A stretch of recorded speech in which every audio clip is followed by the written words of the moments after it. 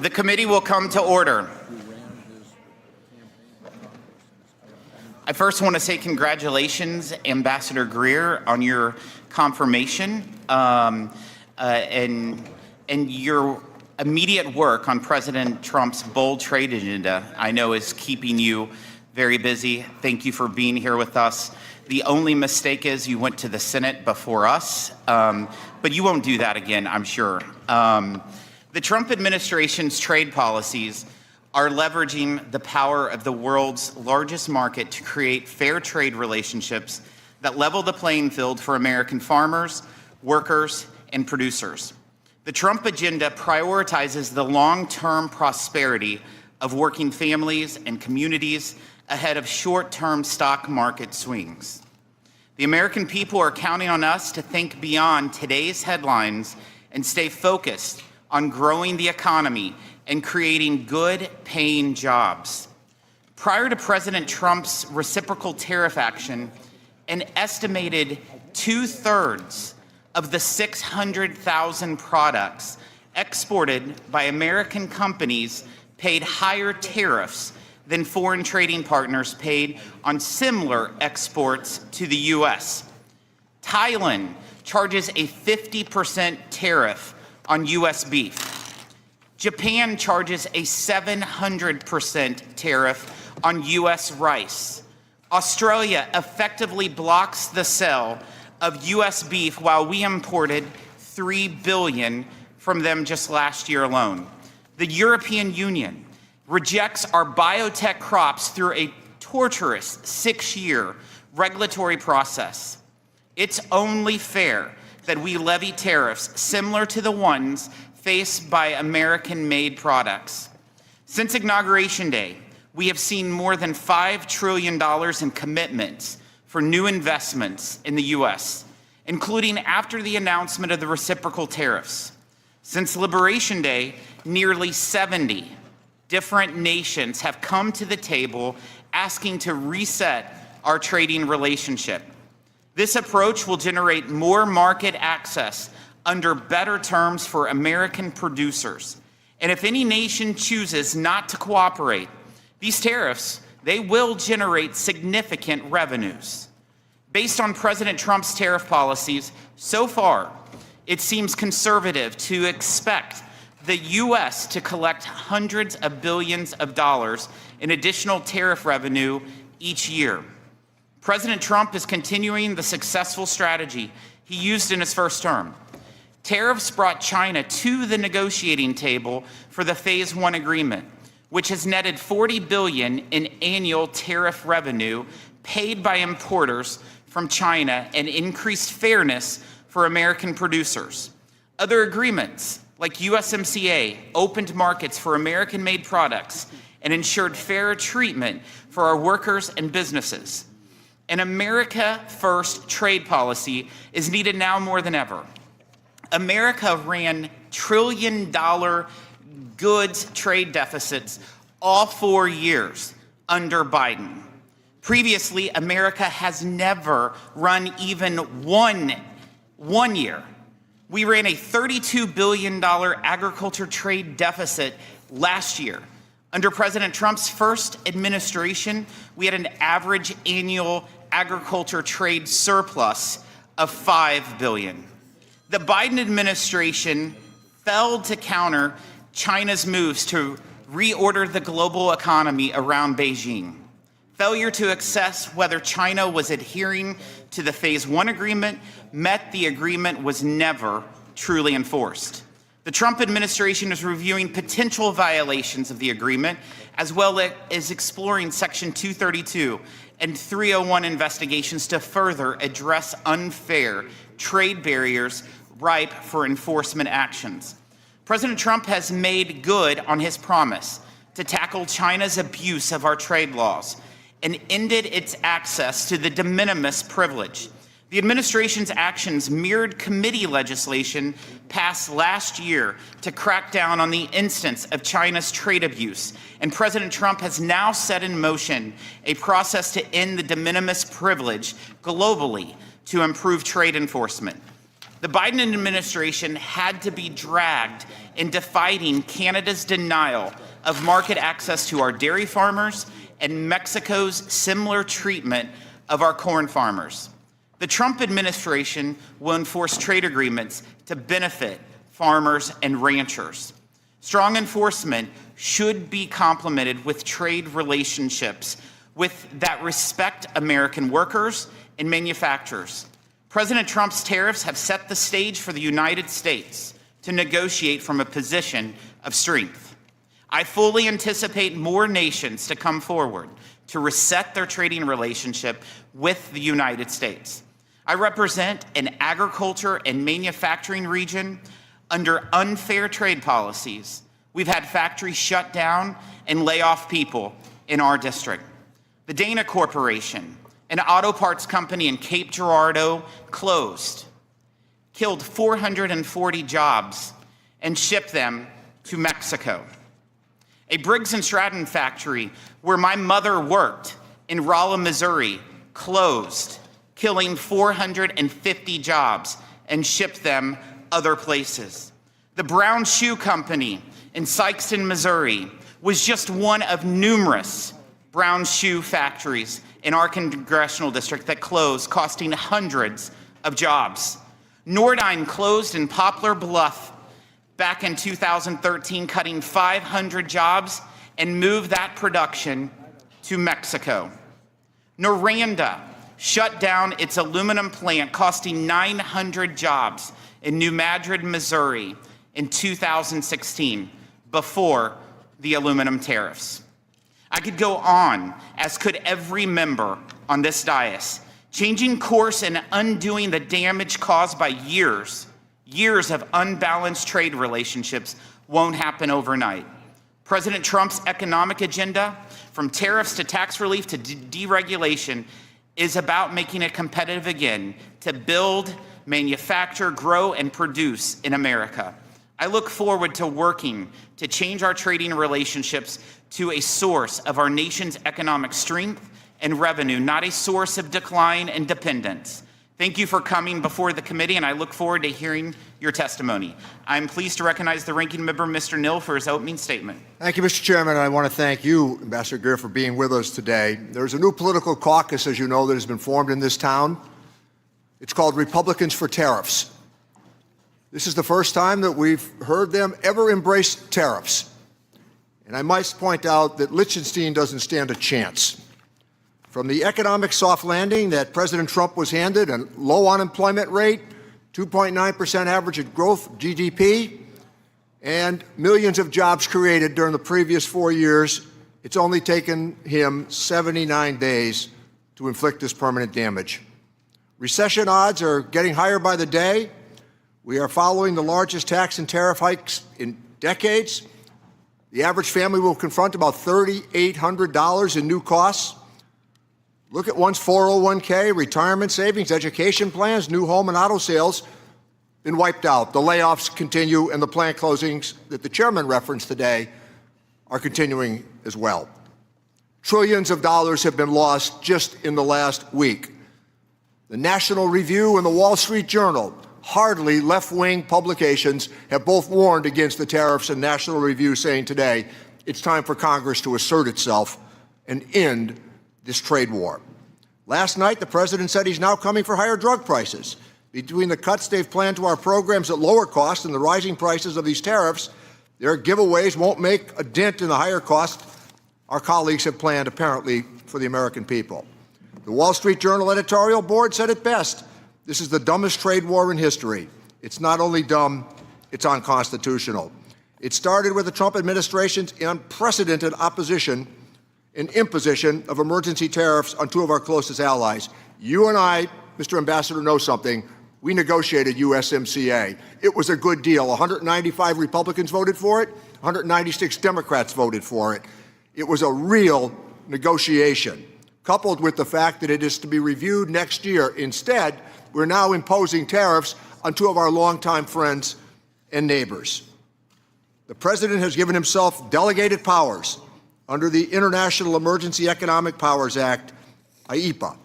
It's not a blank check for this president or any president to utilize without congressional assent. On April 2nd, he stretched it even further to self-delegate more emergency powers. Now he's defying economics and attempting to convince people that the trade deficit that we've had for the last 50 years is suddenly an unusual and extraordinary emergency. I've had the highest regard for USTRs. I've worked with all of them during my time on this committee. I know what they really think. But whether we or you think that this trade deficit is a concern or not, most serious economists say it is. It's clear that it does not meet the definition of an emergency statute. Republicans in Congress are missing in action, afraid to speak up, knowing that they've never embraced tariffs as an economic suggestion. I could never have imagined witnessing this as our Republican colleagues act as though nothing is happening.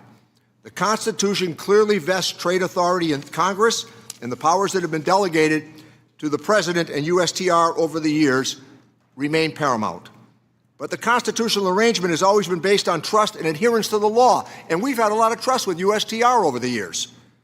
That trust is now fractured and on the verge of being permanently broken. I've heard your defense of tariffs, and I expect we'll hear more today. We don't object to all tariffs. Targeting tariffs, the threat of tariffs, it frequently can bring about an outcome that is negotiated and desirable. But to raise prices on the American family and to kill our own exports is unacceptable. Starting a trade war with every other country at the same time is bad strategy, and driving away allies that have stood with us for decades. None of us on this side of the dais understand it. The courts will often see these trumped-up emergencies for the pretext that they are, and eventually will declare many of them to be illegal. Trade policy should return to serving America's interest and being consistent with the law and, indeed, our Constitution. The people cannot afford more amateur-hour undertakings. Trade policy needs to move back into the hands of Congress for real negotiation the way it was intended. We can begin by restoring some of that trust that has been so badly damaged in the last week. Mr. Ambassador, we want to work with you on these trade agreements. Closing the doors to America is not sound policy. It can be fixed, but it's going to take putting the rule of law over ego and greed. I yield back my time, Mr. Chairman. Thank you, Ranking Member. Today's sole witness is the United States Trade Representative, Mr. Jamieson Greer. The committee has received your written testimony, and it will be made part of the formal hearing record. Ambassador Greer, you have 5 minutes to deliver your remarks, and you may begin when you are ready. Chairman Smith, Ranking Member Neal, and members of the committee, thank you for taking the time today for this hearing. Chairman Smith, I appreciate your opening statement and the details of some of the effects that prior trade policy has had in your district. And Mr. Neal, I appreciate the work we've done in the past and your willingness to continue working with us. Last Wednesday, President Trump declared a national emergency in response to the large and persistent trade deficit that has built up in recent years. This deficit is driven in part by non-reciprocal tariffs, trading barriers, and other economic policies pursued by our foreign trading partners. President Trump imposed tariffs to address this emergency. These measures are aimed squarely at achieving reciprocity and reducing our massive trade deficit. This national emergency declaration and tariff action is the most significant change in U.S. trade policy since we allowed China, unfortunately, to join the World Trade Organization. The American working class, in particular, has suffered concentrated losses from the so-called China shock and other adverse effects of past trade policy and the conditions that give rise to our massive trade deficit. The United States has lost 5 million manufacturing jobs and 90,000 factories since 1994. President Biden left us with a $1.2 trillion trade deficit in goods, the largest of any country in the history of the world. The United States' share of world manufacturing output declined from 28% in 2001 to 17% last year. In the fourth quarter of 2024, U.S. manufacturing as a share of gross domestic product was the lowest it had been in 20 years. During COVID, we were unable to procure semiconductors to build our cars or materials for pharmaceuticals and personal protective equipment. During World War II, we built nearly 9,000 ships. Last year, the United States built only 3 ocean-going vessels. Our agricultural trade balance, which historically resulted in trade surpluses for our farmers, was in deficit the last 2 years of the Biden administration and likely will take some time to recover. These are all serious indicators of an economic and national security emergency. One important driver of these negative trends has been unfair, unbalanced, and non-reciprocal trade. This includes the effect of higher tariffs imposed by other countries on the United States, the effect of non-tariff measures that promote other countries' exports and obstruct U.S. exports, and other foreign economic policies favoring overproduction and degrading America's manufacturing capacity. This lack of reciprocity is an important driver of our global trade deficit and with particular countries. For example, the European Union can sell us all the shellfish they want, but the EU bans shellfish from 48 states. The result is a huge trade deficit in shellfish with the EU. We charge only a 2.5% tariff on ethanol, but Brazil charges us an 18% tariff. The result is we have a huge trade deficit in ethanol with Brazil. Our average tariff on agricultural goods is 5%, but India's average tariff is 39%. You get the picture. Our trade deficit, driven by these non-reciprocal conditions, is a manifestation of the loss of the nation's ability to make, to grow, and to build. And it's dangerous. And the president recognizes the urgency of the moment. On the very first day of his second term, President Trump issued a comprehensive memorandum setting out his trade policy direction. And over the past 10 weeks, he has executed on nearly all of these priorities. He has tightened tariffs on steel and aluminum, imposed new measures on auto and auto parts not made in the United States by American workers. On April 2nd, he declared his national emergency and imposed the reciprocal tariffs. The president's strategy is already bearing fruit. Over the past few weeks, a planned layoff for an auto production shift in Tennessee has been suspended, and that shift continues to operate. Another automaker is hiring additional employees and expanding overtime to increase auto production in the United States. Companies have announced $4 trillion in new investment in the United States. Nearly 50 countries have approached me to discuss the president's new trade policy and explore how to achieve reciprocity. Several of these countries, such as Argentina, Vietnam, and Israel, have suggested they will reduce their tariffs and non-tariff barriers. These obviously are welcome moves. Our large and persistent trade deficit has been over 30 years in the making, and it will not be resolved overnight, but all of this is certainly in the right direction. We must move away from an economy based solely on the financial sector and government spending, and we must become an economy based on producing real goods and services by American workers in our communities here. This adjustment may be challenging at times. This is a moment of drastic and overdue change, but I'm confident that the American people will rise to the occasion as they've done before. I trust them. I trust that they can do this. I appreciate this committee's interest in President Trump's trade agenda, though we may not agree on everything and may have some severe disagreements at times. It's my hope that our shared interest in doing what's right for the country will allow us to collaborate in the coming weeks and months. Thank you again for your time, and I look forward to our conversation. Thank you, Ambassador. We'll now proceed to the question and answer session. I'll start with the Vice Chair of our committee, Mr. Buchanan. Thank you, Ambassador. Thanks for being here. USMCA, you did an incredible job, and we had a good chance to get to know you there, and we miss Bob Lighthizer as well in that process. But let me just say, being on the committee and being on trade for 10 or 14 years or whatever, we always seem like we come up short everywhere, even with our friends. Like Japan, I like Japan. I've done business with Japan, still do some business with my kids with Japan. But you look at the trade deficit, they're monstrous. And you look at the number you just said, $1.2 trillion in terms of trade deficit. What are we going to do to change it? And I look back over 10, 12 years, Congress is dysfunctional as it relates to trade. We've done one trade deal. Maybe you might argue there was some supplements that were added. But we're not in the business. We're not engaged, you know, and in terms of what's going forward. Now there's this discussion about doing some trade deals. What does that mean? What is that process? Because the process I went through on a couple of trade deals is onerous, and it takes time and effort, a lot of effort by a lot of people to get one deal done, let alone, you know, trying to, you know, say someone said there's 50 deals out there, people have an interest. What does that mean? And what's the process for that? So I guess I'm just tired as Americans losing. And like I said, I do business in Japan and other places, but I just hate to see we're always coming up short on most of these deals. And I look at our local area in Sarasota in Florida, in that region, and I look at tomatoes and vegetables, we're 600% surge, or 600% the surge on us. And we come up, and we've talked about that. You know, we worked on that, you know, last couple of 3-4 years. And it's there. Everywhere you look, we're short. And now here we are today, and where is this all going, the process? And what's your thoughts about how do we get, to me, idea of trade is at the end of the day, it's somewhat fair. Somewhat fair. It doesn't have to be perfect. Some countries, maybe you might give them a smaller country, work with them a little bit more. A lot of countries in Africa, it's one thing, try to give them some advantage. But these bigger countries, they're killing us. And they've been doing it on a long-term basis. So as the ambassador moving forward on trade, what's your thoughts? Well, Mr. Buchanan, thank you. I think that's the right way to be thinking about this.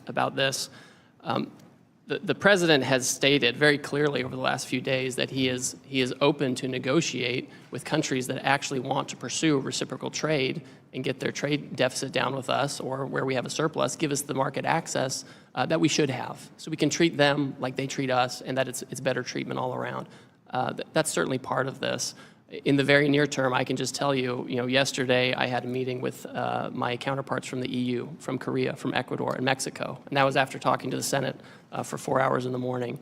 So there are a lot of countries who understand exactly what the problem is that the president has set out and are willing to talk to us and willing to negotiate. And so I think in the near term, there is an opportunity for these countries, if they want to have more reciprocal trade, to bring down their differential tariffs, bring down their non-tariff I'm going to run barriers. out of time. Let me just ask you, is when you talk about these countries, and I heard there's 60, 80 of them, there's a lot of them that seem to have an interest, would want to do something, but what's your idea what that process is? I mean, like I said, it took 10 years to do one trade deal here, and what's your sense of what that process is going to be going forward to make, you get something negotiated, then what?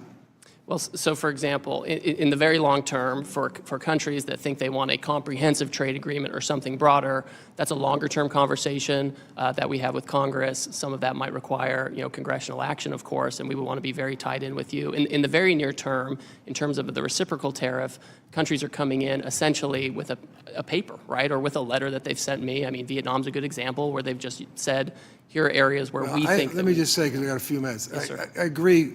Hopefully that works out, but we do need to get back in the trade business in a serious way with the process that we have here in Congress, because this might work for some deals, but not all deals. But we have to get serious about trade, and at the end of the day, it needs to be fair. It might be a little one way or the other, but if we're buying their stuff, they need to be buying our stuff. And that's very clear to me, and I just feel so frustrated because I've watched this show for 10 years, and we get little done. It's not Democrat or Republicans. It's both parties. We don't take the initiative on these fronts. Thank you, and I yield back. Thank you. Thank you. I recognize the ranking member, Mr. Neal. Thank you, Chairman. Mr. Ambassador, your predecessor, Bob Lighthizer, and Catherine Tai, the eventual USTR, worked with Congress on USMCA. We had priorities. House Democrats worked with you to come up with what was a pretty good trade agreement. Again, almost universally supported in the House and the Senate. We had our priorities: intentional enforcement loopholes, addressing access to medicines, improving labor and environmental standards, and more. We included novel sunset provisions to give all sides a predictable and fair way to reflect and, if needed, course correct in the trading relationship. Now the president has imposed global tariffs with purported objectives of leverage to negotiate new trade agreements. Are you seeking to negotiate comprehensive trade agreements that address the range of labor, environmental, and corruption concerns? Or is it to seek leverage in the future of addressing these trade deficits in a more unbalanced or arbitrary manner? We know that trickle-down economics don't work, but that's what the administration seems to be doing. We're looking at tax cuts for wealthy people, aggressive deregulation, hollowing out essential government services. And let me, with long history, remind all, when NAFTA was negotiated by this committee, at that time the Republican position was you could not amend a trade agreement. No human rights, no labor provisions, no enforcement mechanisms. That's what brought about the demise of NAFTA and our desire mutually to renegotiate for USMCA. So this idea that this all started in January, on January 20th, is simply not true. These agreements are not going to be worth the paper they're written on if we can say, with a review of USMCA coming up next year, that we're going to impose these tariffs in an arbitrary manner right now, leading to layoffs and plant closures because of them. My office is being inundated with calls about people and their 401k plans. They don't know what to expect. Trillions of dollars of market value being lost even as we meet. I understand the desire to address the issue of trade imbalances. It's important for all of us. But some of the suggestions have been clearly exaggerated as we've gone forward, hyperbolic to be sure. We need to go back to what we did, Mr. Ambassador, with USMCA, with a real solid negotiation that led to a desirable outcome. With that, I yield back my time, Mr. Chairman. Thank you. The Trade Subcommittee Chairman, Mr. Smith. Thank you, Mr. Chairman. Thank you, Ambassador, for availing yourself here today on such important matters, and especially given the context, the broader context of timing. I think I don't have to tell you these are important issues, and I am grateful for your service and certainly your intent and desire to move our country forward in many ways. I would say there's no such thing as stagnation in trade. We're either gaining ground or we're losing ground. And I think over the last 4 years, we lost a lot of ground. And during President Trump's first term, though, we made astounding progress through the negotiation of USMCA, the China Phase 1 agreement, U.S.-Japan trade agreement. These efforts unlocked new markets, strengthened supply chains, and empowered cooperation with important partners. Over the last 4 years, however, the Biden administration's trade agenda veered from slow-walked complacency to non-binding frameworks. Let me be very clear, the world was watching then, as it is now, and it was watching as digital trade barriers, which disproportionately impact American companies, were built while USTR actively withdrew from digital trade negotiations at the WTO and in the Indo-Pacific. The world was also watching as a growing number of, and as the previous administration let negotiations with the UK and Kenya simply fade away. This was particularly concerning given Kenya stood to set an example for other AGOA beneficiaries which are capable of negotiating their own bilateral reciprocal agreements. Consumers, producers, manufacturers, service providers, and our partners expected more. I'm encouraged by the growing list of countries seeking trade negotiations with the United States, including the UK, India, Japan, and South Korea. I am encouraged to also have you as USTR leading these discussions. It's clear President Trump has the world's attention, and it is up to his negotiators to ensure any agreements reached tear down the barriers affecting America's farmers, ranchers, and workers. While I do not expect perfection in the short term, we must find common sense solutions which level the playing field for our export fair treatment we have offered foreign partners, often unreciprocated, for too long. Over the last few months, our Trade Subcommittee has clearly outlined its priorities for trade enforcement and negotiations, I might add in a bipartisan fashion, and I hope you will look to the subcommittee's work to inform your agenda moving forward. I expect strong collaboration between USTR and Congress to create durable change in our trading relationships. During President Trump's first term, he teed up the agreements with the United Kingdom and Kenya. I am eager for these agreements to be brought to fruition. Ambassador Greer, could you elaborate on your engagement with these countries, Kenya and UK? How would you say you are ensuring our partners understand what progress is needed? Thank you, Congressman. Over the past month, I've had a number of conversations with my counterpart in the United Kingdom.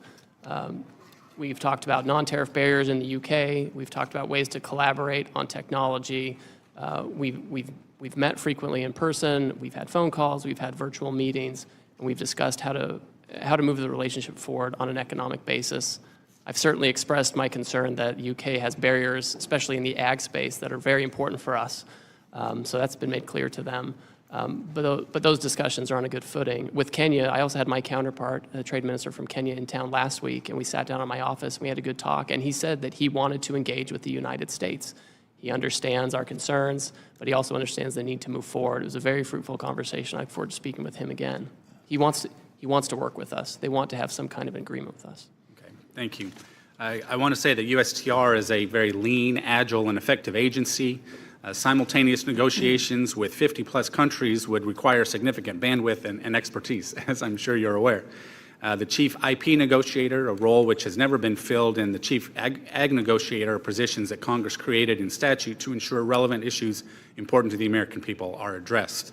When would you anticipate the President will nominate these positions, to fill these positions? And in the meantime, how is USTR responding to the influx of requests and prioritizing negotiations?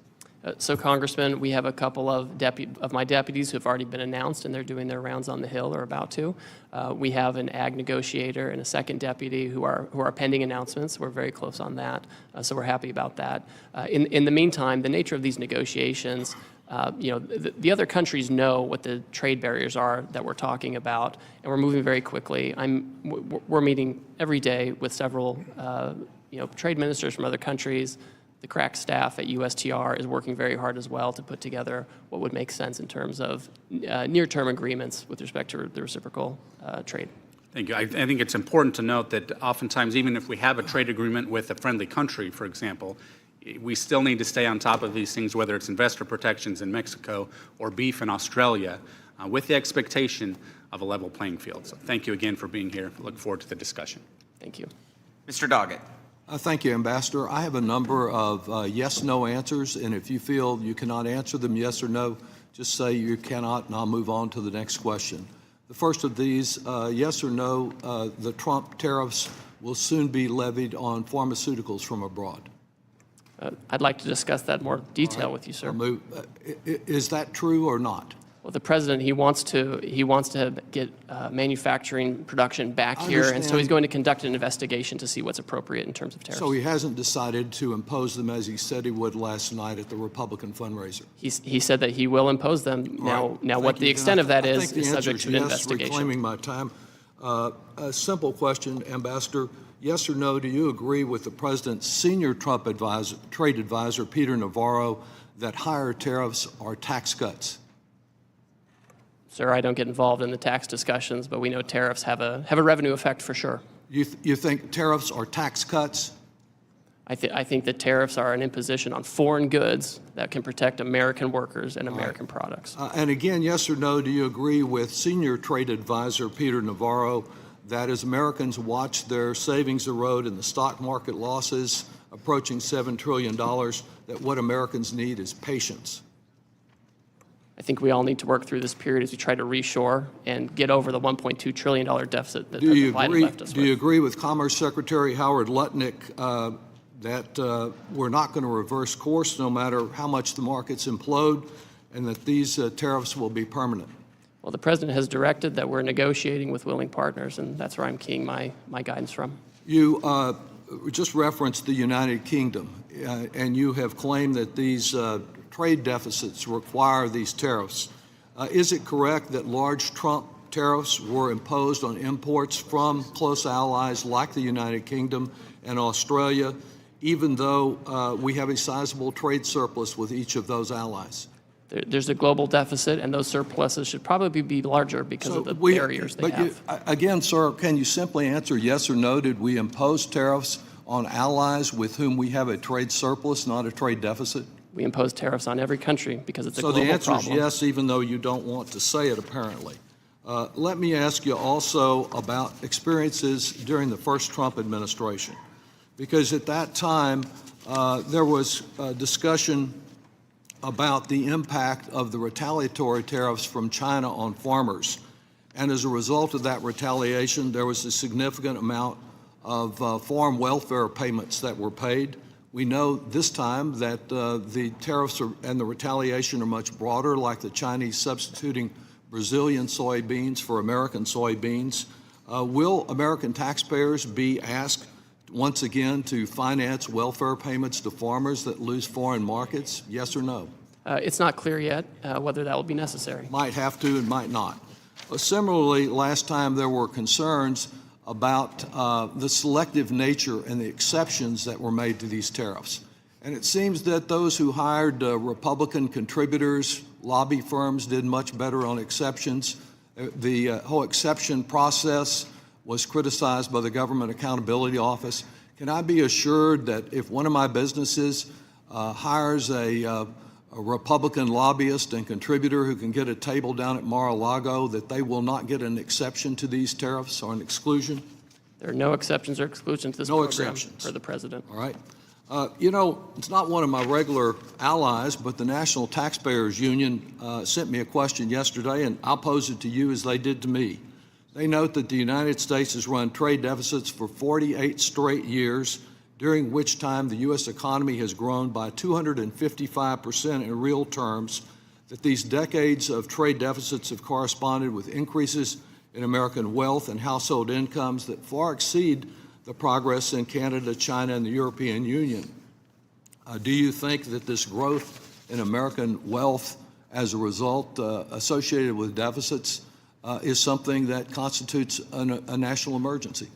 The giant and massive persistent trade deficit that Biden left us with is an emergency. It's not like the small deficits from the 60s when we had auto workers here making production. We've offshored all this stuff, Mr. Doggett, and we are really in an emergency situation, and we're not passing the buck. Time, we seem to have done much better than in the Gilded Age, which the president prefers.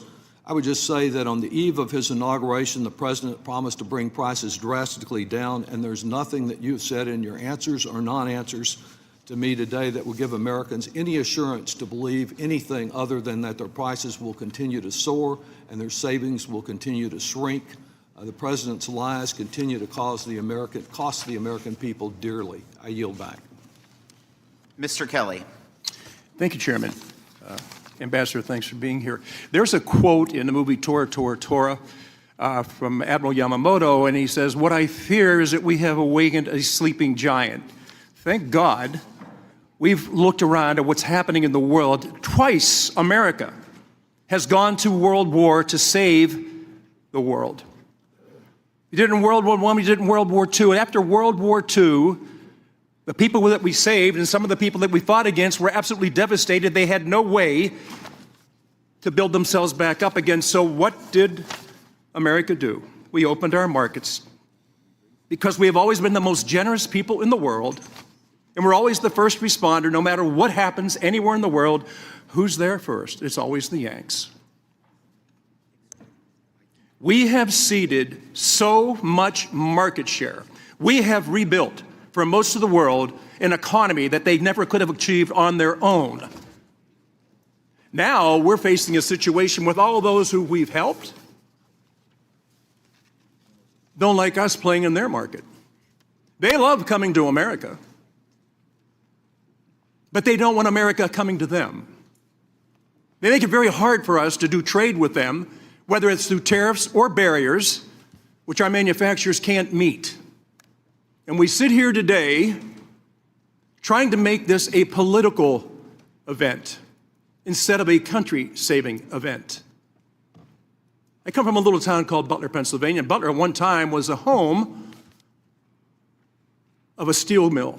Still is. We built railroad cars. Pullman was there. We built the first Jeep. We were known as that town. Blue-collar town. People get up in the morning, work hard, and what they look for is that chance to get some overtime. Last summer, we became known as the town with the attempted assassination of Donald Trump. We're resilient.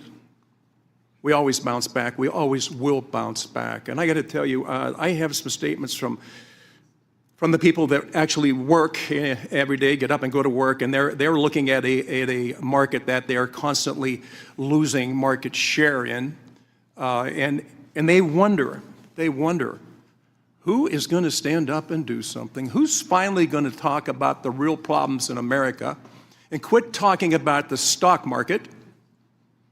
Stop talking about all these other things, because I've watched it go up, I've watched it go down, I've watched it go sideways, I watched it where some people say, I don't like to play in that because I don't understand how it works. Here's the one thing I do know, and you know it too. It's all about work. It's all about market share. Jamie Sychek from UAW 3303, we were in a dire situation, not because of foreign competition. That hurt us a lot. We went from a steel plant that were 7,000 people down to there's about 1,300. We produced something called grain-oriented electric steel, the only producer of that product in America, and we were in danger of losing it because we had an administration that had a blind eye and a deaf ear to what they were giving up.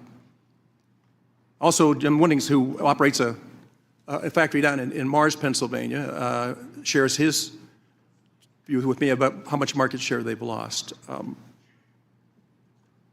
So I'm amazed when we try to turn this into a political battle and not a USA saving grace battle where we finally wake up. And just as Admiral Yamamoto feared in World War II, all we have done is to awake a sleeping giant. We have given away so much of our market and been denied access to other markets. We are the first responder every time something goes wrong in the world. I would just like to see the world treat us with the same respect as we have treated them. Level the playing field. That's all the president's asking for. Level the playing field. Don't make it impossible for us to play. Don't tell us, yes, you can come here as long as you meet these standards, knowing that the standards they've set we can't meet. Yet we still allow them to come in. I sell Chevrolets. I sell Hyundais.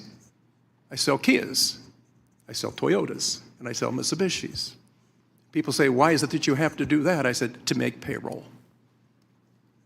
Most of these companies have factories in the United States, and they have come here to help build, not to tear down with American workers. I really applaud what you're doing. I applaud the President of the United States for having the backbone to stand up and fulfill a pledge that others have made before him. They've stood on the floor of the Congress and talked about this and railed about what's happening to our markets and done not a damn thing about it.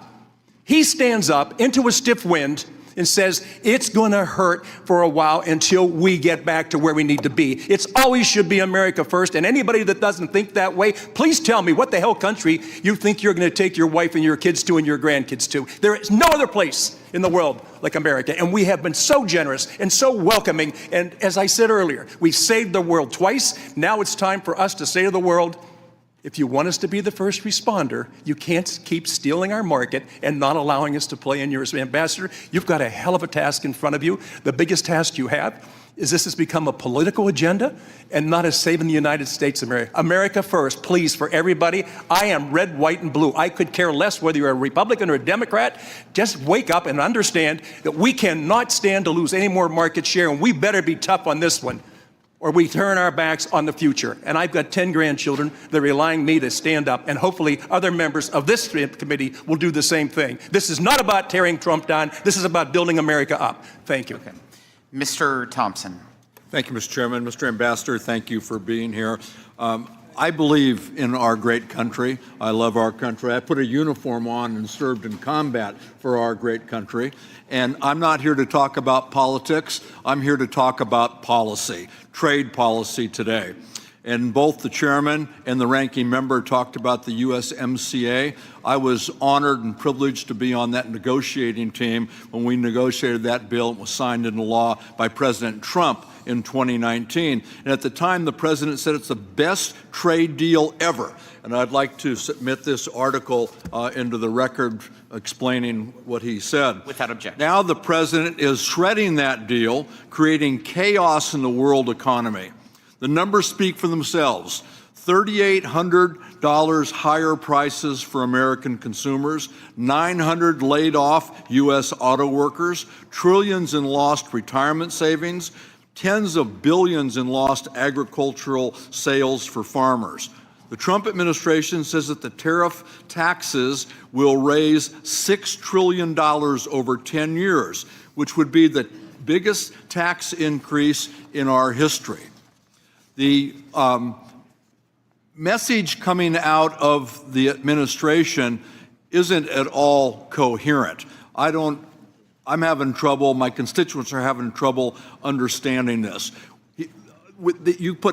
He puts a tariff on some 180 other countries, no tariff on Russia or Belarus or North Korea, and he's putting tariffs on UK, Ukraine, France, an island that only has penguins on it, but not a country that is clearly working against us and we have a trade deficit with. It's confusing in every instance. He says that tariffs are here to stay, to support domestic manufacturing and to raise revenue to pay for tax giveaways to people who really don't need that tax giveaway help. And at the same time, he's saying that tariffs are part of a negotiation to secure better trade conditions and that this will be over soon. I'd like to know which it is, because it's not coherent at all, and I'd like to submit for the record documentation of his confusing priorities. And Mr. Ambassador, I'm at a loss to what I tell my constituents. As Mr. Neal said about his constituents calling, my phone's ringing off the hook. I'm getting emails every day. I see people on the street, they're asking. They want to know, a $6 trillion tax on the U.S. economy? What do you tell people when they ask that question? $3,800 higher prices for the average American family? What do I tell my constituents when they ask that question? The major agriculture, I have an ag district. My major agricultural producer just lost all access to the #1 foreign market to which they export their product. Not only has Canada closed the market, Canada has taken every U.S. product that my constituents send there off the shelves and off their web pages. And what do I tell them when they say, I've been working decades to build that market share and it's all gone that quick? What do you tell them? What do I tell my constituents who say, I have a container that it's already paid for of products coming in, and I will not be able to afford the tariff when that container lands? What do I tell my constituents who say we've lost trillions of dollars in our 401ks? How do I make that up? What do I tell my constituents when they say my kids are getting ready to go to college and my 529 is in the dumps? How am I going to pay for my kids' education? Wait, things are going to get better? Their kids are going to school now. They can't wait for stuff to get better. And pharmaceuticals, we had a hearing in the subcommittee yesterday on pharmaceuticals. And this tariff war is pricing pharmaceutical consumers out of the market. A 25% tax or tariff on pharmaceuticals? How are my constituents going to be able to afford their medications? This doesn't make any sense. This is an unprovoked tariff war that's costing us a lot of money with no confusing answer as to what we're doing, where we're going, or when we're going to get there. I yield back. Mr. Schweikert. Thank you, Mr. Chairman. Mr. Ambassador, just so I can clear my head, what's our trade balance with North Korea? I don't think we have any trade. There's an embargo. A lot of those countries have embargoes and already. that's so the rhetorical thing of you didn't tariff these countries, that we don't trade with them. But there's the problem is, sometimes our rhetoric doesn't have any basis in fact. Mr. Ambassador, the folks sitting behind you, is this your team? This is our congressional staff who's been up meeting with all your Okay, so that's congressional staff. Where I do have a concern, let's say both the left and the right, we agree we want to move as much robustness back to the United States. Whether it be a manufacturing renaissance, whether it be in the service industry, those things. Okay. When you're doing your formulas, when you're advising the White House, others, do you spend some time on infrastructure issues?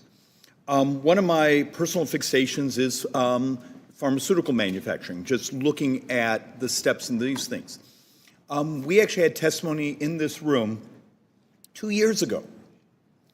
And it was, part of the discussion was, okay, we'd like to make precursor inputs into, small molecule drugs, except it produces some really nasty, toxic byproducts.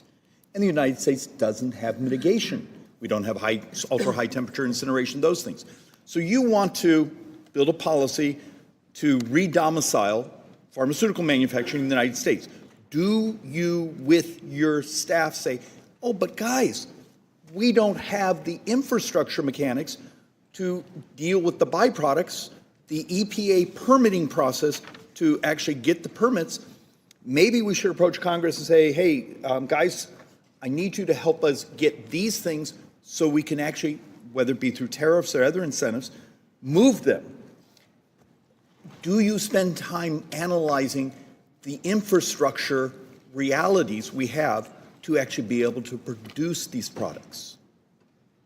So, yes, Congressman, absolutely. And when we talk about trade policy, which is in the news today because of the president's recent action, we're also talking about favorable tax policy, which is important for pharmaceutical production. We talk about permitting and environmental policy. All of these things go together. That's why President Trump had such a successful first term in terms of the economy, because all of it moved together, and we talk about that. So what's happened in the last week? Would I find that somewhere? Look, in many ways, I'm finding myself, I support the ultimate goal. I'm just wondering if the sequencing has been done with the details that are necessary to make it successful.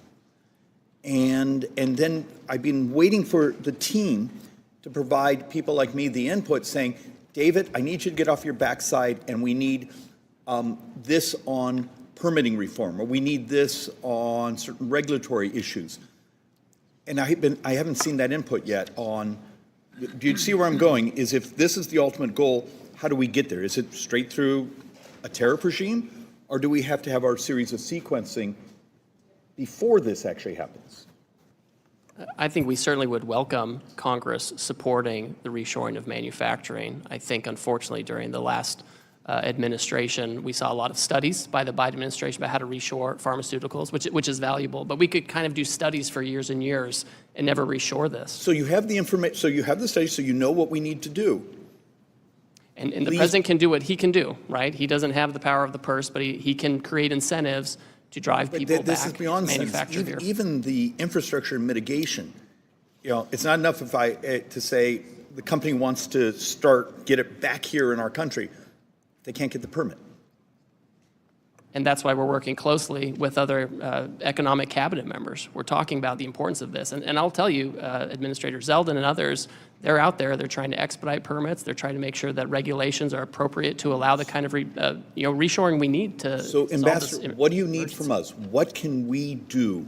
The ultimate punchline here is, what do you need from those of the members of Congress who actually support the ultimate goal? A little concerned about the path, but ultimate goal. What do you need from us? And please bring that to us so we can actually do our work. I have plenty of ideas. I'm happy to talk to the White House Office of Legislative Affairs about that. I think there's a lot Congress could do if they would like to. We look forward to those documents. Thank you, Mr. Ambassador. Thank you, Mr. Chairman. Mr. Larson. Thank you very much, Mr. Chairman, and Ambassador Greer. Welcome to the committee. Thank you for all your service. I just have a direct question because I'm a little puzzled. Being a great James Bond fan, I was kind of wondering what this whole deal is to Russia with love, and why, as has been pointed out, that on April the 2nd, the president excluded Russia, Belarus, Cuba, and North Korea from the new global tariff. The Treasury sector said Russia wasn't on the list because they already imposed sanctions to prevent most U.S.-Russia trade, making higher tariffs unnecessary. The question's kind of twofold. Is that the case with Russia, Belarus, Cuba, and North Korea?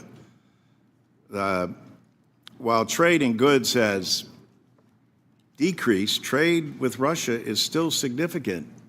Last time I checked, it's like $3.5 billion, well above the volumes of trade for many smaller countries that my colleagues have already been through that are impacted by this.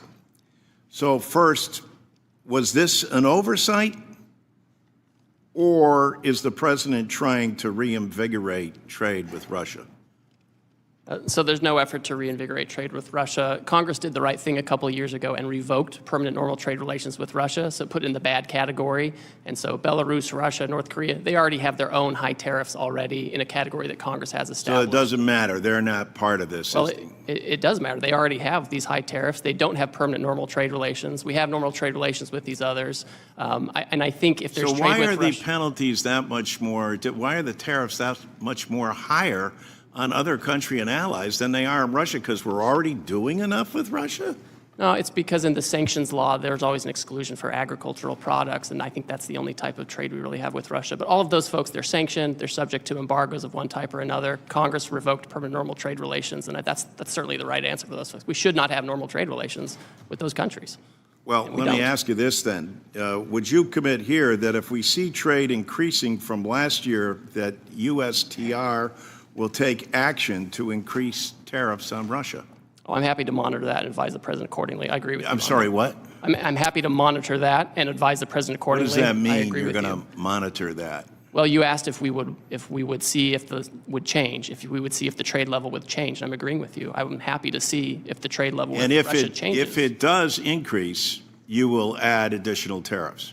Well, it's the president's choice, but I'll advise him, and I'll say this is affecting the trade deficit. And we should consider this. So for sure. does that mean you would advise him to raise the tariffs with Russia? Well, I don't typically give out my advice to the president out in public, but I agree Well, with I'm you sure that the it's something American to watch. people would love to know, and as would members of Congress. I mean, you gotta kind of admit it is just if you casually follow the news, you're not a member of this committee. And the relationship with Russia is kind of bizarre in terms of what it is between President Trump and President Putin, and why this relationship exists. So you could imagine. I don't know. Have you ever been to Augie and Ray's? No, I haven't. You should. It's a great spot in East Hartford. It's right next to Pratt & Whitney Aircraft, et cetera. And they're deeply concerned about this, and they always say, "Hey, what's going on with Russia and what's going on with the president and Putin?" So I'm going to be able to tell them, "Don't worry. I spoke with Ambassador Greer, and currently Russia's apparently paying enough. Their sanctions already are sufficient.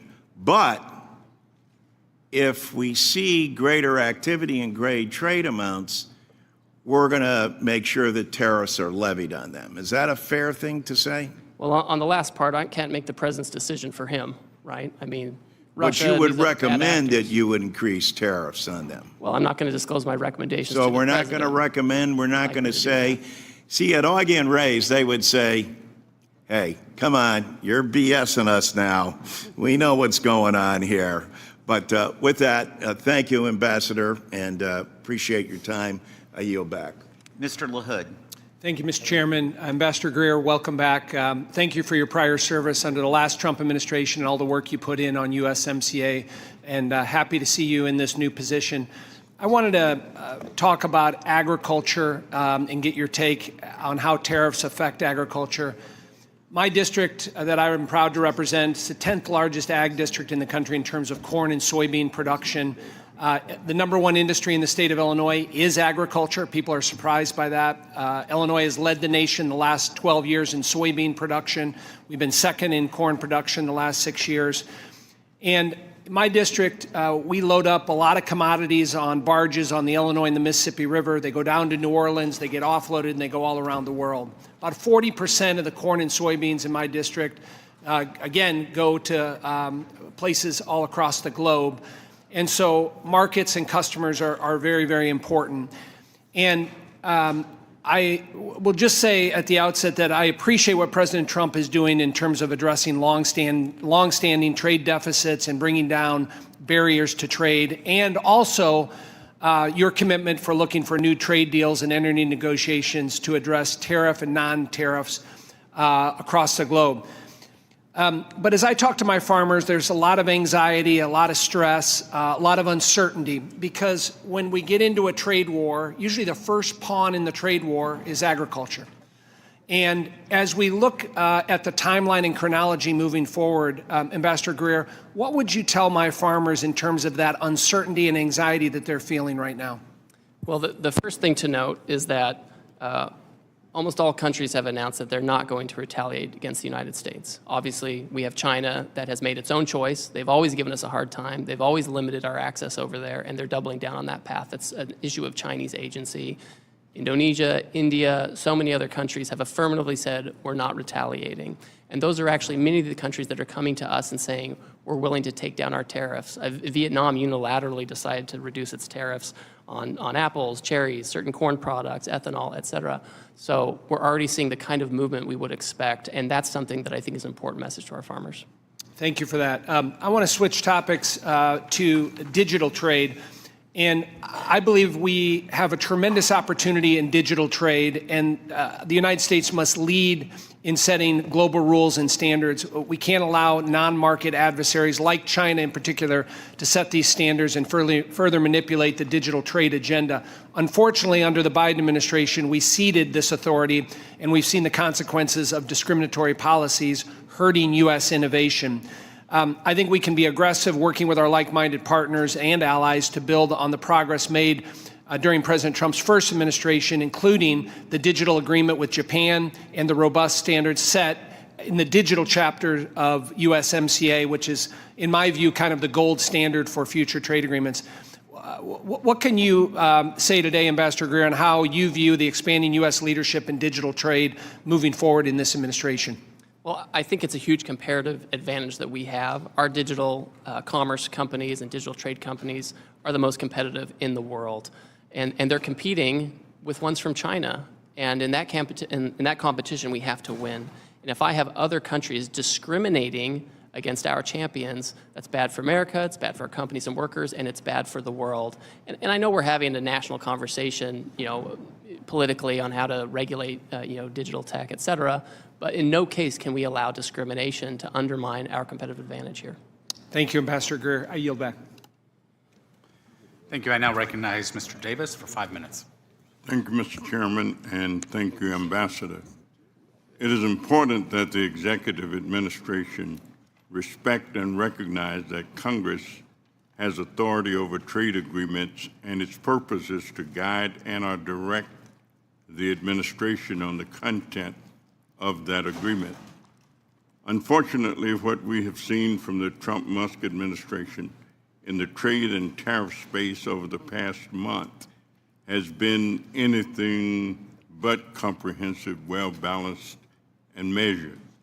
In fact, the president's recent approach to advancing his America First trade policy has been confusing, chaotic, inconsistent, and at times even contradictory. Ambassador Greer, I represent companies in the vehicle supply industry that assemble and produce parts for the automotive industry. The vehicle supplier industry employs more than 930,000 people directly and 4.8 million indirectly. Individuals across the country representing the largest sector of manufacturing jobs in the United States.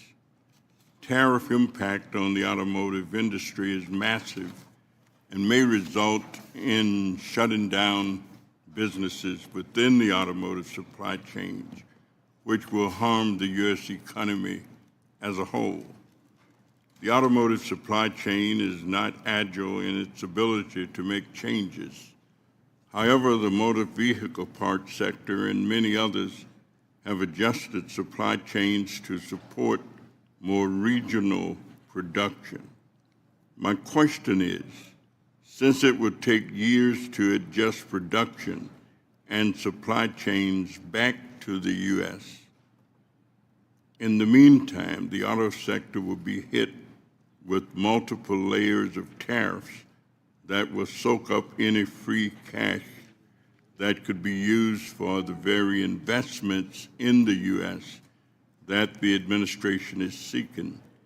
Is the administration planning any relief for auto part suppliers and the auto industry?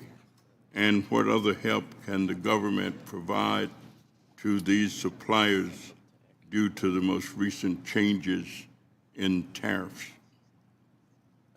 So, Congressman, the autos action is under the Department of Commerce, but I'll just make two brief points. First of all, right now, if the parts comply with USMCA rules of origin, the agreement we all agreed to 5 years ago, they continue to come across duty-free. So that's a good development. And second, the United Auto Workers are huge supporters of the action on autos and auto parts. And they put out a long statement supporting this long overdue issue. We have Chinese vehicles flooding global markets. The only reason they're not in this market is because President Trump put a tariff on Chinese automobiles in 2018, and the Biden administration kept them and put them in place. It's really critical that we protect our auto industry, and the auto workers understand that. We've accounted for parts that have U.S. content and content from Canada and Mexico, and we have to be very deliberate about doing this to save this industry. Thank you. And let me ask you, have you conducted an analysis on the net impact of tariffs across different sectors of the economy? And what steps is your office taking to mitigate negative employment effects? So with respect to, we have a lot of historical data about tariffs. For example, the International Trade Commission, they put out a report following the Trump first-term tariffs, and they found that there were positive effects on domestic production in terms of employment and better profits for domestic production. We know in the first term, when we put tariffs in place, inflation went down, unemployment went down, and real median household income went up. We expect that with good energy policy, good trade policy, good tax policy, good permitting regulatory processes, this can all rise together to again lead to an increase in real median household income for Americans. Thank you. Thank you very much, Mr. Chairman, and I yield back. The gentleman yields back and now recognize Mr. Estes for 5 minutes. Well, thank you, Mr. Chairman, and thank you, Ambassador Greer, for joining us today and taking time out of your schedule to meet with us. Ambassador, I just welcome you again to the Ways and Means Committee, which has the sole jurisdiction for trade issues in the House.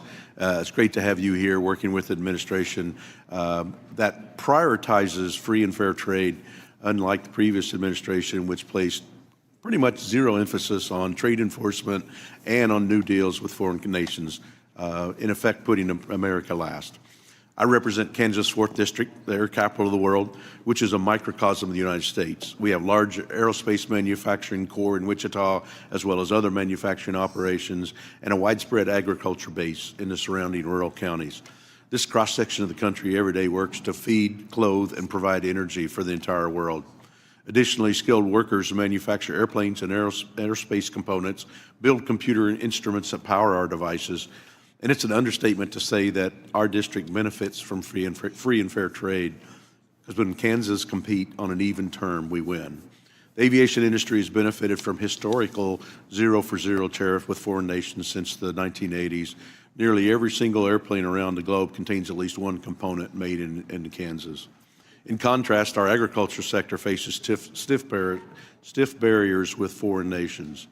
As illustrated in your testimony, ethanol product produced in Kansas faces a steep 18% tariff in Brazil, while the same Brazilian product is only charged a tariff of 2.5%. This type of unfair, excessive tariff on U.S. exports is undefensible. Because of this, I support the administration's efforts to reduce the tariff barrier placed on U.S. products by foreign competitors, and I'm pleased to see the number of countries, 70 plus or so, that have mentioned that they want to make a deal. I'd also like to discuss some non-tariff barriers that functionally disadvantage the U.S. in comparison to our trading partners. I've been a vocal opponent of digital services taxes, DSTs. These extraterritorial taxes enacted by many countries, including France, Canada, and UK, are highly targeted on U.S. businesses and innovators. Many of my colleagues agree that DSTs are a revenue grab by countries that restrict technology, innovation, and envy American companies that are successful in this space. Additionally, in the recently released 2025 National Trade Estimate Report on foreign trade barriers, I was pleased to see the USTR include Germany's extraterritorial assertion of retroactive taxes, known as the Section 49. This law has been dormant for the past 100 years, but disproportionately targets U.S. businesses. These examples aren't from our adversaries, they're from our friends. And these are just a few examples of why it's so important to level the playing field and open markets for American manufacturers and producers, the very effort that you're trying to put in right now. Regarding Germany's Section 49, I believe reaching a resolution on this issue is important.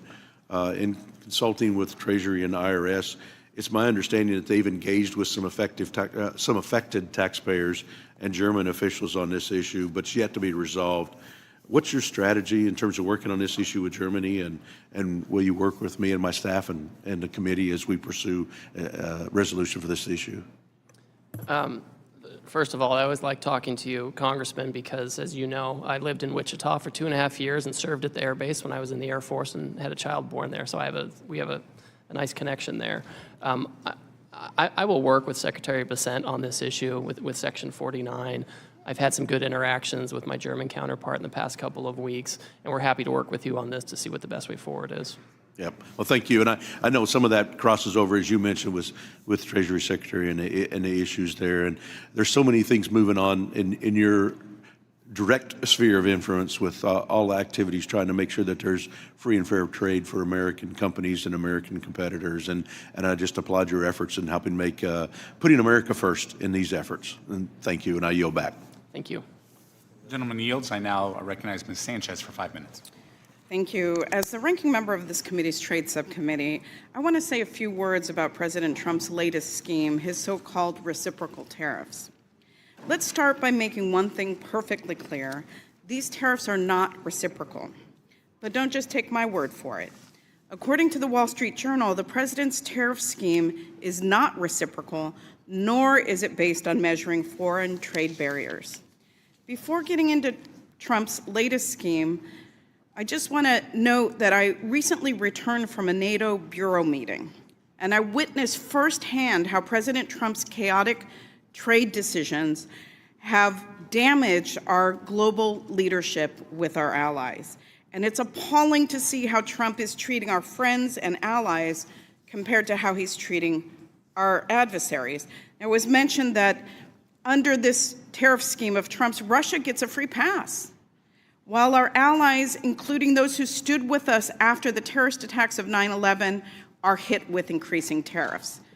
Russia's tariff rate is 35%, and we have hit our trading partners with far higher tariffs. It's sad to say that our NATO allies don't trust us anymore, so his scheme isn't just damaging our economy, it's actually undermining our long-standing security partnerships around the world. And in addition to undermining our relationships with our allies, Trump's scheme imposes randomly high tariffs on numerous countries, including our FTA partners. For instance, under the Korea-US Free Trade Agreement, Korea eliminated tariffs on most goods from the United States. Last year, Korea's effective tax rate for goods imported from the United States was less than 1%, yet Trump has imposed a 25% tariff on South Korea.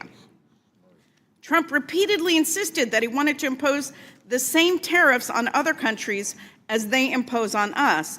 And I want to read a quote from the president, quoting him, "On trade, I have decided for purposes of fairness that I will charge a reciprocal tariff, meaning whatever countries charge the United States of America, we will charge them no more and no less." But as we now know, that is not true. That is completely false. And because it isn't true, the Trump administration came up with a fake formula to justify this tariff scheme. Now, it doesn't take a genius to figure out that the trade studies called for by the president in January and the so-called reciprocity rationale of his latest trade scheme are completely bogus. It's made up. To understand why Trump is pursuing this crazy scheme, you need to understand his MO. First, he threatens a huge tariff. Second, he tries to use those tariffs as leverage to extort countries, many of them are allies. And third, he declares anything that they promise as a huge victory, even when it's an insubstantial deal meant only to appease Trump and his cronies. And fourth, repeat this corrupt practice over and over again. This is all intended to distract and divert the media's attention.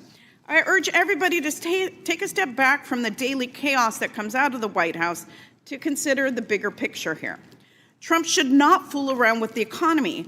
American families should not be forced to pay higher prices to fund tax cuts for the rich, which leads me to suspect that these tariffs are not temporary in nature because they need the revenue to give tax cuts to the wealthy. Trump shouldn't fool around with workers. Workers aren't pawns. Instead of this chaos, workers need robust industrial policy paired with workforce development and targeted tariffs to reshore certain American industries. Yet the president doesn't have a comprehensive plan to do any of that. Trump shouldn't fool around with our democratic values. Trump's trade agenda is all being done behind closed doors. There's no transparency. Backroom deals are corrupt and they're anti-democratic. As members of Congress, we need to reassert our voice in the face of Trump's insane trade policies.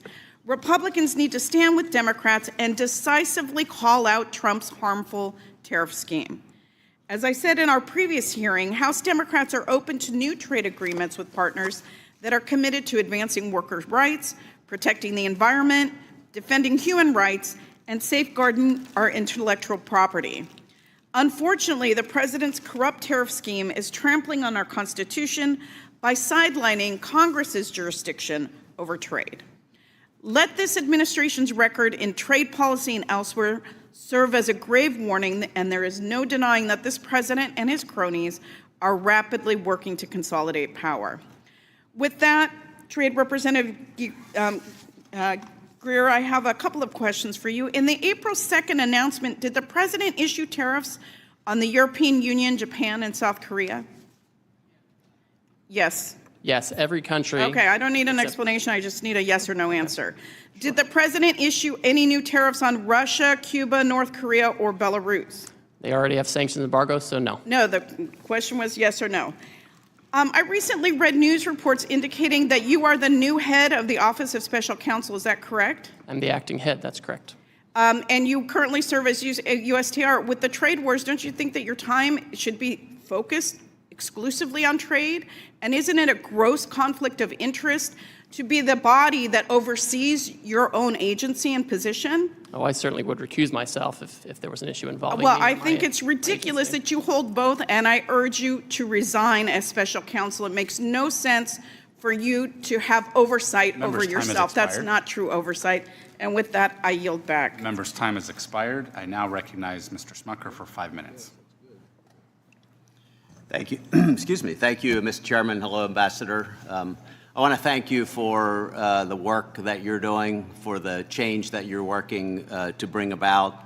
And I also want to point out the differences that we've seen in the past 4 years of the Biden administration compared to the 4 years of the Trump administration, specifically in regards to trade. I think Democrats and Republicans alike were very unhappy with the past administration's approach to trade, basically, which was to do nothing, to try to generate new agreements, and to not do nothing to try to open markets up for American manufacturers, to do nothing to try to bring jobs back to America. And that's just in such stark contrast to what we saw during the previous Trump administration. He had a bold and effective approach to trade, one that really delivered prosperity and brought our trading partners to the table. So we appreciate the work that the president did during his previous administration. We appreciate the work that he's doing and that you're doing on trade. It's a refreshing change to what we've seen over the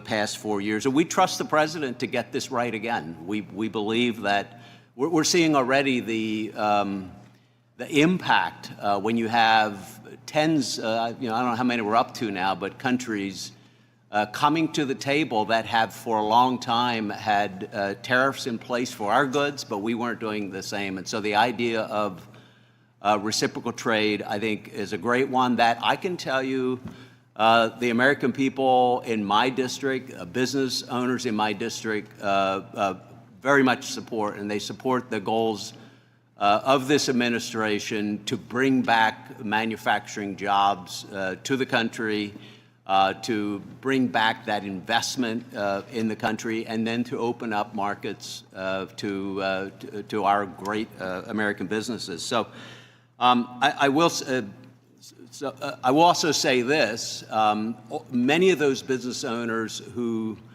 love what the president is trying to accomplish are feeling a little consternation. They're concerned about what this, how we're going to achieve what the intent is here. They still believe in what the president is doing, as I think every, at least Republican member here agrees with that. But I just want to give you an opportunity, if you don't mind, to just sort of expand maybe on some of the things that you've said previously, but with that sort of audience in mind. What would you say to, for instance, a copper manufacturer in my district who you and I have spoken about previously, but this is impacting their business in a big way?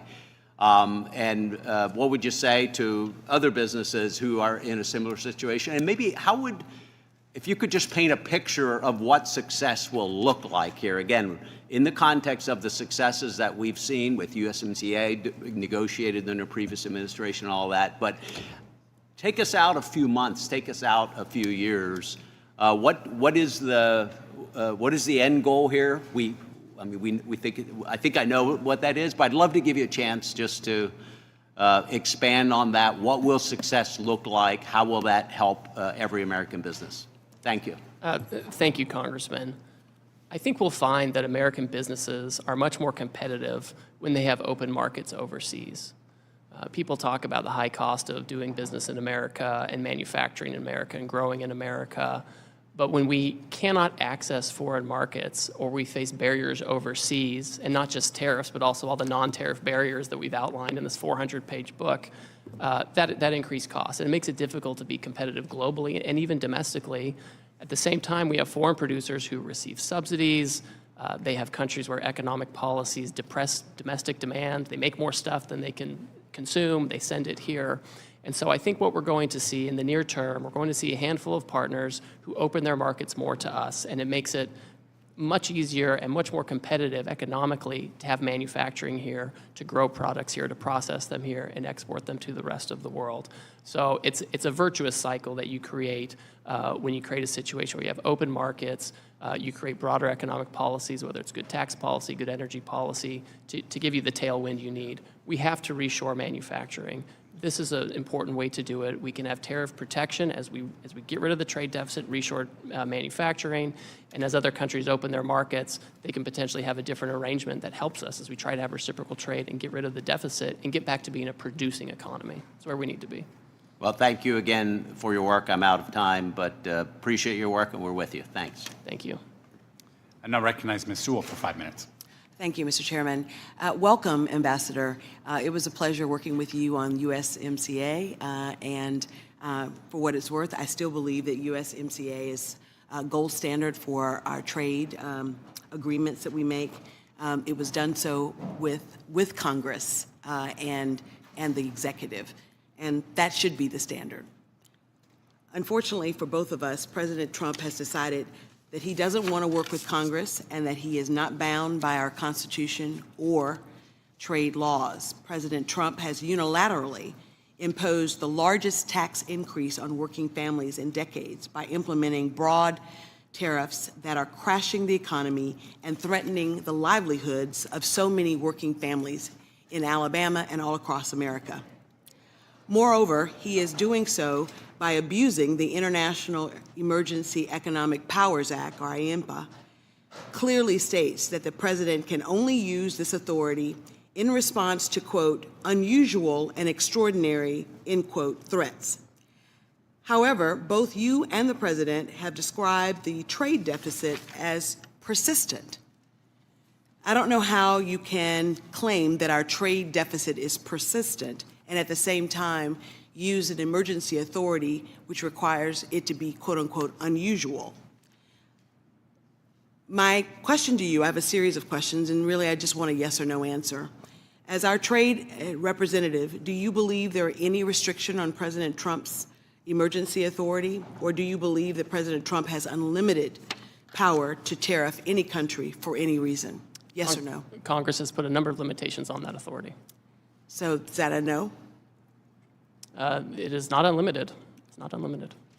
Did President Trump ask you, or do you believe that using the emergency authority for this purpose of trade deficit is legal? Of course it's legal, yes. Do you believe Congress has any role in providing oversight of this administration's implementation of tariffs? Certainly, that's why I'm here today. Many of us on this committee have serious concerns that foreign nations will be pressured into negotiating as a result of this. And those negotiations could also extend to them purchasing the Bitcoin with the president's name and face on it. That would be illegal, right? I have never looked into Bitcoin purchases by foreign countries. Reclaiming my time.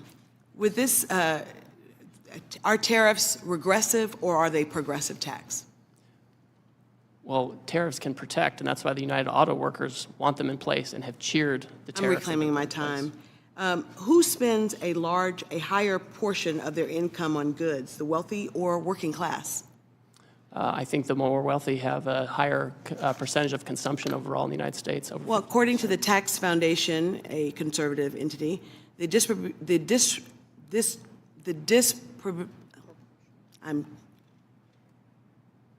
how things are distributed are more regressive and put a higher burden on lower income households more than higher income households. The top 10% of incomes account for about 50% of consumption. They do. And so I think for what I'm getting at, Mr. Ambassador, is that my Alabama constituents are very, very worried. I was home this weekend, and Miss Jackie, who owns Reflections, a coffee shop in Selma, Alabama, right near the Edmund Pettus Bridge, a place that she couldn't have, when she was growing up in Selma, go into, she now owns. It's a coffee shop, and she's really, really worried that the price of coffee will go up so high that she will not be able to keep her store. And she just, this is year number 3. It's a very popular store. But in Little Selma, Alabama, where the price of coffee is already $5, $4.99, increasing it even more would shut her down. And so my constituents have lots of questions to me and to, and to this president with respect to why we are choosing to go down this path. His tariffs amount to the largest tax increase on those families. It's bad for Alabama farmers who are facing retaliatory tariffs. It's bad for consumers who will see prices skyrocket. It is horrible for those who are retired and depend upon their retirement to live, and seeing the stock market go out of control. So, sir, this is really dire for a lot of folks that I represent. Dire for a lot of folks that I represent. And we can't wait for things to get better. And so I really urge you and the president to think about the least of these, the most vulnerable in our society, and how they're going to weather the storm. And to my Republican colleagues here on this committee, I hope that you will push back on these escalating, sweeping tariffs that have done so much damage to our economy. Thank you, and I yield back. Members' time has expired. I now recognize Mr. Hearn for 5 minutes. Thank you, Mr. Chairman. Thank you for being here today, Mr. Ambassador. I really appreciate you being here to recognize the relationship between the executive branch and Congress as it relates to trade, so thank you. Over the last 4 years, trade has been neglected at best, and it's long past time for a real trade agenda and a president who wants to strengthen America, not cede its interests to foreign governments. As a matter of fact, the American people elected President Trump in November under the premise that he would rebalance trade with our allies and others around the world to bring manufacturing back to the United States, to create high-paying jobs in America, make things in America. And as you just alluded to, it's been applauded by many people, including our great auto workers, as they talk about reconstituting those manufacturing jobs where they're needed most. You mentioned in your testimony that Israel is one of the countries looking to negotiate, and to my knowledge, they were the first to remove all tariffs for the United States. It is heartening to hear that our allies are coming to the table and taking quick action to remove trade barriers with the United States. Last Congress, I introduced a resolution in support of the free trade agreement we have with Israel as a way to support one of our greatest allies as they face an existential threat from Iran and its terror proxies. I appreciate President Trump's strong support of Israel, and I hope that this first step by Israel to move to a zero tariff policy will lead the way to an even stronger trade and economic relationship between our two countries. Trade policy should reflect not only economic interests, but also national security and ideological alignment. Strengthening relationships with allies who share American values is essential to reducing reliance on adversarial nations. Mr. Ambassador, how can we ensure our trade policies prioritize strategic allies like Israel and Taiwan who share American values and are willing to join us in enacting common policies to counter our adversaries? Thank you, Congressman. I'm happy to report that Sunday night I had a meeting with Prime Minister Netanyahu about this very issue, and the Taiwanese have also reached out. So this is something where we're having close, high-level talks about how to move forward. I would also say, as we talk to our allies, we're encouraging them and hoping that they will align with us on things like export controls and investment screening to make sure that as we trade with them, we're trading in a way that increases our economic security and not just our economic growth. We know calculations are going on and into the reciprocal tariffs, include more than just tariffs other countries place on the United States. And as you're undergoing negotiation with our allies, is the President and your office taking into consideration things like export controls, as you just mentioned, foreign military sales, foreign direct investment as it relates to their relationship with the United States? So we certainly consider those things and appreciate them. Remember, with foreign direct investment, because they export so much to us, they have all these hard dollars, and the best place to put them is here. And so that's kind of a natural outgrowth. We are very focused on making sure that we have a trading goods that is fair, and make sure that we're not getting dumped on or have overcapacity overflowing into the U.S., and that we have export market opportunities. But we certainly are encouraged by and the $4 trillion in new investment that's been announced by foreign companies. Are military sales included in that? So that's a good question. We've thought about that. When you look at the trade numbers, I think foreign military sales, official ones, don't normally show up in those trade numbers. But I know that's been raised by several of our allies, and of course we want our technology to be the technology that allies are using. The last 4 years under former President Biden, USTR failed to adequately address discriminatory extraterritorial taxes and digital trade barriers harming American companies. Last year, I raised concerns with Ambassador Tai when USTR failed to include digital trade barriers in the 2024 National Trade Estimate, the NTE, report on foreign trade barriers. The internet and digital technologies have revolutionized commerce, enabling businesses of all sizes to access global markets and consumers like never before. However, this potential is being undermined by the rise of digital trade barriers imposed by some of our trading partners. Those barriers come in various forms, from data localization requirements to discriminatory regulations and censorship measures. That not only stifles innovation and economic growth, but also undermines the competitiveness of American business in the digital age.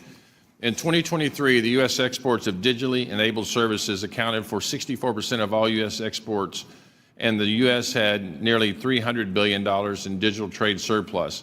Will you make it a priority to, unlike the last administration, to address this digital trade barrier? Yes, we're focused on this. We're not political or choosing sectors we like or don't like. And we've recorded in the trade estimate this year different digital trade barriers. Obviously, Congress is going to, regulate and decide how we're going to, manage digital trade, competition, those kinds of things. But we just can't have discrimination, and I won't accept that by our foreign trading partners, especially in this area where we're so competitive. I want to thank you again for coming here, and appreciate you answering everyone's question. Again, it shows the understanding of the relationship between the executive branch and Congress as it relates to trade. Thank you again. Appreciate it. I yield back. Ms. Del Bene. Thank you, Mr. Chairman. Thank you, Mr. Ambassador, for being with us today. Tax day came early this year. It came on April 2nd, since Trump's sweeping tariffs are raising prices for American families by $4,600 this year, according to the latest estimates. It keeps going up. Families are struggling. Businesses are panicking.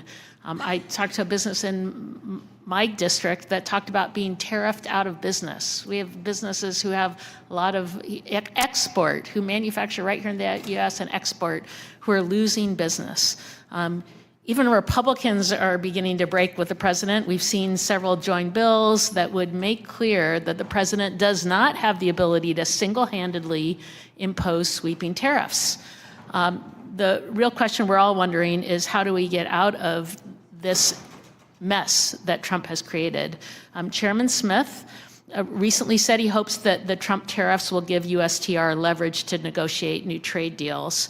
But Ambassador, how can any country trust the U.S. enough to make a trade deal? Given that Trump has thrown out existing trade deals like Australia or South Korea, or even USMCA, which he negotiated and Congress enacted, how are people going to trust us when arbitrarily these deals are being thrown out? Congresswoman, thank you. The United States remains the consumer market of choice for everybody. And I hear some of these Wall Street analysts, predicting, imminent catastrophe. And that's just, when we look back at Trump 1, we put tariffs on China and we reinvigorated NAFTA to be USMCA, we saw real household medium income go up. We saw inflation go down, unemployment go down. And the countries are coming to us every day. We're having several meetings with them every day to do these deals. So they're not showing hesitance. It's quite the opposite. But if we have a deal that's being blown up, then you can say you're negotiating a deal. 2 seconds later, you can throw it out. What kind of deal is that? Are these deals that you're supposedly negotiating? Are they going to come to Congress for a vote like USMCA did? These are deals, so first of all, if we did a comprehensive free trade agreement, of course we would come to Congress, et cetera, and we will certainly keep Congress up to speed on any kind of any deal that you do. Are you going to bring that to Congress for a vote? We'll do what the law requires. Some of it's consultation, some requires a vote, so we'll follow the law on that front. But the countries are coming, right? If they were hesitant, they wouldn't be knocking down our But door. I don't understand what the countries are coming to do. You put tariffs in place, sweeping tariffs with no specifics in terms of what the goals are, no plans, and then you say countries are coming to what? To individually negotiate with President Trump, and it's his whim what's acceptable or not acceptable? So for example, I get a letter from the Vietnamese, which I received recently, and it outlined a number of tariff lines where they want to reduce their tariffs and non-tariff barriers that they want to remove, and they want to engage with us on reciprocal trade. But what are the objectives of the negotiation? You didn't lay those out. The plan, there's no plan that was laid out by the president. I've seen no plan from USTR on what the goal of the tariffs are. We're damaging companies. We've thrown out existing trade deals that we already have, and now you say there's a negotiation with no clear goal what that negotiation is or whether or not Congress is going to have a vote on a potential deal? So we have a 20-page order laying out the basis for the order and the emergency we're facing, which is the trade deficit that President Biden left us with, the offshoring that it represents, the non-tariff barriers that it represents, and we're looking to eliminate that. And a tariff is a way to do that. And if a country has an alternative method that they think will help us meet those goals, we're happy to entertain. Can we talk about the emergency powers of the emergency power statute that Trump invoked, IEPA, to impose his tariff? It states the president in every possible instance shall consult with Congress before exercising any powers. That didn't happen. Our staff came, our USTR staff came up to Congress and did consult. I've had with who? With what phone members? calls With and what meetings. members of Congress did you consult with? I'm a member of the Ways and Means Committee. I'm a member of the Trade Subcommittee.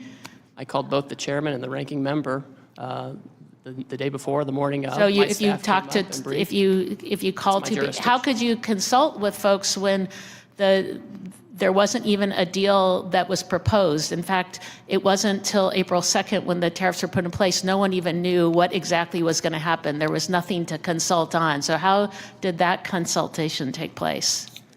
I had a phone call with Chairman Smith and Ranking Member Neal. About a non-existent deal. Well, I told them about the IEPA action that was coming, and I sent my staff up here to brief the committee staff as well. I argue now we did not have that consultation. Here we are. There was no plan in place. There's no plan in place going forward. The American people are hurting, and now in the roll vote that we're going to have just after we are done with this hearing, Republicans are already putting in a provision to make sure that they don't have to vote on the tariffs that are in place. Congress should have a role here. It's terrible that my colleagues on the other side of the aisle aren't willing to have a vote too. Thank you, Mr. Chairman. I yield back.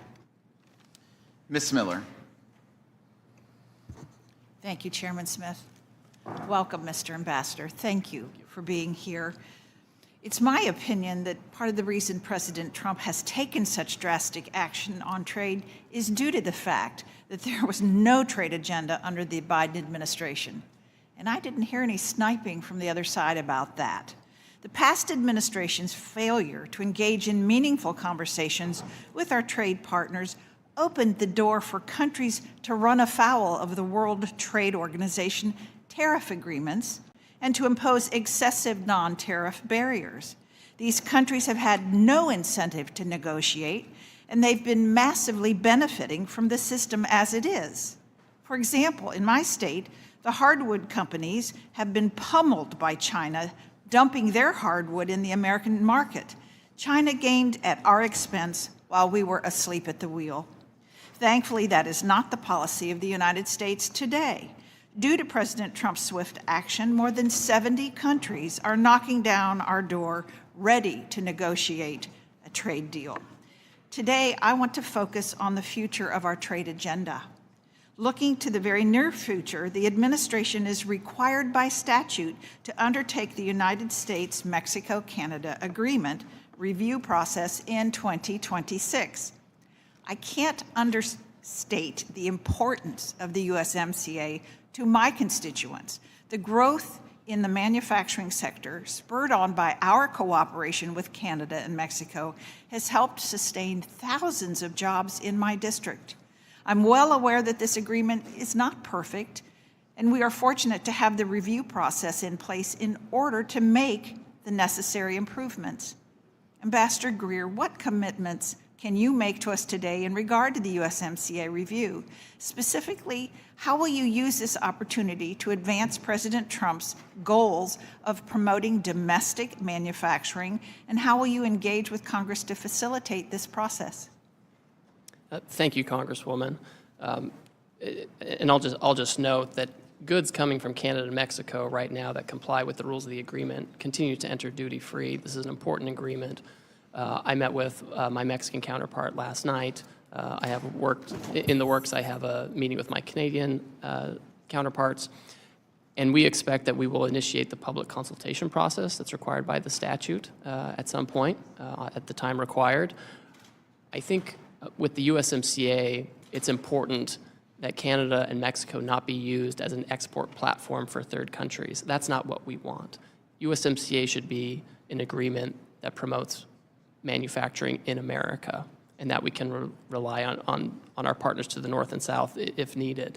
But it can't be a situation where countries can just come in, China or Vietnam or somebody, build a factory in Mexico, assemble it with parts from there, and send it across, and get the benefit of an agreement where they've taken no obligations. So I want to make sure that it truly is an agreement that helps America first. Thank you. I've greatly appreciated your leadership in protecting American digital companies abroad. You and I are in agreement about the dangers of South Korea's anti-competitive policies towards American digital companies. I intend to reintroduce legislation that seeks to ensure that American companies are not being harmed by one of our closest allies, while Chinese companies are left unscathed. The digital trade sector is rapidly growing, and it's important that we do not lose market share to China in this critical field. Several countries are considering legislation that mimics the European Union's Digital Markets Act, which has undisputably caused a digital winter for American tech companies operating in Europe. What are your plans to address these harmful policies and to ensure the prosperity of American digital trade? And do you think that digital trade will play a part in the imminent trade discussions regarding the Liberation Day tariffs? Thank you. So first of all, I understand that there's obviously a national conversation going on about how digital trade should be regulated, and there are lots of views on that. What I will say is we're not going to outsource that regulation. We're not going to let the European Union or Korea or any other jurisdiction set the rules for digital trade. It will be us, and they won't be able to do it in a way that's discriminatory either. That is impermissible, especially when we have, as you noted, the Chinese competition out there.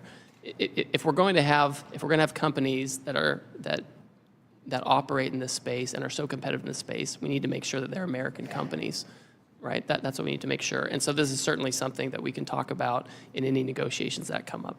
Thank you. We have historically forged some of our strongest alliances based on procuring critical minerals, which are difficult or nearly impossible to obtain in the U.S. Will you commit to exploring trade discussions and partnerships with like-minded partners to protect and build up our critical minerals today? Yes. Thank you. I yield back. Mr. Neal. Thank you, Mr. Chairman. I want to invoke a moment of a point of personal privilege. When the ambassador called me, it was more to inform me of what the administration was going to do. It wasn't to consult or to seek my opinion as to what they were going to do. Mr. Murphy.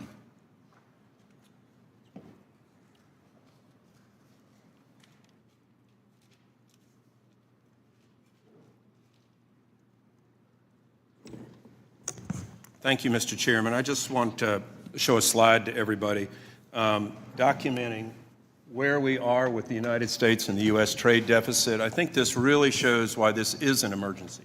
If you look at where we are with manufacturing goods, that's in the red column here. If you look at what has happened to the manufacturing capacity of the United States, we have plummeted, absolutely plummeted down. Here in 2022, we have such a trade deficit with manufactured goods. This is critical. This is why the president has said this is an emergency. The same thing with fuels and other total goods. We have plummeted in this nation's capacity to actually produce things. So yes, this is an emergency, and this is by all means altogether the right thing to do. If we do not reverse this trend, again, going with the absolute calamitous effect of how we are hurtling towards a sovereign debt crisis, this nation does not exist. And yes, there is short-term problems, without a doubt. But it's the same thing by taking medicine you don't want to take. If we don't help the body by intervening and doing what is critically important for this nation, nothing else matters. So this is why how manufacturing has plummeted, and this is why we are in a state of emergency. Thank you. Thanks just for that moment. I want to briefly say something before I begin my remarks. I've gone down in many times to Haiti. We talked about this before and done a lot of mission work down there. Unfortunately, the Hope Help program is set to expire in September. I hope some work is being done in reauthorizing this program. We're trying to nearshore, onshore. We want to stabilize our Caribbean nations, our Central American nations, and Haiti has fallen into such decay right now. It makes Somalia look like Wonderland. We really need to help these nations stabilize in our hemisphere. It helps everybody. So I hope that is just going to be on your radar. HR 1625, the Help Extension Act. Just to shift gears again, I want to talk a little bit about de minimis.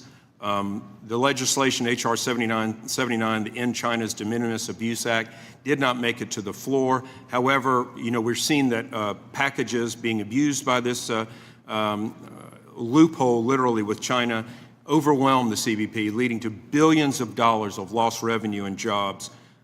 This has allowed Chinese companies to send so many goods into this country without paying tariffs. Can you discuss why the administration is taking on de minimis, why this is so necessary? Yes, it's essentially for all the reasons you just described. De minimis originated as a way for tourists or others to go overseas, buy souvenirs, come back, bring them in duty-free, and that persists, right? That continues. I think everyone's comfortable with that.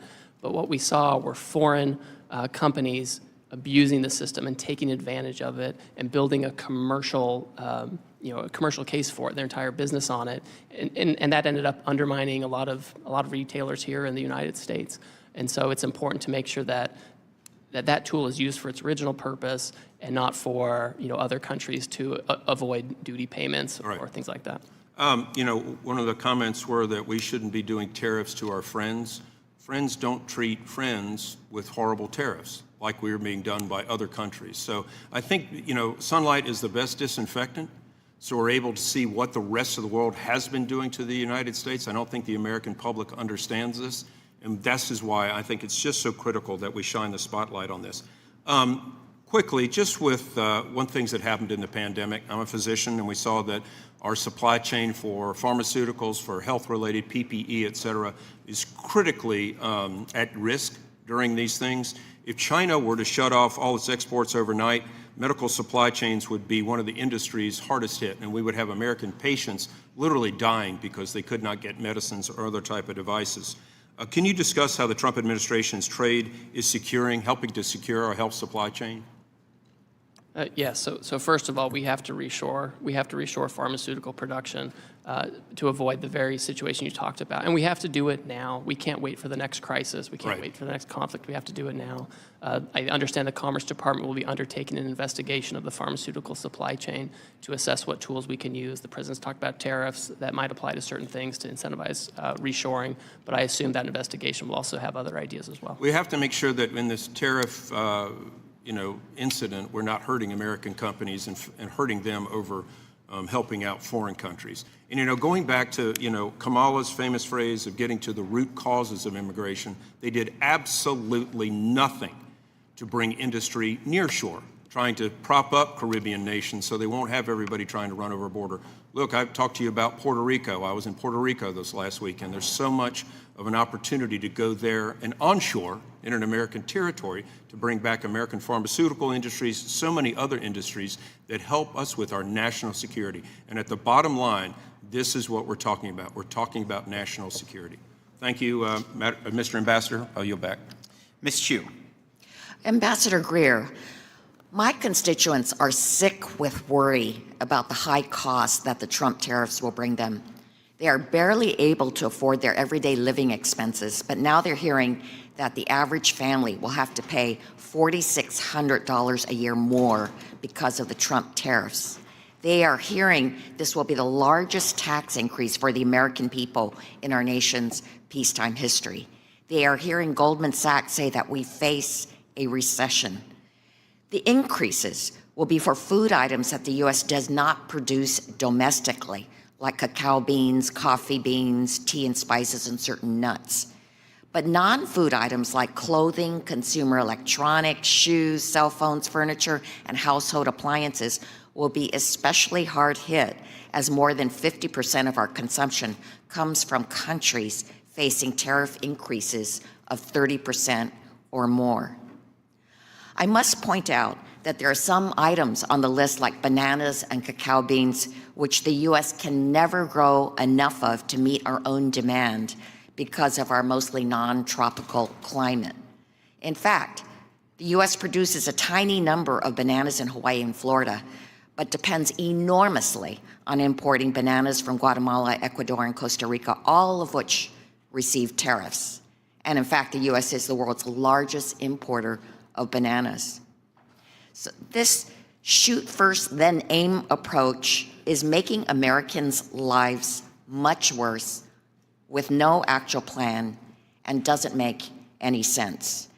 I see this in three ways. First, the president said that these tariffs would bring manufacturing business back to America, but thousands of Americans were immediately laid off, and manufacturers are telling you that this will crush them. And why would the president impose this tariff tax on tropical countries when America can by far not produce their own bananas, coffee, and chocolate? Is the president aware that these crops only grow in tropical climates? Second, in imposing these tariffs, the president claims that the U.S. is being ripped off by other countries that are profiting off of us. Yet these tariffs are being imposed on countries with whom the U.S. has trade surpluses, including the Netherlands, the UK, Belgium, Panama, and so on. Using the formula that USTR released to the public to justify this chaos, no country with whom the U.S. has a trade surplus should be subject to additional tariffs. How can you and the president justify forcing the American people to pay more for goods from these countries that already import more of our goods than we do theirs? Third, then if there's an actual formula, why would the Trump administration decide to reserve its most severe punishment not for Russia, which was entirely spared, but for some of the poorest, least developed countries in the world? For instance, Madagascar, which has a poverty rate of over 75% and where the average worker lives on less than $2.15 per day. The president placed a 47% tariff.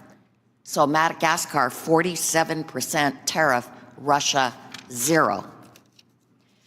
My conclusion is that there's only one explanation for this: corruption. The Trump administration is now bragging that dozens of countries are approaching the White House ready to offer concessions and negotiate a reduction in Trump tariffs. This presents a completely unprecedented opportunity for corruption. If his tariffs are allowed by Congress and the courts to stand, then the president could unilaterally decide to remove or reduce tariffs on certain countries.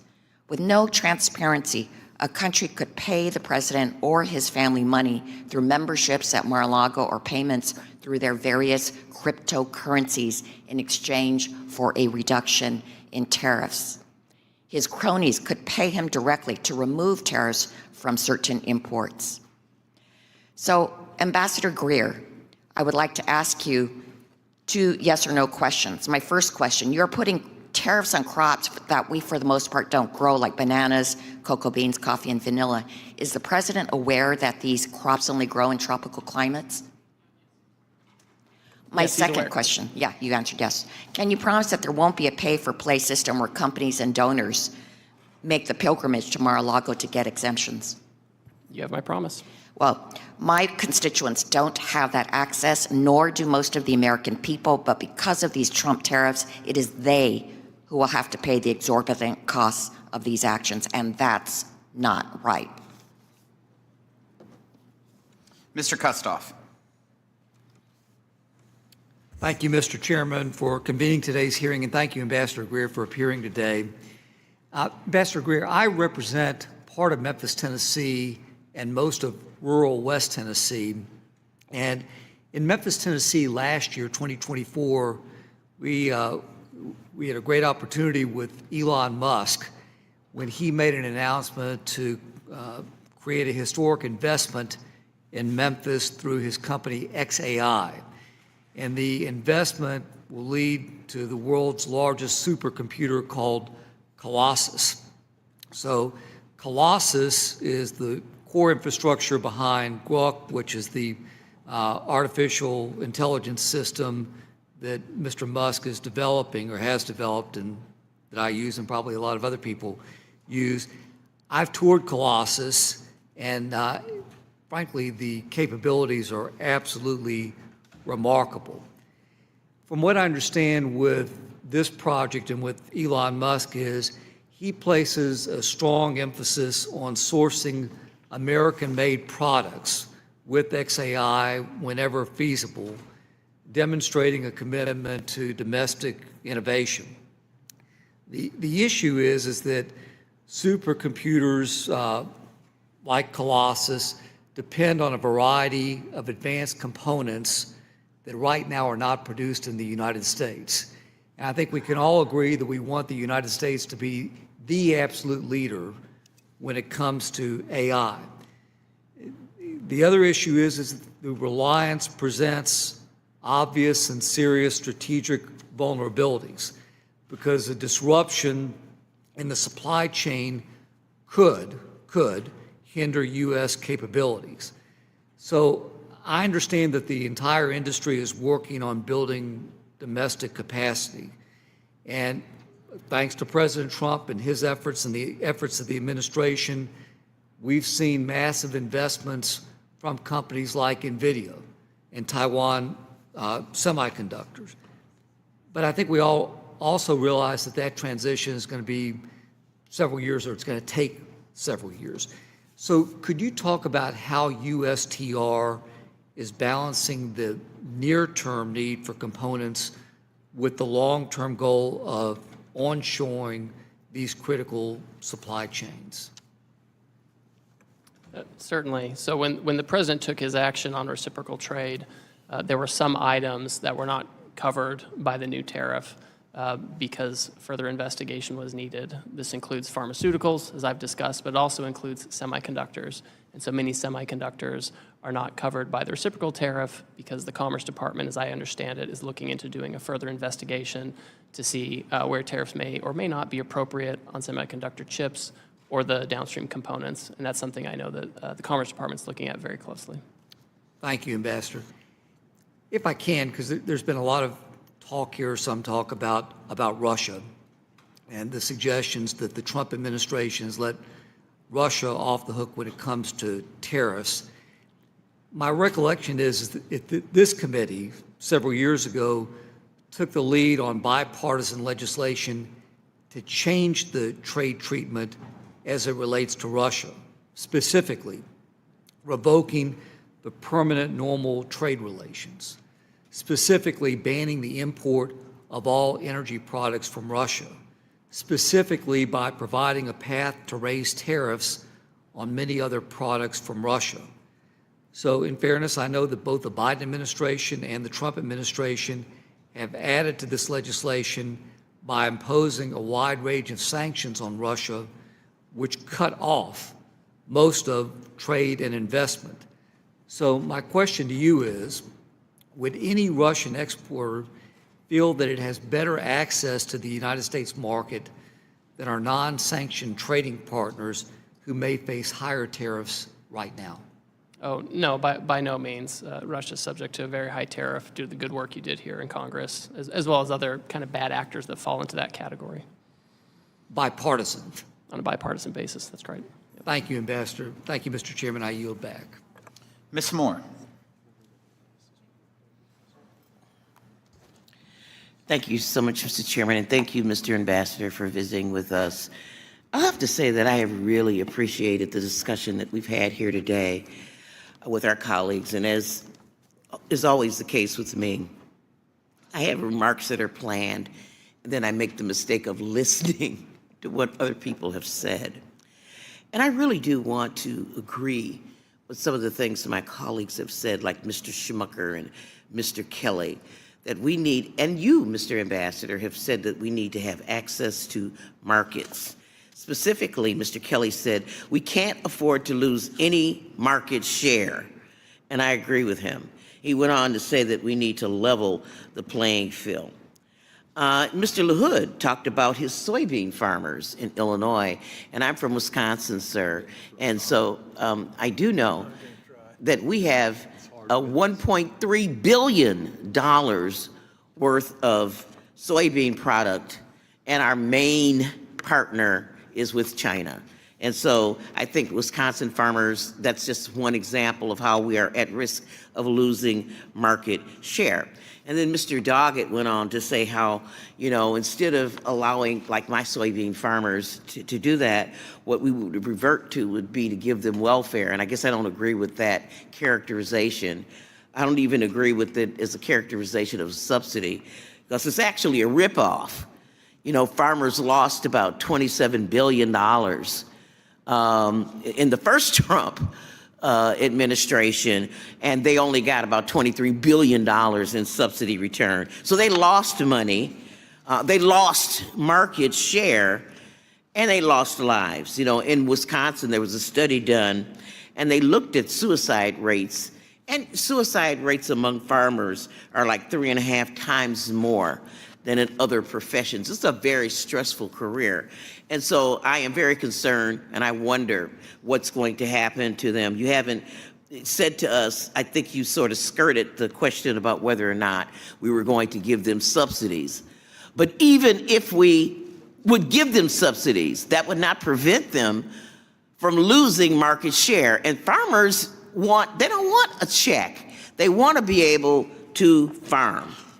I also wonder, sir, what, you know, I'm just saying, I think that when you look at trade deficits, I think we have to look at more than just what a tariff may or may not do. Our trade imbalances over time have been caused by us not having a trade balance on issue of labor laws, making sure that there's no slave labor and child labor, that the environment is protected when we extract materials and do stuff, that people have the ability to bargain in their countries and to make sure that they get a wage that's commensurate with their efforts. And, you know, I agree with Mr. Kelly that we need to level the playing field on those fields, and that a rising tide will lift all boats. I do wonder, Mr. Ambassador, whether this administration's trade policy, and it seems that it does, my colleague here just mentioned the trade deficit that we have with Madagascar. I had the privilege to go on a trip with the committee to Madagascar where there was a 75% poverty rate. So I'm wondering if they will ever be able to give us a trade balance. Speaking of Madagascar, they belong to AGOA. And I'm wondering if this administration's policies would eliminate something that's been bipartisan, the trade preference programs that we've had under AGOA. Yes or no? Are we going to have an AGOA? So, Congresswoman, Yeah, thanks for your AGOA. remarks. Well, it's up to Congress. Congress has to decide if they're No, going up to the renew. president. He's in charge of trade. We've sort of. Do you have a bill? I haven't seen the bill yet on this. If there's a bill, I'll advise the president accordingly on how we should approach it. Okay, I'll just say one last question to you. You say that we have got to reshore manufacturing. You did not say where folks will get the money and the confidence, really, to make these investments. Is any of the money that you plan to get from tariffs going to be targeted to incentivizing manufacturing? I've got a factory that made car frames, A.O. Smith. 10,000 people working there. When are we going to reopen A.O. Smith, sir? If the chairman. I would love to reopen that. And when will I be alive? I'm going to be 74 in 9 I hope days. so. We should go there, you and I, and talk to them about what they need in order to reopen. We put tariffs in place. I mean, on they've been foreign autos and shuttered auto for parts. years. We want to create incentives so they can reopen. What's the timeline between the suffering that they're doing now and when A.O. Smith is going to open again? Part of the problem is we've offshored jobs for so long, and no one's taken action. We've sat on it. We have this huge. It is an emergency, and I agree with you. And I think your comments have been very thoughtful. I don't have that much time. I mean, I'll be 74 in a few days. It's 10 years. It takes a long time to open up a factory and to get the investments. That's why the president. And is it going to be 10 years? How long before we just have to be patient? That's why the president's acting now, because we can't wait anymore. We have to reshore now. Now, like a microwave now. Thank you, Mr. Chairman. And I yield back. Thank you. I'll recognize myself for questions. Ambassador, thank you for calling and consulting with me before a lot of these trade agreements. So I appreciate the correspondence there because you have. I also want to just raise the significance that I believe AGOA has for this country and those trade preferences with those African nations from a security perspective is extremely important. And I hope that the administration continues to see from a security perspective that trade preferences with those African countries is extremely important. Well, Chairman, I will certainly share your views with the president, and I've shared them before with others in the White House.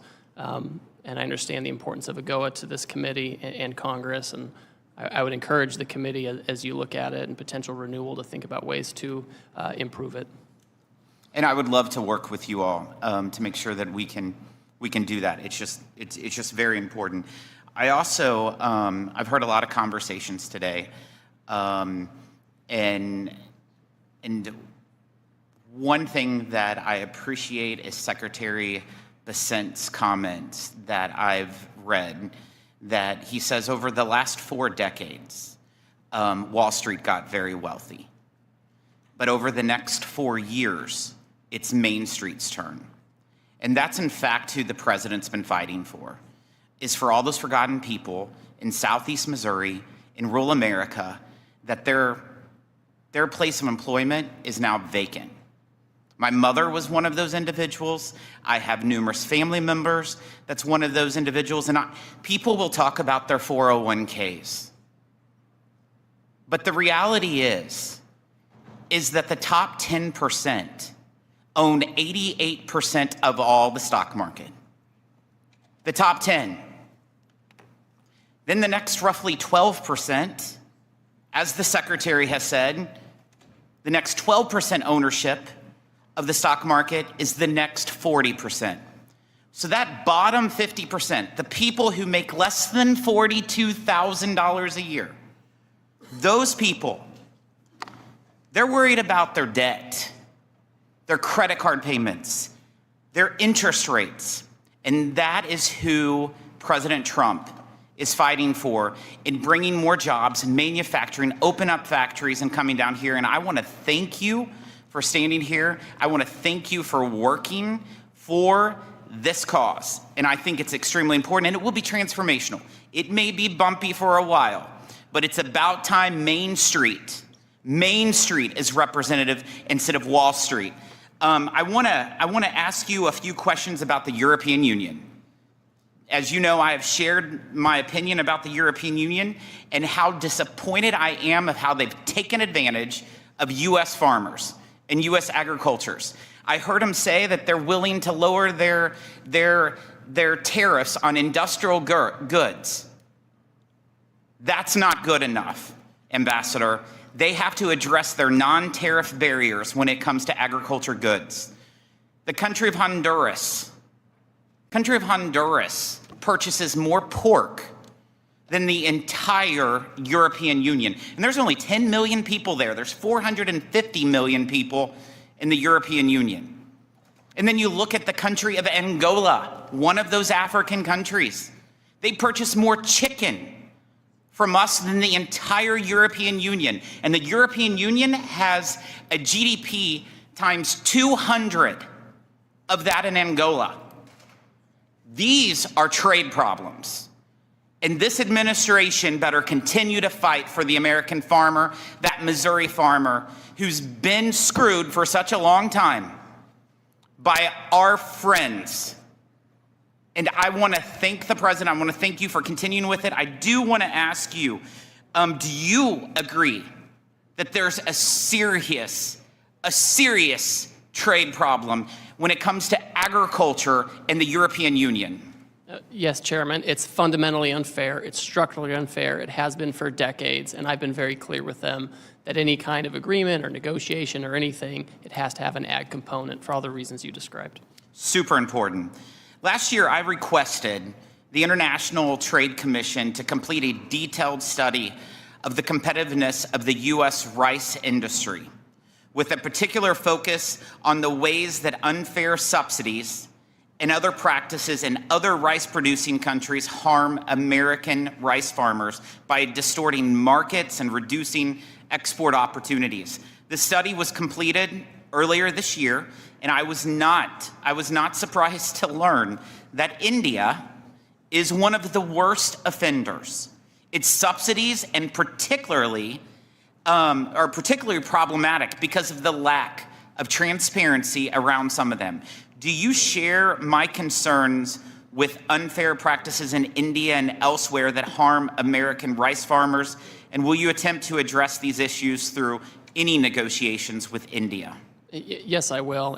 And as you know, Chairman, I'm from Northern California, from rice country there too, so I'm particularly sensitive to that. Appreciate it. Thank you for being here. Mr. Boyle. Thank you, Mr. Chair, and thank you, Ambassador, for being here today. 3 times in this century, 3 times in the last 25 years, we've had a recession. 2001, right after the September 11th attacks, 2008, when the housing bubble burst, and 2020 with COVID-19 pandemic. All 3 of those were caused by some external event. Now, most economists and most Wall Street firms agree that it is more likely than not we're either in a recession now or headed to one. This will be the first recession in at least 25 years directly caused by the president's policies. The last week has been an unmitigated disaster. Markets are roiled, retirement savings taking a hit, 401ks becoming 201ks. People are genuinely scared, especially those, including a couple I talked to yesterday, who are just hitting retirement age. So I would really like to know why exactly the president is doing this.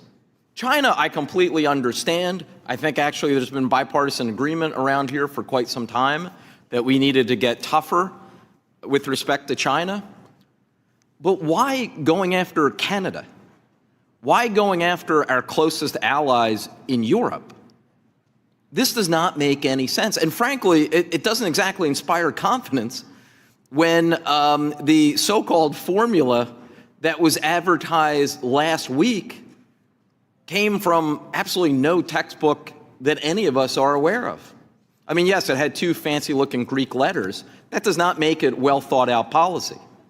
So I am curious what exactly the strategy is of going after Canada and our closest allies and actually uniting the whole world right now, not against China, but against the United States. Well, Congressman, I know that Wall Street and you and your colleagues want the status quo. That's what I'm hearing. Excuse me, reclaiming my time. That is not what I'm arguing. I want an end to the chaos. I represent a very working-class district in Philadelphia. I don't think there's one person in my district who counts as one of the top 1% of Americans.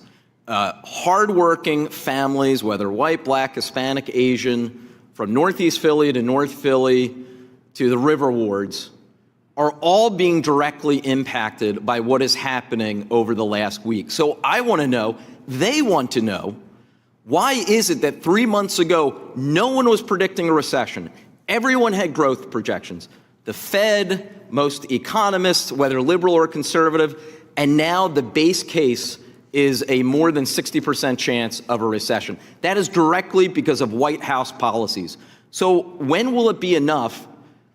Really, I can't take all this winning, and nor can the American people and the folks in my district I represent.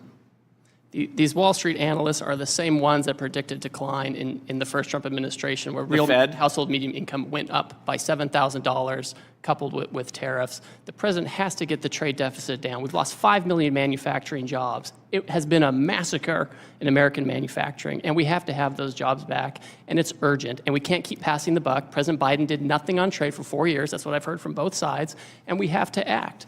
We have a huge trade deficit with the European Union, which we heard about from the chairman. We have a huge trade deficit with foe and friend alike, and we have to deal with it. And that's why our friends are coming to us and saying, why don't we talk about how to achieve reciprocal trade? They're not running away. They're not announcing retaliation. So since I have just under a minute left, can we look forward to hearing about these big, beautiful trade deals over the next week, like with Canada? What exactly is going on? These countries that are clamoring, talking to us apparently right now, according to your words, do you have any hope that you can offer us that we're going to see one of these trade deals inked very soon? Well, Congressman, I can't prejudge the timeline, but I'm spending all my time when I'm not here with you all doing consultations, talking with them.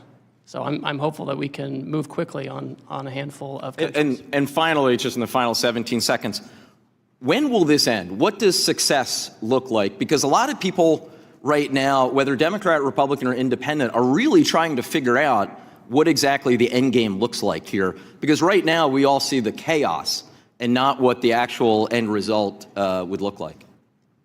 The deficit needs to go in the right direction. Manufacturing as a share of GDP needs to go in the right direction. The non-tariff barriers and tariffs we face in other countries, they have to go down in the right direction. Those are the things that we're looking at. Those are the basis of the national emergency. That's what we're looking at. Time's expired, so thank you. I yield back. Mr. Stubbe. Thank you, Mr. Chairman. And thank you, Ambassador Greer, for appearing today. Under President Trump's leadership, we've seen a bold reassertion of American economic strength and leverage on the global stage. I'd like to walk through some of these wins and clarify the intent behind the administration's trade actions. Ambassador Greer, can you start by reminding this committee why President Trump felt it necessary to take such divisive action with tariffs and what problems he inherited from decades of failed globalist trade policy? Yes, certainly. As I've mentioned before, President Biden left us with the largest trade deficit for any country in human history, $1.2 trillion. It's extreme, it's unsustainable, especially when we have a $36 trillion debt and a $2 to $3 trillion budget deficit. None of these numbers are sustainable, and anyone who wants to pass this on to the next generation or to our kids or to the next session, they're doing a disservice. We have to deal with it now, and we need to deal with the reshoring and remanufacturing now before we're in another crisis, whether it's a conflict or a pandemic. That is not the time to try to get back pharmaceuticals and semiconductors and autos and all these kinds of things. We have to do it now. What distinguishes the Trump approach from the past 30 years of so-called free trade policies that gutted our manufacturing base? Well, Wall Street, we've heard a lot about Wall Street today and how important Wall Street is and all their analysts. And their entire goal has been just to make money for that top share of the elite, right? That's been their goal. And so they've been focused on offshoring so they can have more efficiencies, so they can have cheaper labor, no environmental regulations. They can go to these low-cost jurisdictions. And what does that mean? It means that we have workers who train their replacements in foreign countries. They lose their jobs, and then they're in their hometown without a factory, without a job, and they live lives of despair in many cases. And that's what's different with President Trump. He wants to reverse that, and he wants to change it. And isn't it true that over 60 countries have already come to the table to negotiate since the president announced the new reciprocal tariff structure? Well, I'm starting to lose count, but yes, that's the neighborhood of the folks who want to come in and work with us on reciprocal trade. And what does that say about the global leverage we've regained under this administration? Well, that's exactly right. We are the market of destination for both consumption, investment, et cetera. And other countries want access to our market. They understand now that we have to have it on fair terms, and that's why they're here. They'd be running the other way. That's why almost all of them have said, we're not going to retaliate, we're going to work with the administration. And how important is it from a national security standpoint that we reduce our dependency on foreign steel, aluminum, and automotive components, and how have the tariffs moved us in that direction? That's a great point. With steel and aluminum, the president put tariffs on steel and aluminum in his first term. The Biden administration kept those in place. He's tightened up some of those tariffs now, and so we are able to maintain a steel industry. We're able to maintain an aluminum industry. These are things you have to have as inputs for weapon systems, for our infrastructure, and a country that doesn't have that kind of hard manufacturing power behind it isn't going to have the soft diplomatic power you need to navigate a challenging world. And do you believe that President Trump's tariff policy has reestablished American economic sovereignty, where we no longer have to beg foreign governments to treat us fairly? Yeah, I think there's no question about that. And we can see it from the first term when we imposed tariffs on China in an effort to get them to change their unfair trading practices. When that happened, we saw our trade deficit with China decrease, which is really important. So it shows that we can become less dependent on foreign powers for the most critical goods and services. And how important has President Trump's leadership, his willingness to stand up to global elites and foreign governments, been in reasserting the United States as a trade power? Well, it's been historic. It's been historic because in the past we've had leaders and politicians who were either in the pocket of Wall Street or they had some other special interest, and he's been willing to take a stand and do hard things and show others that he's not going to cave. This is really important because if other countries think about power in a different way, some politicians want foreign countries to say nice things about them. That's like their end purpose in foreign policy or trade policy. President Trump wants the right thing for Americans, and sometimes it means you have to stand up for yourself, draw a line in the sand, and say, we're not going to do this anymore. What would you say for the first time in decades, American workers have a president who fights for them, not for multinational corporations or foreign bureaucrats? That's exactly right, Congressman. That's why workers voted for him. That's why unions support the tariff actions. That's why we see, op-eds in the newspaper about union presidents wanting to work with President Trump on trade. That's why we're seeing all of that change, that realignment. And I'll end with this. What evidence have you seen that President Trump's tariffs are driving jobs back to the United States and helping to rebuild our manufacturing base? Well, for example, the auto tariffs that were imposed, we've already seen that one company is increasing employment, including temporary employment. In Indiana, we've seen in Tennessee, there was a shift that was going to go down to another country. They kept that shift in America. Everyone knows if you want certainty, if you want access, you build in America and you use American labor. Thank you. My time's expired. I recognize the acting ranking member, Ms. Moore, Thank you, Mr. Chairman. And I'd like to ask for unanimous consent to enter a letter into the record to Wisconsin Republican members of Congress from Wisconsin Governor Tony Evers, his objection to the Trump tariffs. Without objection. Thank you. Thank you. Mr. Byer. Thank you, Mr. Chairman, very much. Ambassador Greer, you have a most awful job trying to convince us and the people we represent that the president's trade policies are wise and measured, when the truth is they are stupid and bad. The last time the U.S. started a trade war, Smoot-Hawley tariffs, June 1930, the world did retaliate, and we get the Great Depression that lasted 10 years. I want to quickly run through a few of the ways the logic behind the Trump tariffs make no sense. You got the math wrong, according to the people whose research you cited. Mr. Chairman, I ask unanimous consent to enter into the record a New York Times article by former Treasury official Brent Nyman titled, "The Trump White House cited my research to justify tariffs. It got it all wrong." The math error had the effect of quadrupling the tariffs Trump applied on some of our biggest trading partners. Trump accepted some goods, notably oil, but not others, including things we simply cannot produce in the United States. Why tariff bananas? Why tariff cocoa? Why tariff coffee? We don't have the capacity to produce these things at a scale that meets domestic demand. Trump logic equates any trade deficit with cheating. In fact, he called it rape.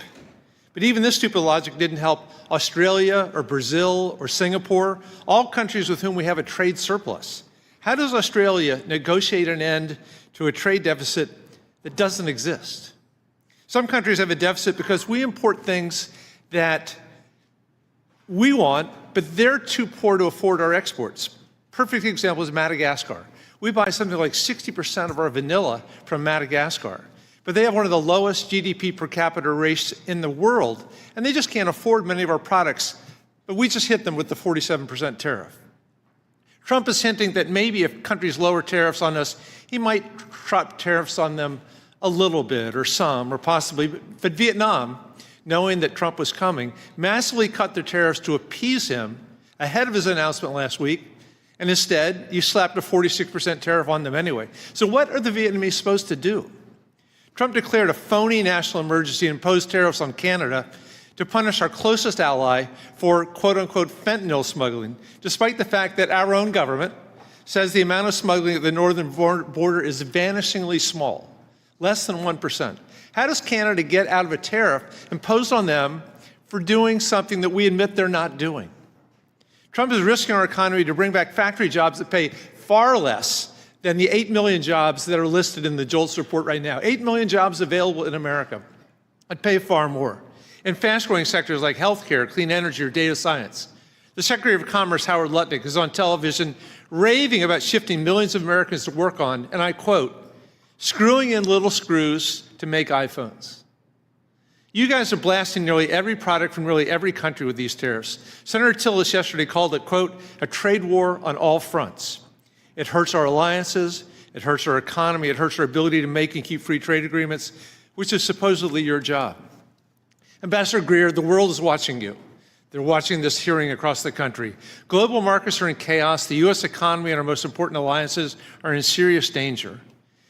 I had met a couple of nights ago with a dozen ambassadors from Eastern Asia, and the conclusion of the discussion was that we are creating a unipolar Asia, an Asia led by China with America excluded.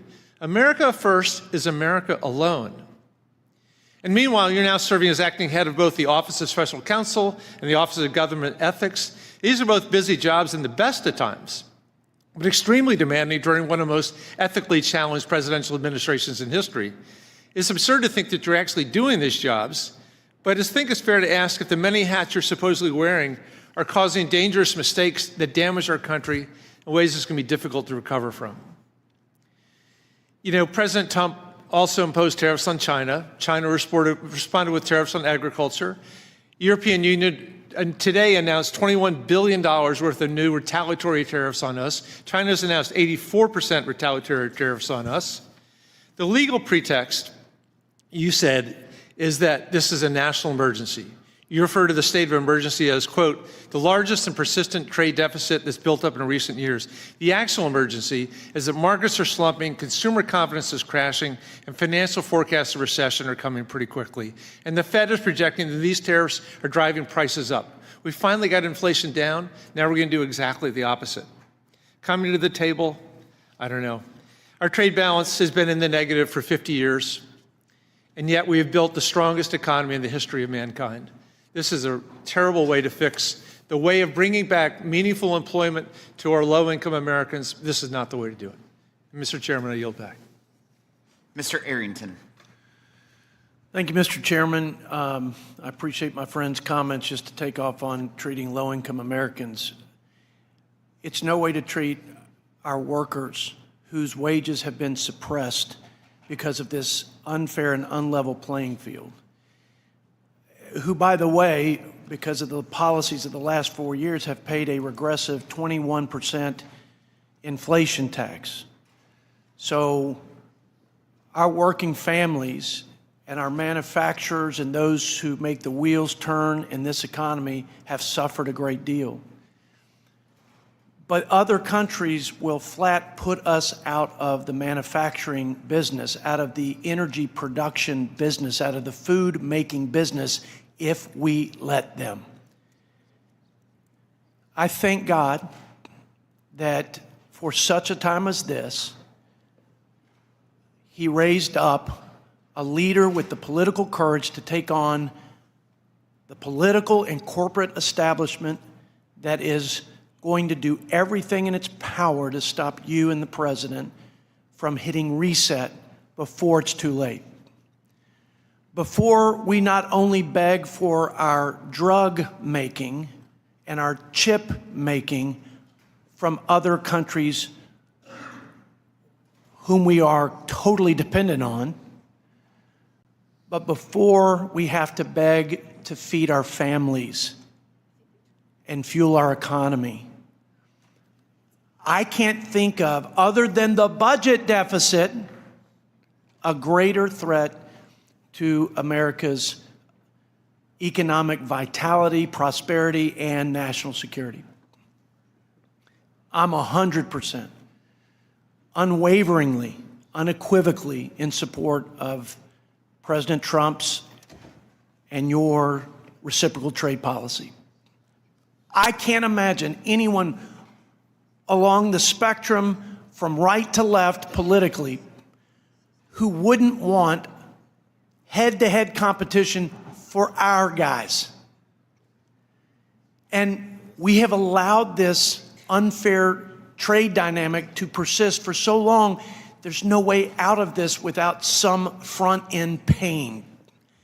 And I'm grateful that we have a leader who's not trying to diminish that or hide that fact, but is transparently calling this nation to persist through this front end so that we have exponential benefits and return to our economy, to our workers, to our farmers.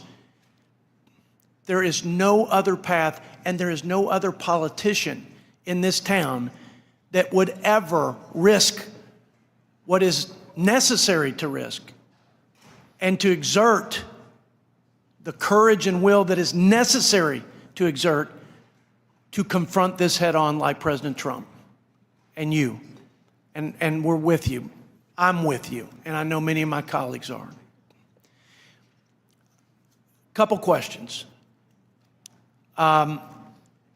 When we went through this before, in the first Trump administration, we were, I'd say, wildly successful with the reforms in China, with new free trade agreements, agreements in 5 nations that represented almost 50% of our entire export markets. So how important was the reciprocal trade posture in the first administration to getting lower barriers, greater access to those markets where we benefited by 26+% in export activity? Our wages went up, investment went up, job creation went up, poverty went down. How important is this posture to getting there? And is there any other way, Mr. Ambassador, to this greener and more glorious economic pasture once we establish the reciprocal trade dynamic? Congressman, thank you for your support and your words. You're exactly right. There are a few different approaches to trade negotiations. One is the typical one, which is where you ask others nicely to give you market access, and they do a dialogue with you for several years, and at the end you have no more market access. And then there's the Trump way, where he says, we will have reciprocal trade and we can do it my way or we can do it your way, but we can work together because we should work together and we should have fair trade among us. And that's what we're seeing now. We're seeing countries come and say, we understand the issue, we're happy to talk about this, and we know that there's an alternative there are alternative pathways here, and we can choose which way we want to go, and that's the way to do it. I'm grateful for both of you. Thank you, Mr. Chairman. Thank you, Ms. Tenney. Thank you, Mr. Chairman, and thank you, Ambassador Greer, for your hard work. And I'm from upstate New York. This is the home of the Industrial Revolution, the Erie Canal Corridor, the Finger Lakes, all my region. #1 dairy district in the Northeast, #5 dairy district in the country. Third largest producing apple county is in my district. Really important when it comes to trade, and we have always been grateful for the work of President Trump and the administration for trying to understand that we've been hollowed out by China and Asia and other countries, and we want to bring those jobs back. Really important part of not just the building of New York, but the building of the entire United States and our strength leading up through to World War I, World War II, and into today. I got a couple of questions I just want to talk to you a little bit about because there are a few nuanced issues here dealing with Canada, which is my entire northern border. #1, we have an emerging and really strong Finger Lakes wine region, and many of our wineries have reached out to us. We are at the cusp of putting out some really incredible wines, groundbreaking. We have wonderful water, soil conditions, and we're producing top-level wines. A little bit about some of these markets we'd like to have opened up for us so we can trade, and we appreciate the work that the President is doing. However, one of the issues we've experienced, and we hope that you can work on, is many of our Canadian visitors are not coming to our region. We're dependent on the Canadians to come for commerce. They're a great friend to the north. And we've seen a 23% drop just since February in visitors to our wineries. And we just want to know if we can get your assistance and help in making sure that this sort of very important yet fragile relationship that my district has with Canada, an historically strong relationship, we can continue to work to make sure that we get that kind of trade and the kind of tourism that we've been getting from our Canadian friends to the north.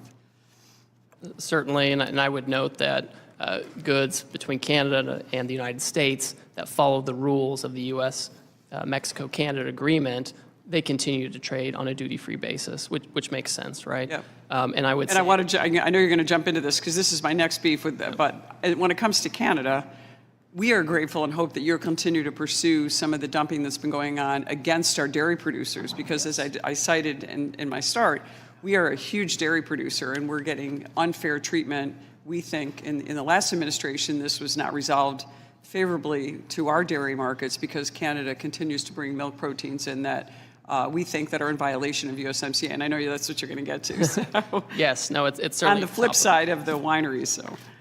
Yeah, that's certainly at the top of my list. I would point out that President Trump reported that he had a constructive call with Prime Minister Carney last week, 10 days ago or so, and I continue to work with my Canadian counterparts to make sure that relationship is one where we can have fair trade. Yeah, we greatly appreciate it. And when it comes to apples, we just have to say we are so excited about the USTR's efforts in trying to reduce some of these market access barriers, particularly with Israel going to zero tariffs.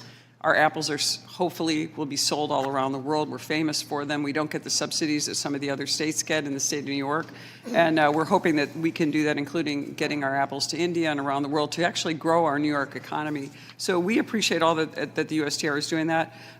I think that we can have a great relationship in the future with Canada, and we are really pleased that you're working with the Prime Minister and working with everyone that we can to make sure that northern border is protected, but also that we're getting the trade that we're so accustomed to with our great friends from the north in Canada. And those are primary issues for us. Also want to make sure that some of our supply chains, whether I know this isn't your sphere, but when it comes to aluminum, when it comes to copper, we have some of the best manufacturers and the oldest manufacturers in the entire nation in our region, and we're dependent on Canada for those things. So when we look into the tariffs and some of the negotiation, I know there's going to be some tinkering with the tariffs as we look into the next couple of months.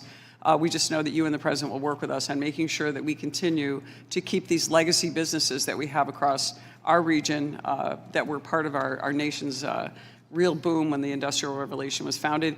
And I have to mention, it's not technically in my district anymore, but our famous patriot Paul Revere actually started his copper company in my region. Revere Copper is still operating today after being founded in 1801. So it's really important to New York that we continue these legacy businesses and continue to work to bring our supply chains back. And I just want to say thank you, helping us with dairy, with apples, and also making sure that those Finger Lakes wines become premier and actually continue to grow as we see them emerging with so much hard work being done by so many people in my region.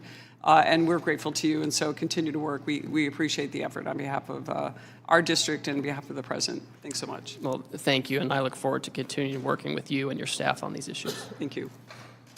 Mr. Evans. Thank you, Mr. Chairman. Mr. Ambassador, I'm deeply concerned about the tariffs, and we are talking about it today. Philadelphia is the poorest big city in America, and it's hurting lower people income. There's a lot of money for a lot of people. Tariffs can only be used in a smart and effective way. And I feel from what I heard, it is not. It is something that we are concerned about. And I'll start out with this question, Ambassador Greer. My first question: what specifically is the President hoping to help the residents of Philadelphia deal with the higher cost of living that these tariffs will put on the average household? Does the President have a very specific plan and strategy to address the near-term harm it has created? Congressman, the President wants to ensure that we have good manufacturing jobs that pay higher wages to your constituents, just like what happened in the first term. He wants that to happen again, that they can have more money, better jobs in stable environment, and reshore manufacturing at the same time. So what would you say specifically, How would you describe that? Well, I would say to your members and your constituents that we've had a long period of 5 million manufacturing jobs going away. It's dangerous for our country. It's bad for our economies and our families. And the President is taking action to create economic conditions to have more factories here, jobs here in their communities where they can have the types of income that they need to have stability for the working class, for the middle class, not just for the super rich who go and get 3 or 4 degrees, but for people, honest, hardworking Americans who graduate from high school and need a job. And they can have one that's stable and supports our manufacturing. Mr. Ambassador, Pennsylvania exports today $46 billion in manufactured product. These exports support 150,000 people and jobs in the state. I'm concerned that the threat of retaliation from the trading partners will further help Pennsylvania. So can you specifically speak to that issue? Yes, this is something that we watch really closely as well. And so in advance of the tariff action, I had many conversations with our major trading partners, and we told them, wait and see what happens on April 2, and then we can talk about what comes next. And so now most of our major trading partners have said, we're not going to retaliate against you. We want to talk to you about how to have more reciprocal trade. And that's a good outcome. I want to also talk about industry and small business, the effect that it will have, specifically when you talk about Philadelphia, on small business. Can you speak to that? Certainly. I've actually tasked my staff to work with the Small Business Administration to make sure we're getting the feedback we need from our small businesses. I have an advisory council on small business at USTR, and I've asked my staff to convene that council so we can hear directly from them because we want to make sure that we are hearing feedback in real time. I can give it to the President, and we can understand how the program is working. I'd like to thank you, Mr. Ambassador. Thank you, Mr. Chairman. Thank you. Mr. Fitzpatrick. Thank you, Mr. Chairman, for holding this hearing. Ambassador Greer, thank you for being here.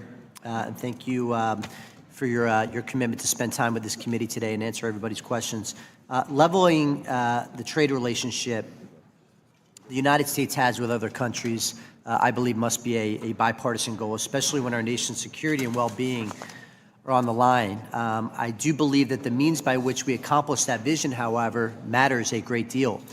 My priority, which I'm certain that you share and I hope this whole committee shares, is to ensure that any long-term economic gains which the American people could achieve in a more balanced trade environment are not washed away by the near-term pains they may feel at their local supermarket, hardware store, pharmacy, or restaurant.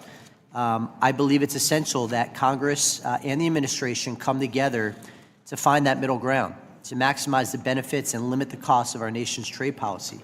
Above all else, we must deliver greater certainty and economic stability for our consumers, our workers, and our families. I want to zoom in on medicines in particular, sir.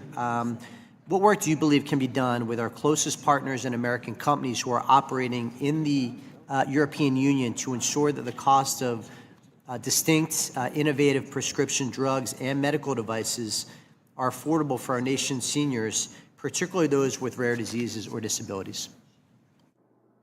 Well, I think if we can have a supply chain that's more secure, more resilient, and more local, that's going to be something that's going to help with efficiency. This idea that we have this very fragile supply chain where we ship initial inputs from China to India, and they go elsewhere, and they get finished in another country, and they come here.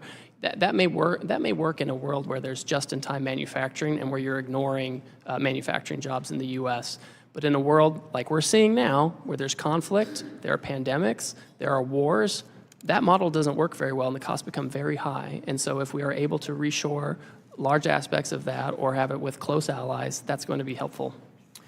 Switching gears to national security, I want to thank you for your work to end the de minimis exemption for the People's Republic of China. This loophole has been more than an economic giveaway to foreign competitors at the expense of American retailers and manufacturers. It's also allowed our adversaries to funnel fentanyl and other synthetic opioid drugs into our communities. I was down at the El Paso Intelligence Center, EPIC as it's called. Their chief complaint, and this is coming from the Department of Homeland Security, they focus on the de minimis exception as a major vulnerability for fentanyl getting into this country. So in addition to the manufacturing issue, we had the fentanyl issue as well.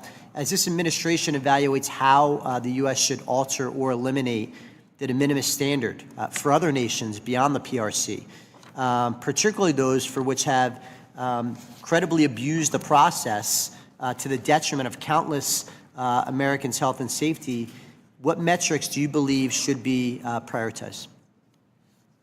So de minimis it's really a customs and border protection issue. It's not my jurisdiction, but I think some of the things you've talked about, the loss of revenue, tariff evasion through use of de minimis, counterfeits coming through the de minimis program, illicit substances coming through the de minimis program. These are all the types of things that need to be captured, whether it's from China or elsewhere. I think it's a real problem, and I think Customs and Border Protection should look into that. And finally, very briefly, sir, on the USMCA, recognizing that the agreement is facing a sunset review process that needs to be completed by July of 2026, can you share any details about how you anticipate that review will be conducted? Certainly. There are a few parts to this. First of all, there's a public consultation process that's set out in the statute that USTR will follow the law. There's a congressional consultation process, which of course will follow.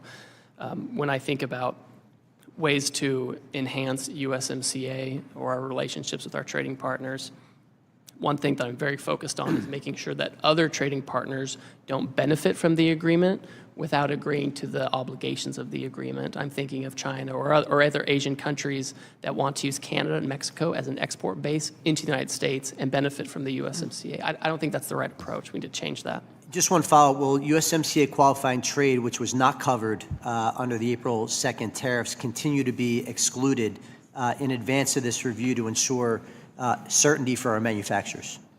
That is currently the status right now, and again, I'm not on the Homeland Security front here, but I understand that Canada and Mexico have been working with the administration on those issues, and so for now, that status continues. Thank you. I yield back, Mr. Chairman.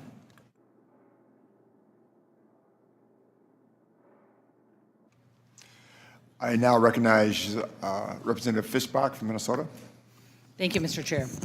And thank you, Ambassador, for being here and for all of the opportunity that we've had to have conversations or discussions about what's what's happening, and thank you for answering all of the tough or maybe not so tough questions today. So I appreciate it. And you may already know, but I represent a large rural, mostly agricultural district, and so we do it all. We've got corn, soybeans, hogs, turkeys, and dairy. And but we also grow sugar beets. So I was going to ask you I'm a strong supporter, obviously, of the sugar program, which has allowed our farmers, sugar refiners, and end users of that sugar to invest in strong and robust domestic sugar industry. So my first question, very quickly, will you commit to working with myself and other members to protect the sugar program and to promote the domestic industry? Definitely. Happy to do that.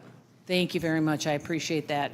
And many of the other farmers in my district rely on exporting their products around the globe. While China is a major customer of U.S. agriculture, farmers are constantly searching for new market access and expanding market access in other countries. We've seen reports of numerous nations coming to the table, and I think it's over 50 now, with President Trump to negotiate new trade agreements. What are the opportunities in these negotiations to increase access for American farmers? Certainly, as I think was mentioned earlier, perhaps by Congresswoman Tenney, Israel has come, and we've had a trade agreement with them for a long time. People are surprised to find out that despite the trade agreement, they still have tariffs on some of our agricultural goods. And so they've offered that that's something that they're willing to look at. We've heard from Vietnam, we've heard from India, we've heard from Argentina, we've heard from all kinds of countries that they're interested in not only getting the tariffs down, but getting down the non-tariff barriers, which often are more problematic than the tariffs themselves. So I think there's a lot of opportunity there if these countries are willing to really engage in reciprocal trade. And I think I know the answer, but I just want to will you work with me and other members of this committee to make sure that farmers have a voice in the negotiations so that we are heard and are part of it? Yes, certainly. We have a series of advisory committees that involve agricultural stakeholders. We manage those jointly with the U.S. Department of Agriculture. I've already talked to Secretary Rollins about this and the importance of meeting with these committees so we can have their feedback directly. And we are talking a lot about reducing America's reliance on Chinese imports to our country, and I think that's important, and I'm sure you do too.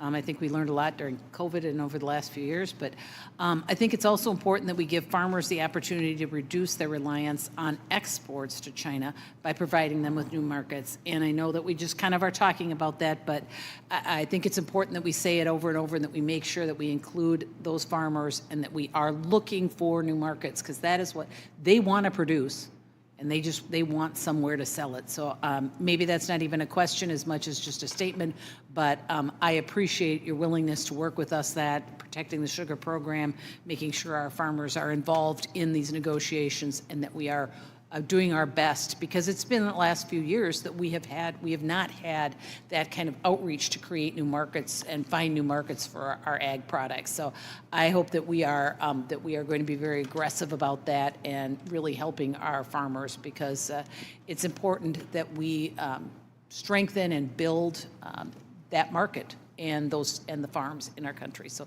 thank you for being here. I hope I made it really easy on you, because you've had a tough day. But thank you very much, and I yield back, Mr. Chair. Thank you. Thank you. I now recognize Mr. Snyder from Illinois for 5 minutes. Thank you, Mr. Chairman, and I'm not going to make it any easier on you, Ambassador, but I will pick up on what Ms. Fischbach and Schweikert before said. Ambassador Greer, yes or no, didn't Israel zero out all tariffs on U.S. products before President Trump announced his across-the-board tariffs on April 2nd? They indicate they're willing. Just yes or no? They did not do it yet. They announced they wanted to. They announced it, but yet President still imposed 17% tariffs on Israel. Ambassador Greer, what's our trade balance with the elephant and fur seals, petrels, albatrosses, and penguins living unheard in McDonald Islands? They're part of Australia's customs union. But they're separate, and I'm going to reclaim my time. The President has imposed specific tariffs on herd and McDonald Islands while not taking any action against Russia, Belarus, North Korea, or Cuba. And I don't want to disappoint my mom and my wife or have them yell at me, but Mr. Greer, I'm going to say what I think almost everyone is thinking. WTF? What's the president thinking? What did he and you think was going to happen after unilaterally declaring a global trade war? Did you expect the so-called Liberation Day to become Liquidation Week, destroying more than $10 trillion of value and moving us from an extended bull market into a self-induced bear? Did you intentionally plan to decimate Americans' retirement accounts and 529 accounts for their kids' education? Did you and the president anticipate raising prices for American families already struggling to make ends meet? Did you mean to make American businesses less, not more competitive in global markets? Was the intention, with the largest tax increase in U.S. history, to put the United States and maybe the entire global economy into a recession because of what Wall Street Journal editorial board, let me repeat this, it was the Wall Street Journal editorial board said is the dumbest trade war in history. Already, Diane Swank, the chief economist at KPMG, is saying that her baseline forecast is a recession starting this quarter. Jamie Dimon and JP Morgan have raised their probability of recession to 79%. The Wall Street Journal reports the betting markets have it at 70%, and Goldman Sachs recently again raised their likelihood the second time since this trade war started to 45%, and I expect that will rise again. Indeed, by the time you have finished this hearing, I wouldn't be surprised if we already were in a recession. Less than a week after President Trump's declaration of, again, the largest sales tax in U.S. history, global markets continue to roil as a result of tariff-based recession fears. The president's newly imposed tariffs have real-world impacts on every one of my constituents who will see higher prices at the grocery store, shortages of critical products, and less money in their retirement accounts and the accounts for their kids' education. American families deserve relief, but instead, thanks to President Trump and you, they're heading to the store to panic buy essentials before retailers raise their prices. I've heard from literally thousands of constituents about the pain that President Trump has said this country will suffer as a result of these tariffs. They have written to me sharing that they have lost as much as 20% of their 401k and 529 accounts in the last week alone due to market fluctuations that are responding in real time to the president's announcements of arbitrary and capricious tariffs. Seniors who recently retired are worried about having to return to work to make sure they can make ends meet, and today wonder if they will now outlive their retirement savings. Small business owners are worried about laying off employees. Large companies in my district are preparing their next earnings report for investors and telling me that the impacts of these tariffs are material. That's business speak, for the tariffs are going to have a real adverse effect on their operations and likely adverse effect on their cash flows. Make no mistake, President Trump's trade agenda is slowing economic growth and job creation, weakening U.S. global leadership, and increasing the cost of doing business in the United States. These tariffs make life for Americans more expensive, make our nation less secure, and our citizens less prosperous. Congress must take back its constitutional authority to stop the chaos and the pain President Trump is inflicting on American families and dig us out of what could be a self-inflicted recession. Before I ask a question with my limited time, I ask unanimous consent to submit into the record the CIA World Factbook entry for Heard Island and McDonald Island. Without objection. I also ask unanimous consent to submit for the record an article from Scientific American, The Heard and McDonald Islands Are Pristine Biological Wonderland. The subtitle of the article is Trump's Tariffs Put a Spotlight on the Uninhabited Heard and McDonald Islands, which comprise a remote volcanic refuge for penguins and seals and a UNESCO World Heritage Site. This just once again illustrates that these tariffs are not strategic, they are not targeted, they are arbitrary and capricious in hurting our economy and our American citizens. I yield back. Thank you. I now recognize Mr. Moore from Utah for 5 minutes. Thank you, Mr. Chairman. Ambassador, thanks for being here. And as I've said to you before, I can't tell you how much I appreciate the communication and the ability to dialogue. This hearing's, in my opinion, one of the most important hearings that we've had, and it's been very important for folks to be able to hear this out. And thank you for providing details and responses. We've talked a lot about trade deficits today in this hearing, and I have concerns about how we went about some of the calculations with just focusing on imbalance. But that completely aside, what I wanted to actually bring was the other side of this equation. So we run massive trade surpluses in services with just about every major economy in the world, especially in high value and high employment technology software industries. And recognizing that there's digital service taxes that we don't like, and we we try to address some of that on the tax side, and we're going to work on retaliatory tax side with that in this committee, actually. The Europeans, Koreans, Japanese, they're all allowing us to, our U.S. tech firms, to run surpluses in their markets for a reason. We have the best talent and the most skilled innovators in the world.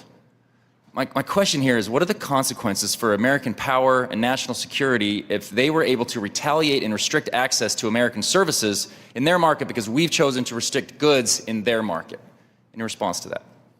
So the good news on this is all of these countries, most of them have said that they are not going to retaliate and they want to talk to us. And they're mindful that even though we have surpluses in many of these areas, they still have a lot of barriers against our folks, right? And this giant book that we put out, that I hope one day we never have to put out again, a lot of this are about the services barriers we have, including in our friendly partners. So my expectation is that they will bring those barriers down. That's my expectation. And this is where I draw some optimism. But we're really early in this. If this is prolonged, does their position on no retaliatory commitment, does that wane? And that's something we have to be hyper focused on, and we've got to be vigilant. I have a big concern, and I would, to what extent would you have a concern? Are we at the risk of losing the AI race to China if we lose our innovative edge and our exporting advantage over China? So I think that we benefit from having huge innovation here in the United States. We have an economy that cultivates innovation. We prioritize it. We have an intellectual property system that protects it. You don't have those kinds of things in China, right? You don't have that level of protection. You don't have that level of attractiveness. Now, we can't be complacent by any means. I think it's incumbent on us to continue to have domestic laws and incentives to make sure that we're innovating here. And it's important to have manufacturing, because manufacturing and innovation go along with each other. I'm going to add to that. So really what this boils down to, and I'll try to make it a little personal here. You and I went to rival universities. We're still working through some of those challenges. For now. Yeah. We may never see eye to eye on it, but we were both probably 40 minutes away from some world-class ski resorts on the Wasatch Back during those college years. During college, I always went to the Sports Den. It's a local sporting goods store, and I've known the owner, Mark, for over 30 years. I took my, every banner at every Little League thing has his banner there. He's committed to the neighborhood, to the community.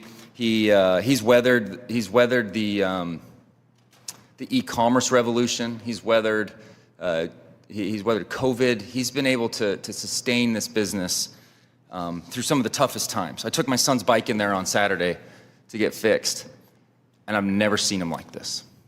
I've never seen him so anxious, so nervous about what's going on. He pointed to everything in his shop. I buy ski equipment from him. We rent stuff from him, all the gear. I've never seen him like this. And I would ask you, what do I say to him? He's really nervous right now, and I know it's impacting, and I know it's just a lot of concern. What do I say to him? Well, I wish there was a silver bullet for this, Congressman, because I'm sensitive to this, and you all have constituents, whatever side of the aisle you're on, who are talking to you about this.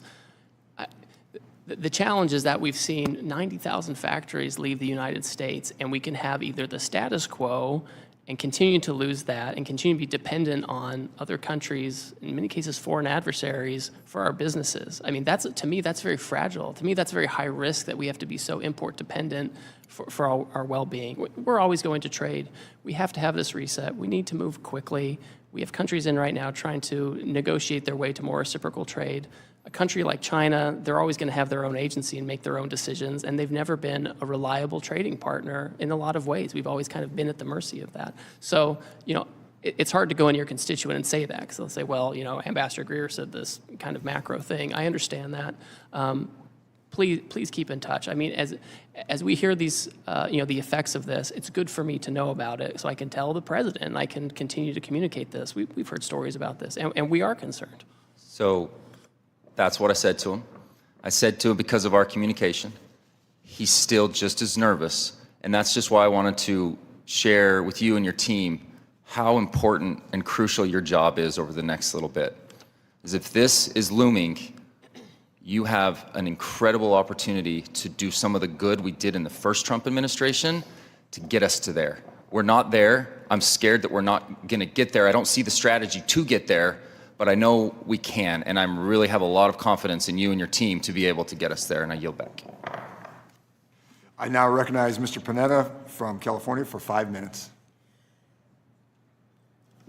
Thank you, Mr. Chairman. I appreciate that. And Ambassador Greer, thanks for being here. I admit, before this week, talked to a lot of my colleagues about you. They actually said a lot of good things about you.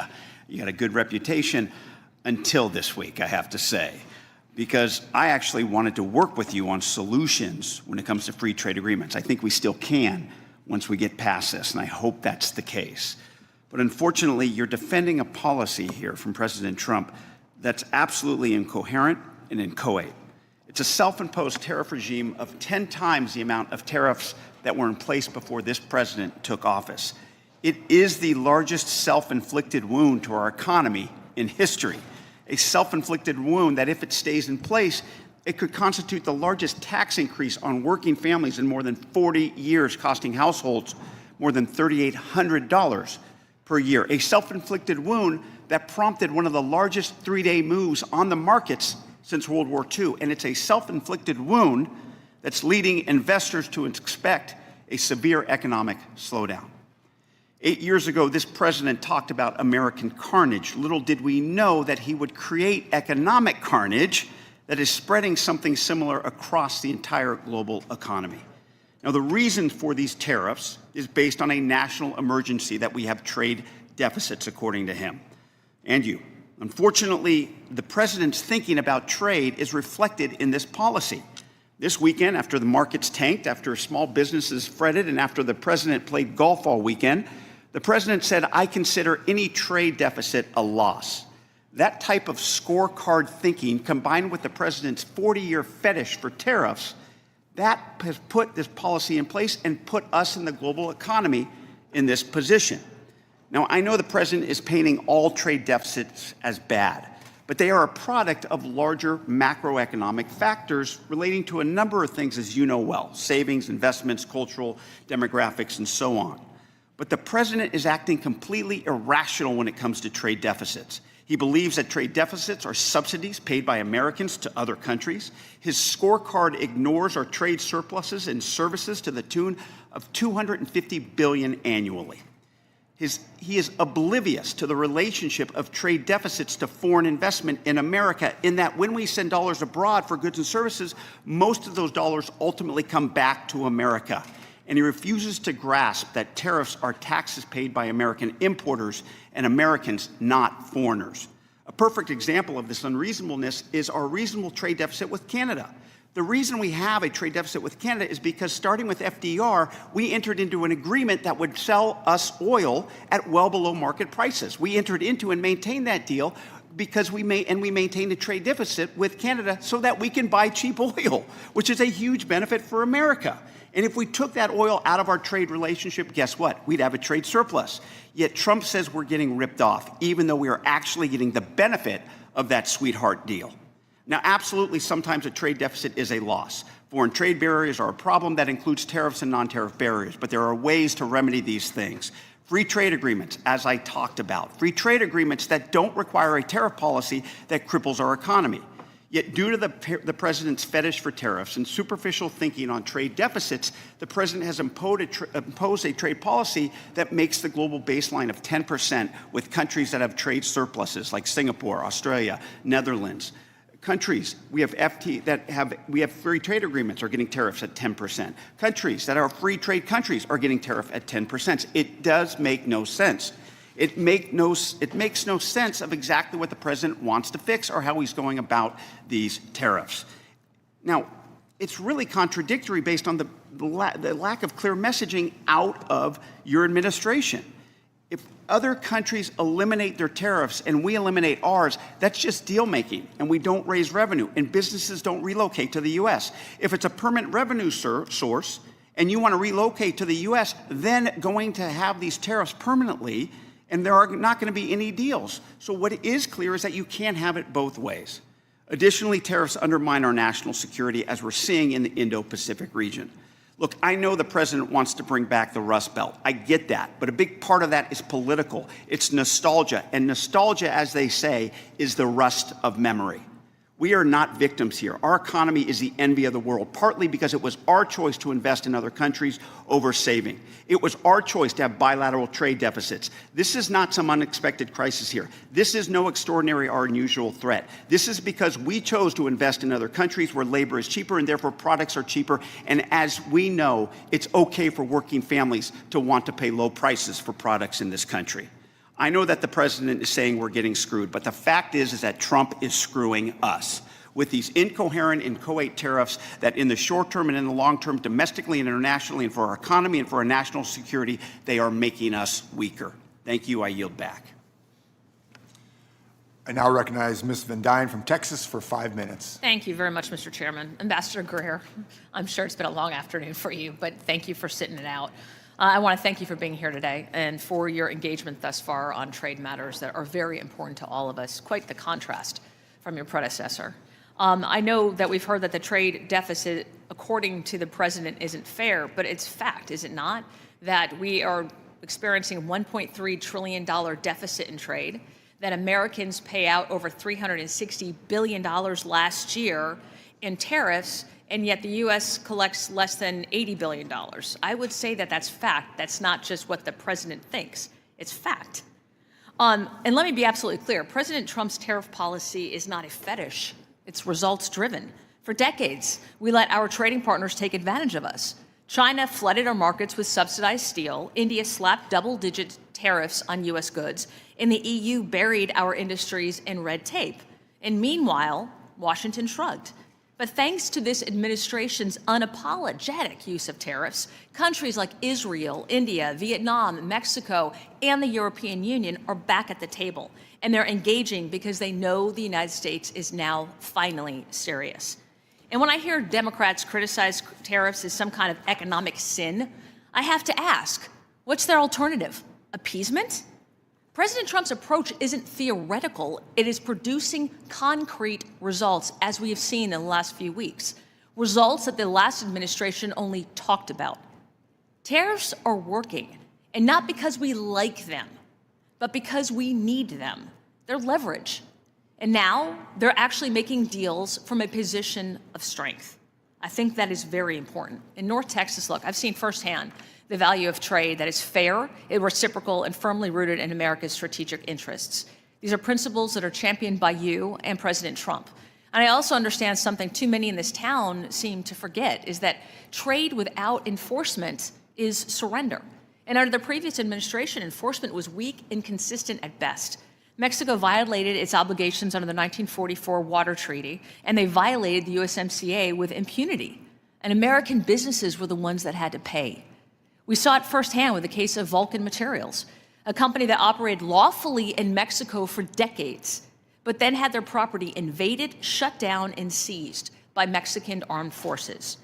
As we approach the USMCA review, can I ask how the administration is planning to protect these American business interests and ensure that Mexico complies with its obligations?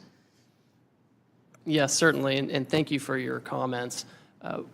What we see is that Mexico, despite their obligations under the USMCA, continues to discriminate against U.S. companies and U.S. products.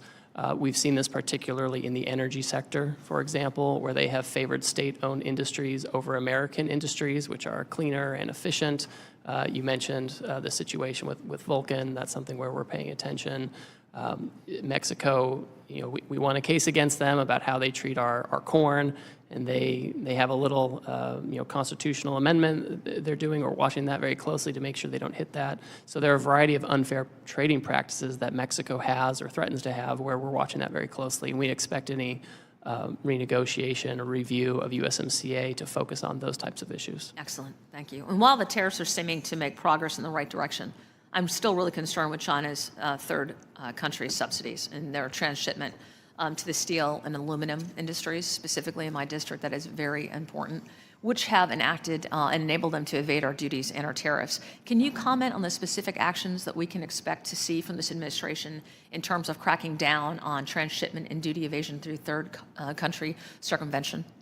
Certainly, and this is, for example, you mentioned steel and aluminum. The president recently tightened exclusions and exemptions under steel and aluminum because of those types of issues. I think that we need to pay attention to whether goods coming in from Mexico and Canada, for example, whether they contain a lot of Chinese content. Some of this is Customs and Border Protection needs to do more enforcement. I know that they're focused on this, but I think that we need to make sure where we have trade agreements that the benefits of the agreement are going first to Americans and then, of course, to trading partners who follow the rules. And we have to have enforcement. And enforcement means tariffs. People say they want enforcement, but in the trade space, enforcement means tariffs. So we're going that direction too. I'm concerned that our current trade remedy laws will not suffice, which is why I'm leading the Level the Playing Field 2.0 Act with Ms. Sewell. Do you agree it's time for Congress to update trade remedy laws? Oh, I certainly agree with that, yes. Awesome. All right, Ambassador, we're at a pivotal moment. We finally have a trade policy that doesn't just talk about fairness, but it actually demands it. The Trump administration has sent a clear message. The era of taking advantage of the United States is over. Thank you again for your testimony and leadership, and I yield back. Thank you. Thank you. I now recognize myself for 5 minutes, and I just want to say thank you, Ambassador Greer, for taking the time to speak with us today. It's great to hear a voice of reason. I want to first thank you for including Germany's withholding tax on IP on USTR's list of investment barriers in the National Trade Estimate. And I look forward to working with you on this and ensuring fair treatment of American businesses across the world. I saw the list, and that was one of them, Section 49, so thank you very much. I am from a district, the second largest ag district in the country, number one in cattle, hogs, corn, soybeans, and so forth. 20% of our ag production in the United States goes to the export market. So my hope is to see tariffs imposed last week quickly lead to fair and reciprocal market access and to end many of the long-standing agricultural trade barriers around the world. I mean, that is really my hope. So if I may ask you, it's a really interesting time. We have 70 countries that President Trump said last night, 70 countries that want to negotiate, which is incredible. Can you talk to me, do you have the staff and resources to manage all these negotiations at this time, and how can we help? Thank you. I, of course, could always use more staff. We had some folks leave, USTR career folks leave during the last administration. We have my deputies who are currently going through the confirmation process, but we have a strong staff. We have most of our political appointees in. We have career veteran USTR folks who know these issues, who have been there for many years. I know them from the last time I was there. I work very closely with them. This is a situation where we have embraced the agency, and these folks are truly at the tip of the spear. They're the ones who helped put together this book with all the non-tariff trade barriers that we're putting together. So they know their brief, they know what they're doing, and when the countries come in, there's not a lot of extra homework that needs to be done because we know exactly the barriers we're targeting. So we're doing our best with what we have. I always welcome more staff, of course. It's great to hear. So there's two types when it comes to trade. Obviously, there's the barriers, the concerns, but also there's the opportunity. I think about agriculture, that we can expand our markets to the UK, to India, to Kenya. There's so many areas that we can expand. Can you just touch on that? We're negotiating with 70 countries, but then we also want to expand these markets, these other markets. Can you just briefly talk on how we can create expansion for our agricultural community? Certainly. Again, the foundation of the president's action is to achieve reciprocity because we think the lack of reciprocity, we know the lack of reciprocity is a driver of this trade deficit that's left us in such a challenging situation. And so as you're seeking reciprocity, and again, we have countries coming and saying we're interested in reciprocity, part of that is making sure that they're treating us as we treat them. That means that they have to lower their tariffs, they lower their non-tariff barriers, and that's where you get the market access. That's where you get expanded markets.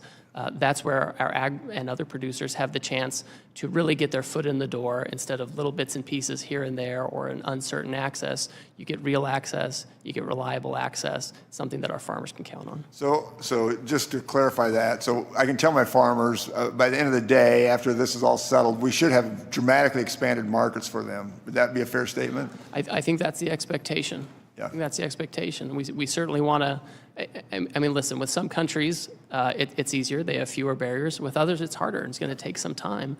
And in the meantime, they'll have that tariff. But my hope is that we can have a lot of these countries have reciprocal trade with us and make it, we can be more competitive, whether we're farmers or manufacturers or producers, if we have real access to these other markets. Be more competitive here and produce here. Yep.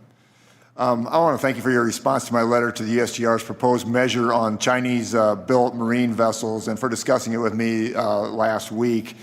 The proposal of the USTR to counter China's shipbuilding industry would significantly increase freight costs on U.S. soybeans and soy products, in turn making the price of U.S. soybean products uncompetitive versus other countries. I'm hearing from my constituents that global soybean orders are simply being canceled and grain shippers cannot secure freight past May due to this uncertainty. I just wanted to hear from you again. So what can I tell my soybean producers, I'm the largest in the country, to give them some peace in this matter and what's happening? Well, first of all, we should have final decision on that by the middle of this month. Second of all, there were a lot of proposed measures in that Section 301 action on shipbuilding. I think that, and this could have been a communications issue, I think some people thought that all of those measures would be imposed. Those were proposed measures for people to comment on and receive feedback. We've now had that process where we've had the feedback, and now we consider which of those measures is most appropriate. Thank you very much. I now yield myself back. Now I recognize Mr. Gomez from California for 5 minutes. Thank you so much. I want to just get to the point. I want to start off by making sure we're speaking the same language, Mr. Ambassador. Do you agree that tariffs are a tax, yes or no? They're a tax on foreign goods. Okay, so I'm glad you're here to say that, because also economists say that 98% of that tax is passed on to the American consumer, right? 98 to 99% is passed on to the American consumer in higher prices. And it's going to fall disproportionately, especially on working Americans. So higher costs when it comes to food. 40% of our produce are produced out of the country.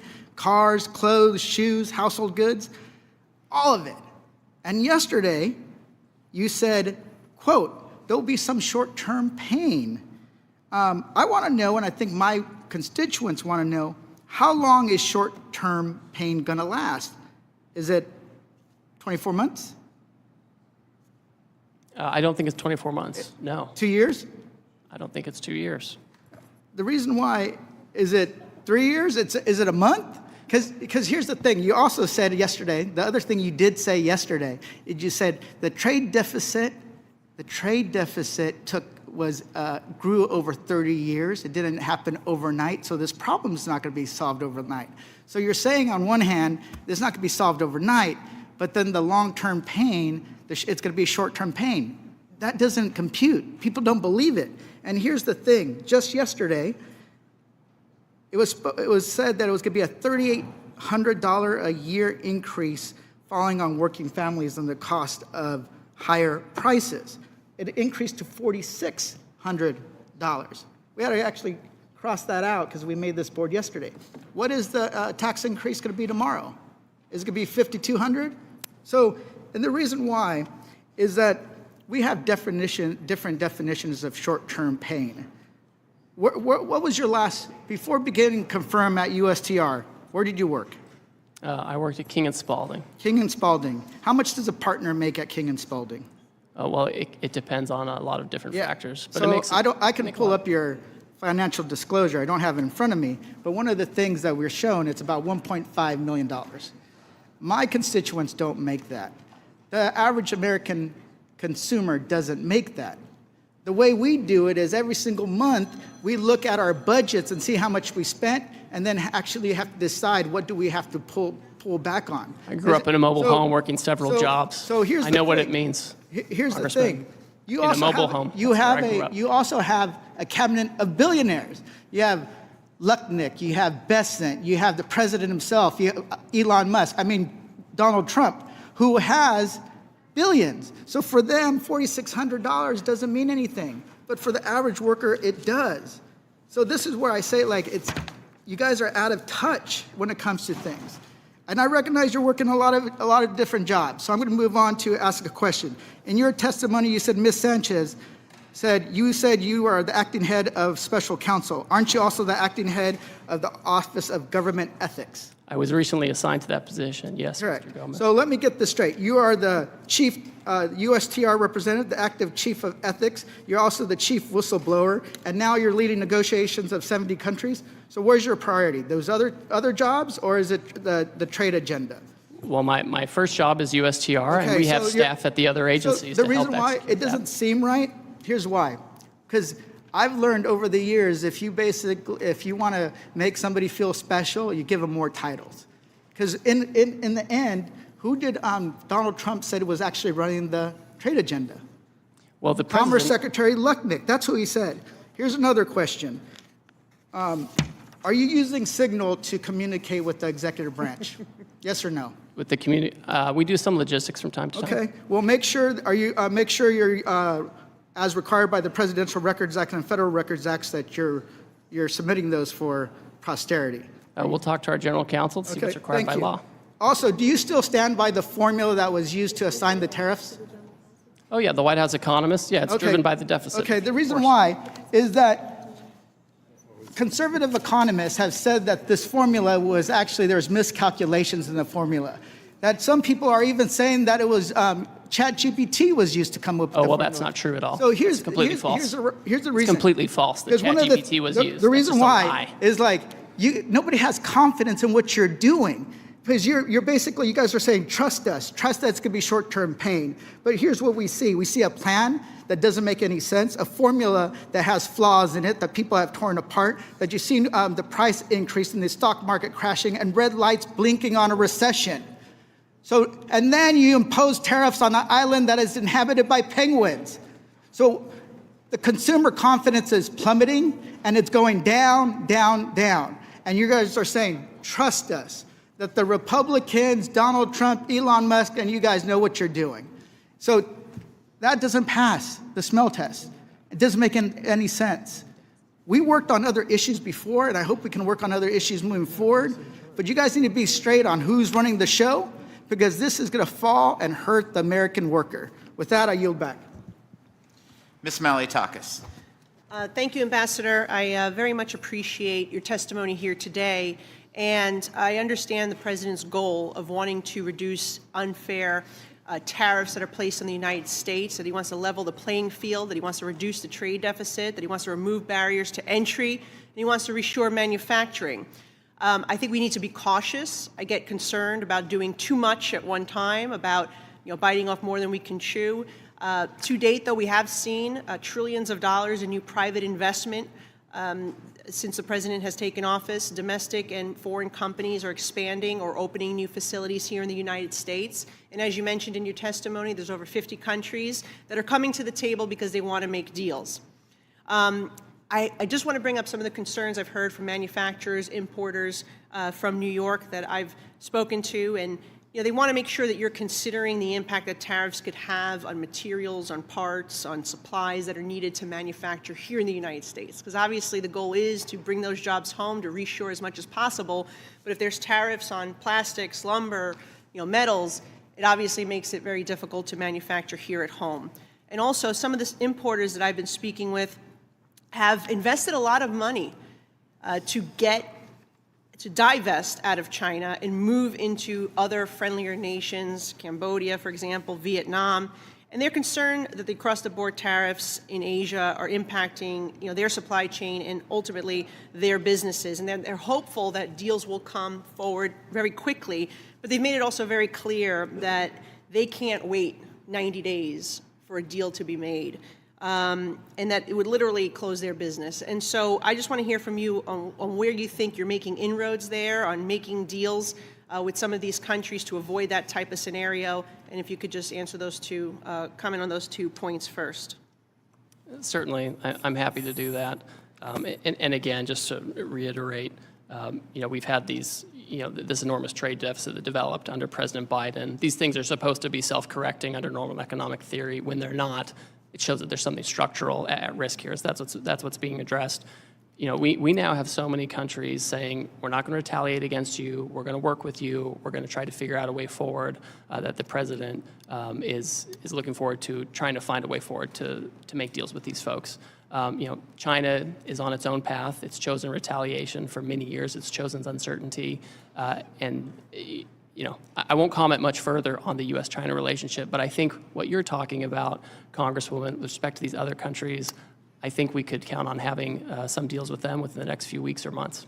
Yeah, I hope it's more the few weeks, because I think, again, too many months may hurt the ability for these companies to survive there. At least if you're able to do some business in Vietnam or Cambodia, you don't have to rely on communist China, which they're already starting to move out. But I feel like that's a real issue, because even if we want to bring the supply chain home, this brings me to my second point about pharmaceuticals. We've all said it here today. 4 years that Joe Biden was there, he did nothing to reduce our dependency on communist China for our medical supply. In fact, from 2020 to last year, we saw $213 billion worth of medicine imported from China. That's a 2.5-time increase than the decade before. And so we are relying more today, post-COVID, on communist China for our pharmaceuticals, and that is a very dangerous thing. But my question is, with your goal of trying to bring facilities back home, I mean, it does take about 7 years to get one of these manufacturing plants up and running.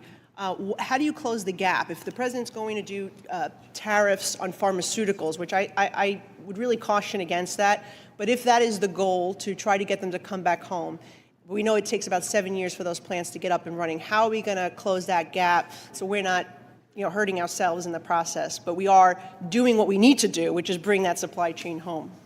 Well, I think there's a role for Congress in bringing home the supply chains. The president can act with the authorities he's been given, and we found that a tariff isn't, in the first term, we found a tariff is a way to become less dependent on China, for example. We know it works. It's just math. The data's there. That's how it is. To the extent that Congress is interested in helping reshore and creating, tax structures that incentivize manufacturing, I think that's just really important. I think we have to have that. Well, and I'm glad you mentioned that, because I actually have legislation to do just that, to incentivize our sensitive supply chain, particularly pharmaceuticals, back here, and also to utilize Puerto Rico, which has had historically the infrastructure to do it. I agree with my friend Dr. Murphy, who pointed that out earlier, and I have 2 pieces of legislation that I hope the committee will take up, or perhaps we'll put a piece in the tax package. But I do look forward to working with you. I think it does take more than that. We also have to reduce some of the regulatory framework and some of the permitting process that takes too long. But we can get there, but we need to make sure we don't hurt ourselves in the interim. Appreciate your time. Thank you. Mr. Kerry. Mr. Ambassador, a pleasure to be with you today. Thank you for your testimony. I also want to compliment you. I think anybody that has had a successful career on the private sector, who's willing to come back into the public sector, says a lot about the character of the person. So I appreciate your service to the country, sir. I was pleased to see the administration's decision to exclude oil and natural gas from these new reciprocal tariffs on countries with unfair trade practices. As we all know, one of the administration's top priorities is increasing U.S. oil and gas production, which is a shared goal of mine. As many of you know, Ohio is one of the largest coal-producing states east of the Mississippi River. But in order to accomplish this, the energy industry will need access to key materials and inputs to bring these projects online and help keep the U.S. as the top supplier of energy resources. Many of these products, including specialized steel, are not currently produced in the United States, and it's just a matter of fact. These products are designed to handle unique operating environments like higher pressures and temperatures needed for energy production. Many of these specialized products, there really is no domestic option. I mean, it's just, there isn't. So can you share how USTR is considering treatment for these types of key end-of-use materials like specialty steel in regard to the tariffs, especially considering that many of these products cannot be sourced in the U.S. and are essential to help deliver the administration's energy agenda? So, Congressman, the specialty steel you're talking about is not covered by the reciprocal tariff. The Commerce Department, using Section 232 action, they oversee any tariffs on steel and aluminum, and so I'm not trying to pass the buck, but they're much better placed to talk about how that's being implemented. I just want to identify this as something that is very concerning to a lot of people. So we'll follow up with your team, and we'll follow up the right people. The other thing I do want to bless you. Bless you. Sorry. Bless you. I yield back the balance of my time. No. Ambassador, I also want to echo Congressman Feenstra's comments about the Chinese-flagged vessels that are going into certain ports. That's a very, very big issue for a lot of commodities. I don't care whether it's corn or coal or soybeans, whatever it is. So I appreciated your remarks on that, but it's something that we will definitely follow up with you on. One of the things, President Trump unleashed the American LNG industry by ending the former administration's era permitting pause. And as you know, the U.S. LNG industry is already being targeted by nations that are subject to the president's new tariffs. So my question to you is, do you have any plans to prioritize America's newly restored LNG export capacity in conversations with foreign nations?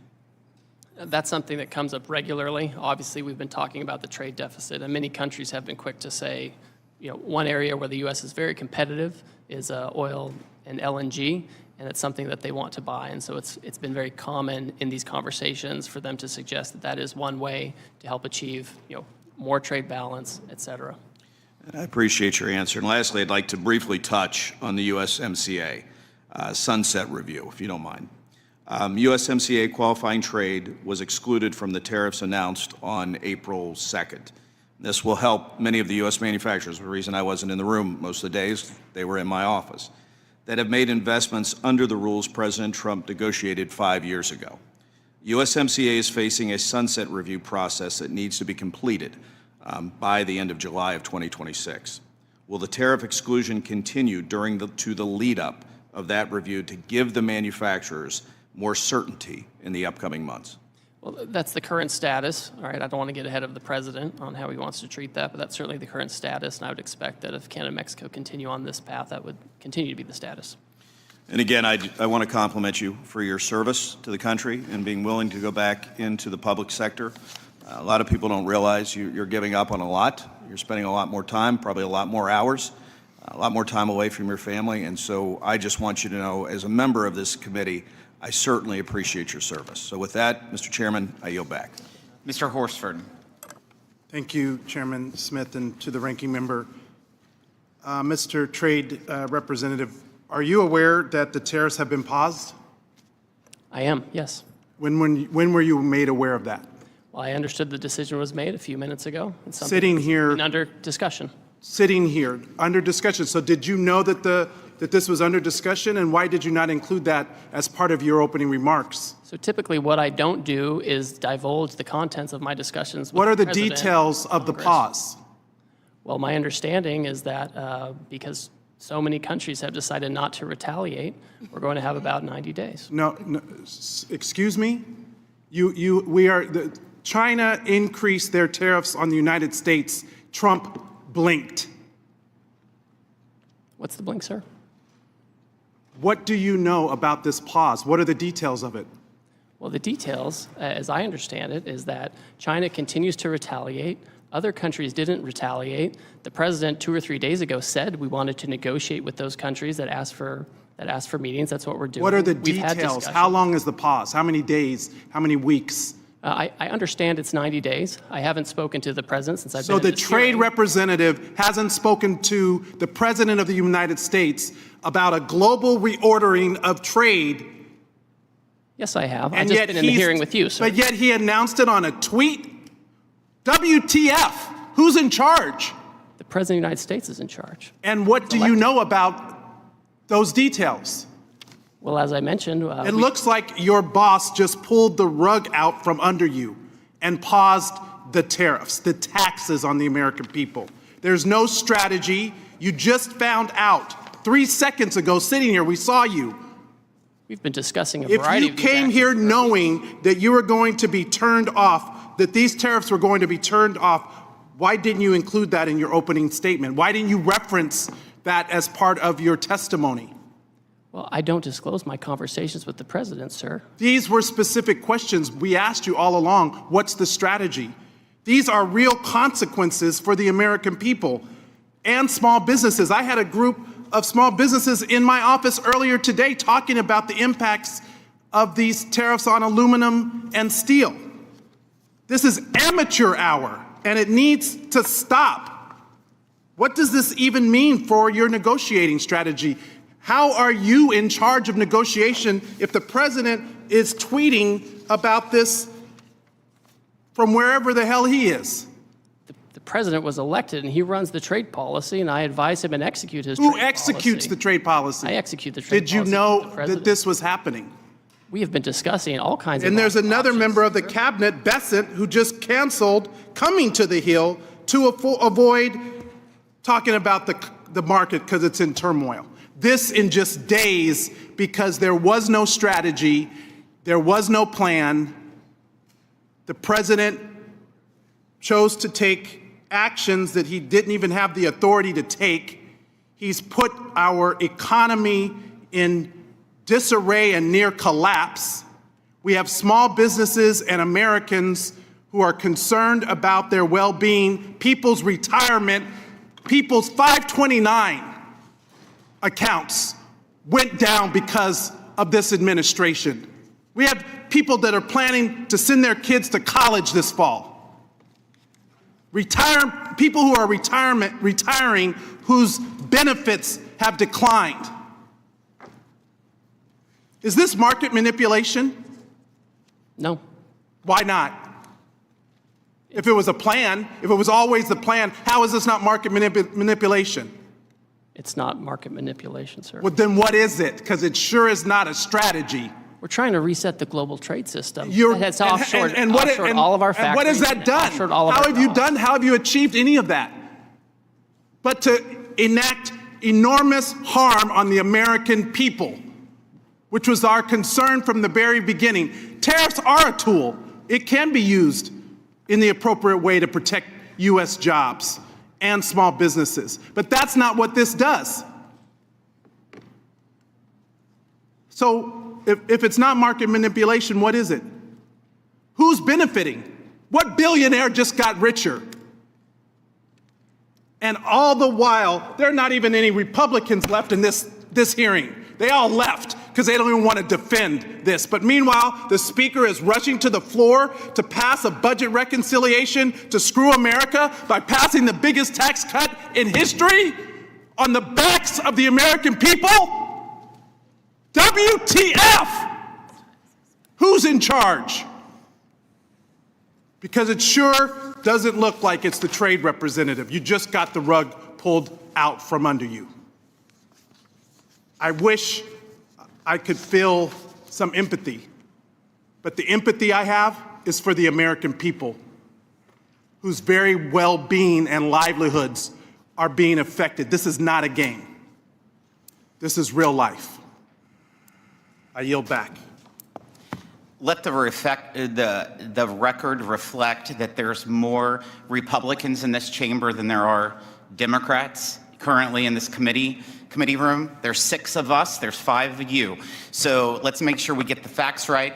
I appreciate the president did not blink on China, as was said earlier, and it needs to be corrected in the record. In fact, he increased China by 125%. Would you yield, Mr. Chairman? I do not. Can we have a colloquy? No. We don't want to talk about the trade policy here in the Trade Committee. This is our jurisdiction. Your time has expired, and I'm more than happy to talk to you. I asked if you would yield. And I said no.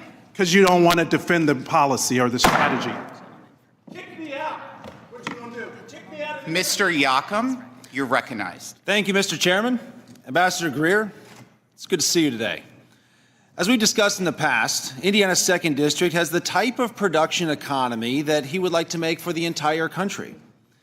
We manufacture 85% of the nation's RVs, 60% of artificial knees and hips, as well as boats, trailers, buses, auto parts, Humvees, you name it. We also have a ton of ag in my district: corn, soybeans, eggs, dairy, ducks, beef, pork, lumber, potatoes, and tomatoes. I could go on. Lumber alone, I was actually just meeting with a cabinet manufacturer here a few minutes ago. I couldn't even remember if I had been to that cabinet manufacturer's site because we have so many of them in my district. I don't know how we do all that in one area, but somehow we do. All this to say, supply chains matter, both getting inputs in the door and outputs out to market. Small hang-ups can create expensive backups.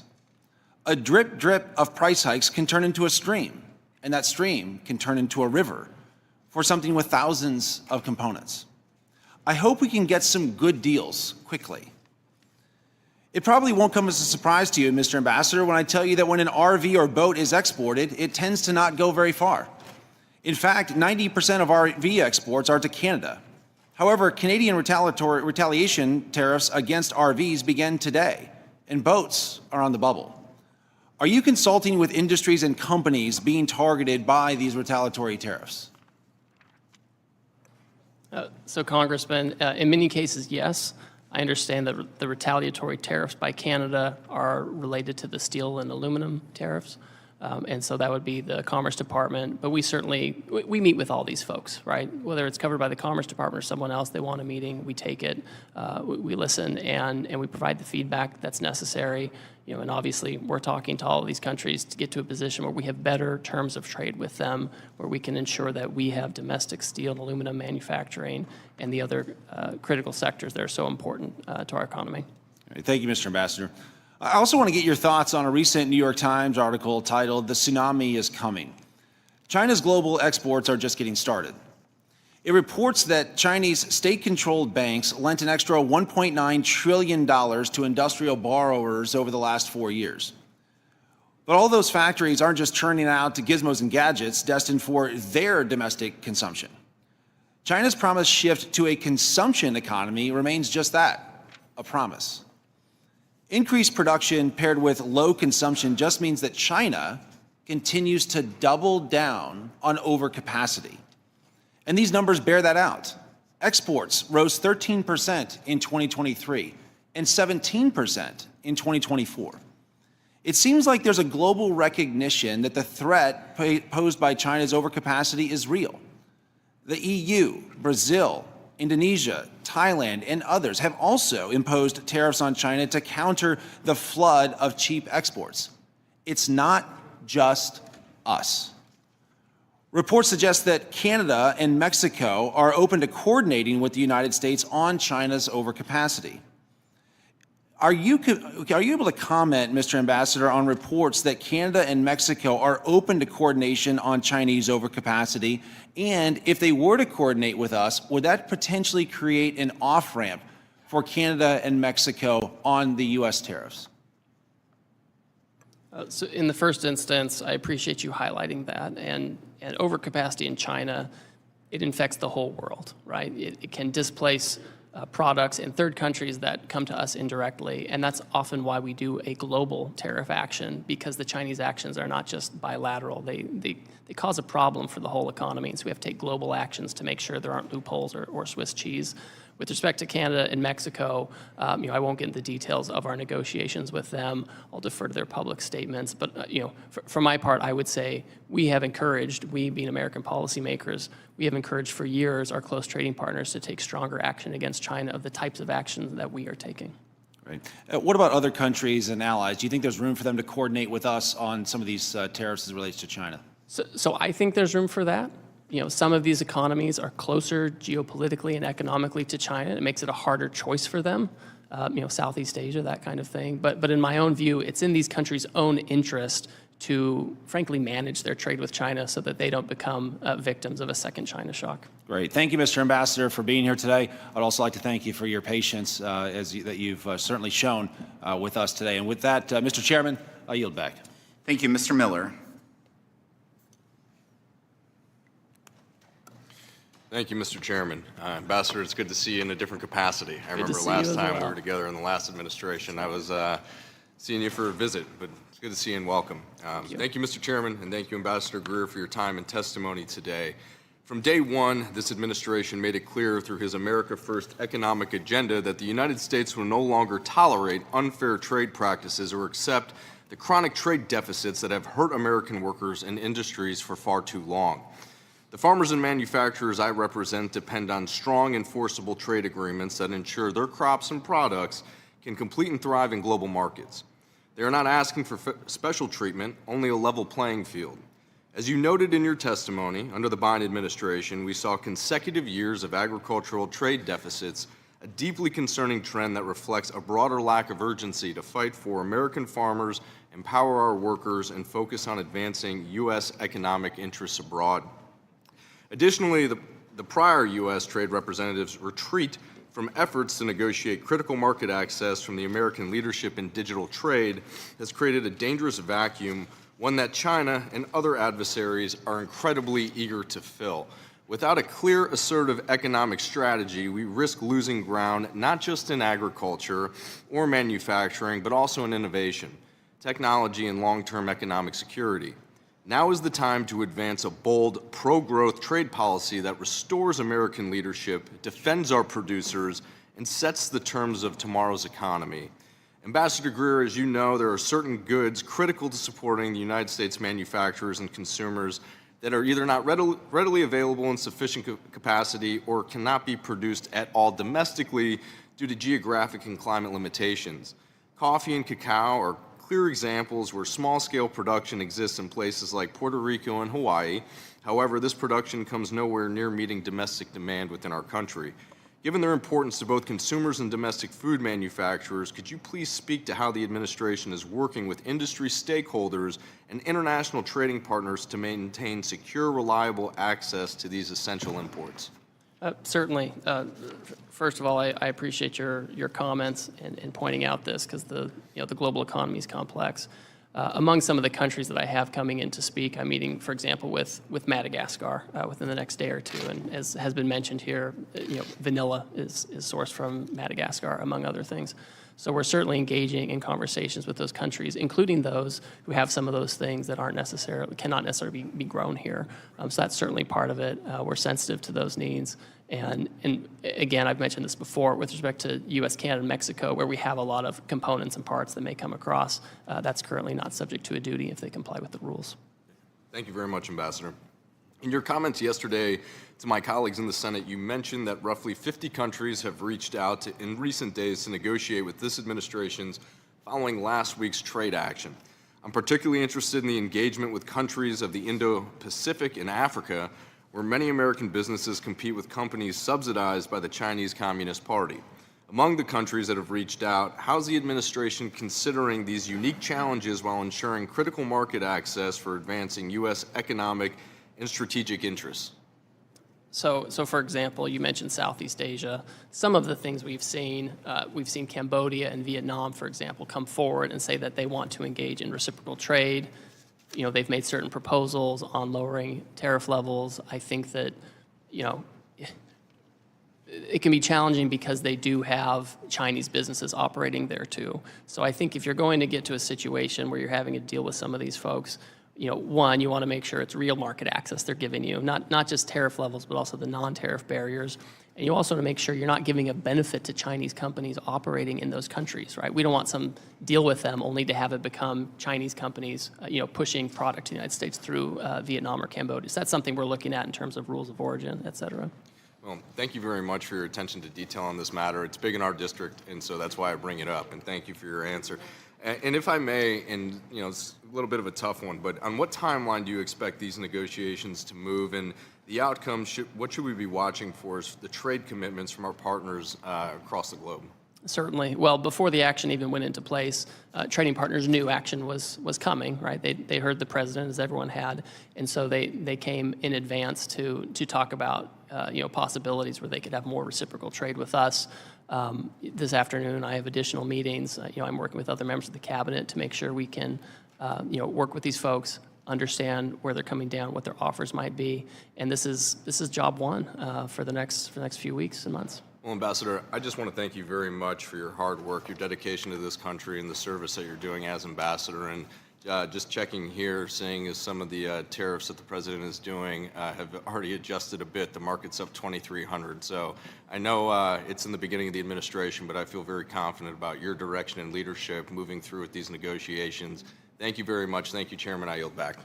Thank you. Ms. Plaskett. Thank you very much, Mr. Chairman and Ranking Member. Ambassador, good afternoon. I had quite a number of questions about tariffs, but since that's on pause, I'm going to pause on those questions and deal with one that is more specific to my district and one that I'm concerned with, and that's regarding a proposed rule that you have that has been put out, and I know that there have been testimony about it. In the U.S. Virgin Islands, in throughout the Caribbean, as well as some of the other territories. In Hawaii, we import virtually everything needed for daily life, from food products, poultry, groceries, vehicles, etc. 97% of the food that's consumed in my district comes from imported goods. I'm deeply concerned about the impact of trade actions, particularly because it seems very apparent that I don't know if the American territories have been thoroughly thought through and the impact this will have on us in some of these tariffs as well as some of the proposed rules. Proposed action taken under the Office of the U.S. Trade Representative, Section 301, authority, right now does not provide a balanced solution, particularly when it comes to American businesses and jobs in the shipbuilding capacity. We know that you've proposed a rule to impose fees on those ships which are not made, that are Chinese made, that are not American made. However, a large portion of ships which are much smaller than those that are made in American ports, the American ports are predominantly making those for the military purposes. It's cost effective for them to do it for the military, but not for those kinds of cargo shipping that's done in the Caribbean region. It doesn't provide a balance for us, and we are concerned not only in the Virgin Islands, but Puerto Rico, as well as the other Caribbean islands, that this imposition of $1 million per port that is being proposed will bear incredible impact on us. U.S. shipping industry serving the Caribbean cannot absorb additional costs of the proposed port fees, which would have a significant economic consequence to us. I have the median income, family income in the Virgin Islands is $30,000 a year. The cost of $1 million per port is going to be passed on to the consumers in my district, to the business owners. We are about to start a rebuilding of 20 schools, 2 hospitals, a complete microgrid, complete utility rebuilding both in the Virgin Islands and Puerto Rico. All of the laying and supplies that are coming into us are coming from these type of vessels. If they are then going to be imposed this fee, we will, negotiations that have already been done with FEMA for the cost of rebuilding are going to skyrocket, and we need some support for that. The thought is, sir, is many of these shipbuilders are in fact American-owned. They're American shipping vessels that are American-owned. They are just Chinese-made. Has there been discussion about having some exemption for American-owned, American vessels that are coming out of Florida, going into the Caribbean? I have a chart up here. $92 billion has come from the Caribbean are imported from the United States. The Caribbean region, which only has 80 million people, is the 4th greatest trade partner with the United States. Have you thought about exemptions for those individuals who are in there? Thank you for your thoughtful comments and feedback.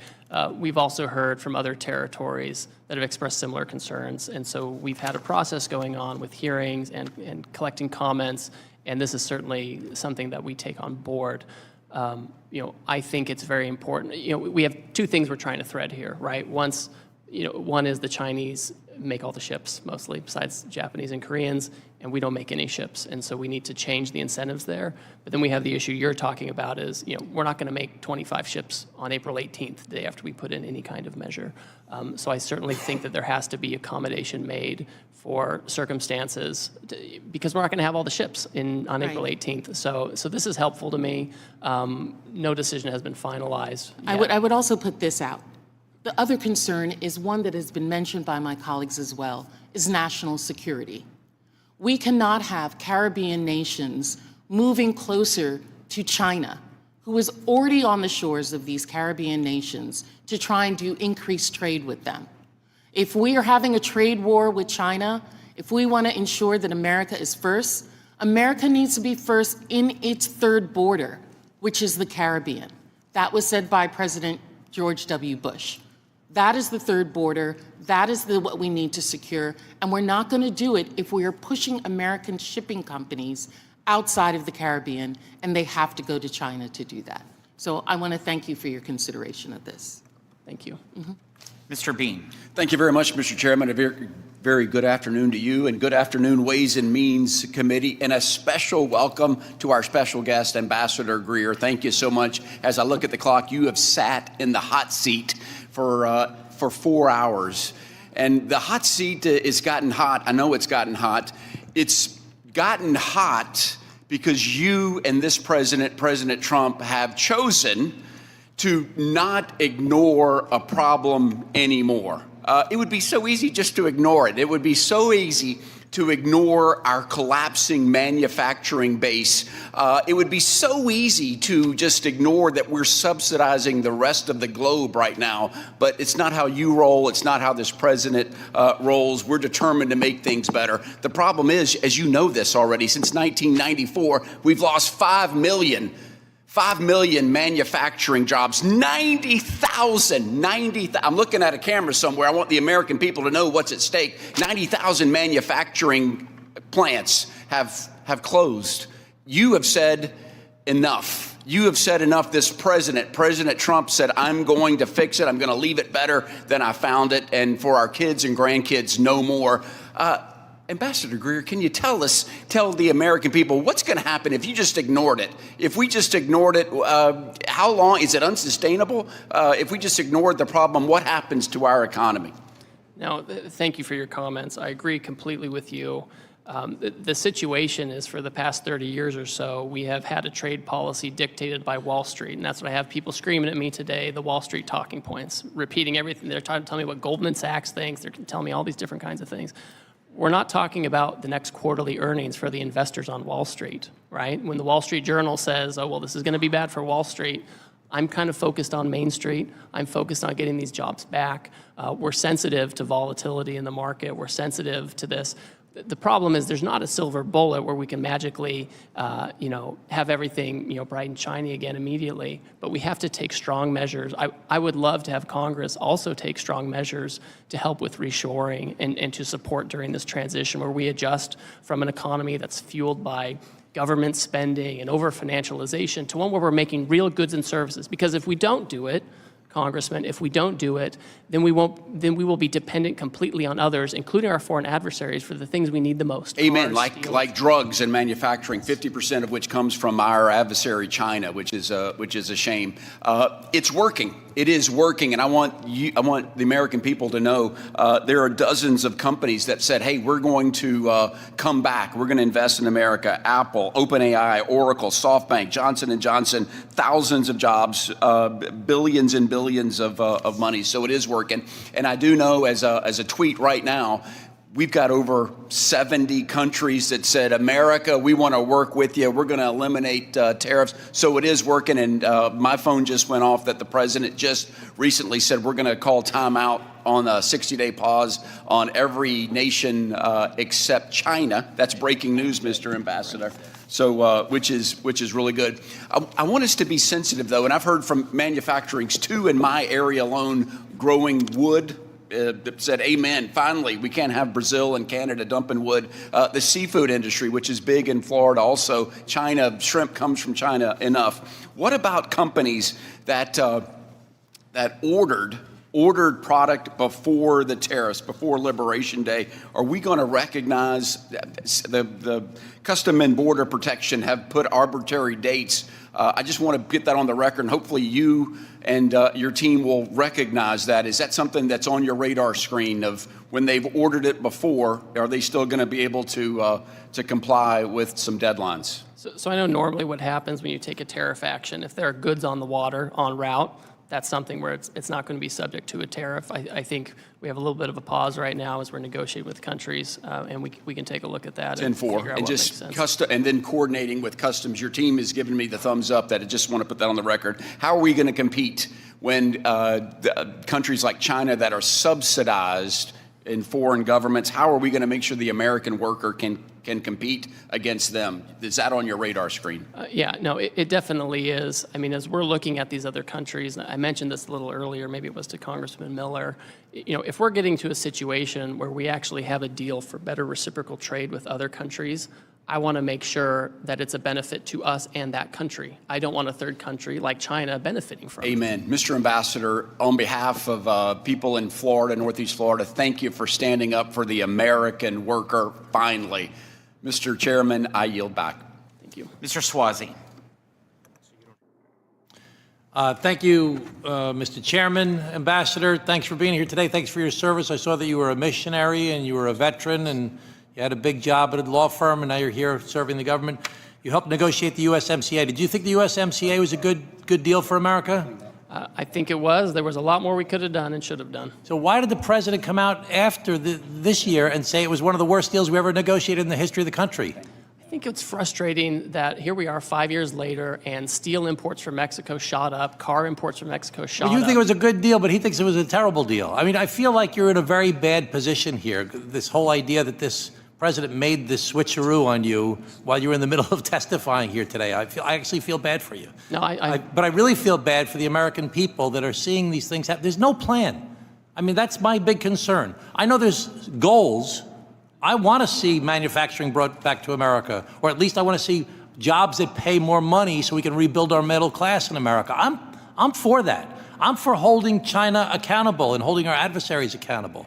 I'm for tariffs in select specific places. But right now, all we know is prices are going up, we're pissing off our allies, and the stock market went down dramatically. It's gone up dramatically today. The market manipulation question by Mr. Horsford is a very real concern that we're going to have to dig into a little bit. Who's benefiting from these wild fluctuations down, wild fluctuation up? We're still way down. We need a plan to accomplish the objectives that I know that you genuinely believe in, which is to try and recreate the middle class here in the United States of America, that on my side of the aisle, we all believe in that. We have to recreate the middle class in America. Do you think we should increase the minimum wage in America? I think we need to create jobs that naturally have high wages. The minimum wage in 20 states is $7.25 an hour. Do you think we should increase the minimum wage? I mean, I think the states should be managing that kind of thing. I think we need better manufacturing So jobs that are 20 states, $30, $40, $50 20 states an hour. rely on the federal minimum wage. It's still $7.25 an hour. So you don't think we should increase it at the federal level? Well, you'll have to talk to the Secretary of Labor on that. That's Do you think way we should outside have the wheelhouse. PRO Act to promote unions in America? Because that will help to recreate the middle class. And I'd refer you to Secretary Chavez DeRemer. She's much better placed. Do you like the CHIPS Act that to reshore the manufacturing of semiconductors here in the United States of America, a national industrial policy where we invest in creating factories with high-skilled, high-wage jobs in America? Do you support the CHIPS Act? So notionally, I agree that we should have industrial policy to help with chips and other things, right? You know, whether the CHIPS Act was the perfect way to do it, I don't know. But So my big concern is that, you know, we'd want to do these things. You and I share the same goals, but there's no plan right now. As we saw, there's been devastation from this unilateral action by the president where he treats our allies and our strategic adversaries the same, with the exception of China. We know that China's, and I'm all for that. I actually have a bill that I've sponsored to get rid of most favored trade nation for China. So, but why are we treating our allies? Why are we treating Japan and Korea and Australia, who have been our bulwarks against China in the Indo-Pacific? And Vietnam, even though they don't share our philosophy, they're sick of China as well. And we were building a relationship with them to help us be a bulwark against China. Why are we treating our allies in the Indo-Pacific, who are our main allies against China, the same as we're treating our adversaries? We aren't treating them the same. They have substantially lower tariffs than China. I know, but we just we really kind of They're completely bombarded them. I mean, it's the same as USMCA. We negotiated a bipartisan trade agreement that everybody agreed upon, that the president praised as being the best deal ever, and now he pulls the rug, like he pulled the rug out from under you today. He pulled the rug out from under Canada and Mexico. I mean, it doesn't seem like there's no plan. Do you think that there's a plan, and can you share the plan with us? Certainly. Listen, I'm very confident in the president's policy. Goods that meet USMCA rules come in duty-free. So when the president comes out and he says, we're going to have a tariff to make sure we're treated the same, that we can get rid of these deficits, we have a baseline 10% to make sure that we don't have Swiss cheese in this program, and then we have higher tariffs on those who are the worst offenders. That's why you end up in the president put in place the president put in place these high tariffs. But today, he just yanked them out. Is that part of the plan? Was that always part of the plan? Well, they're paused.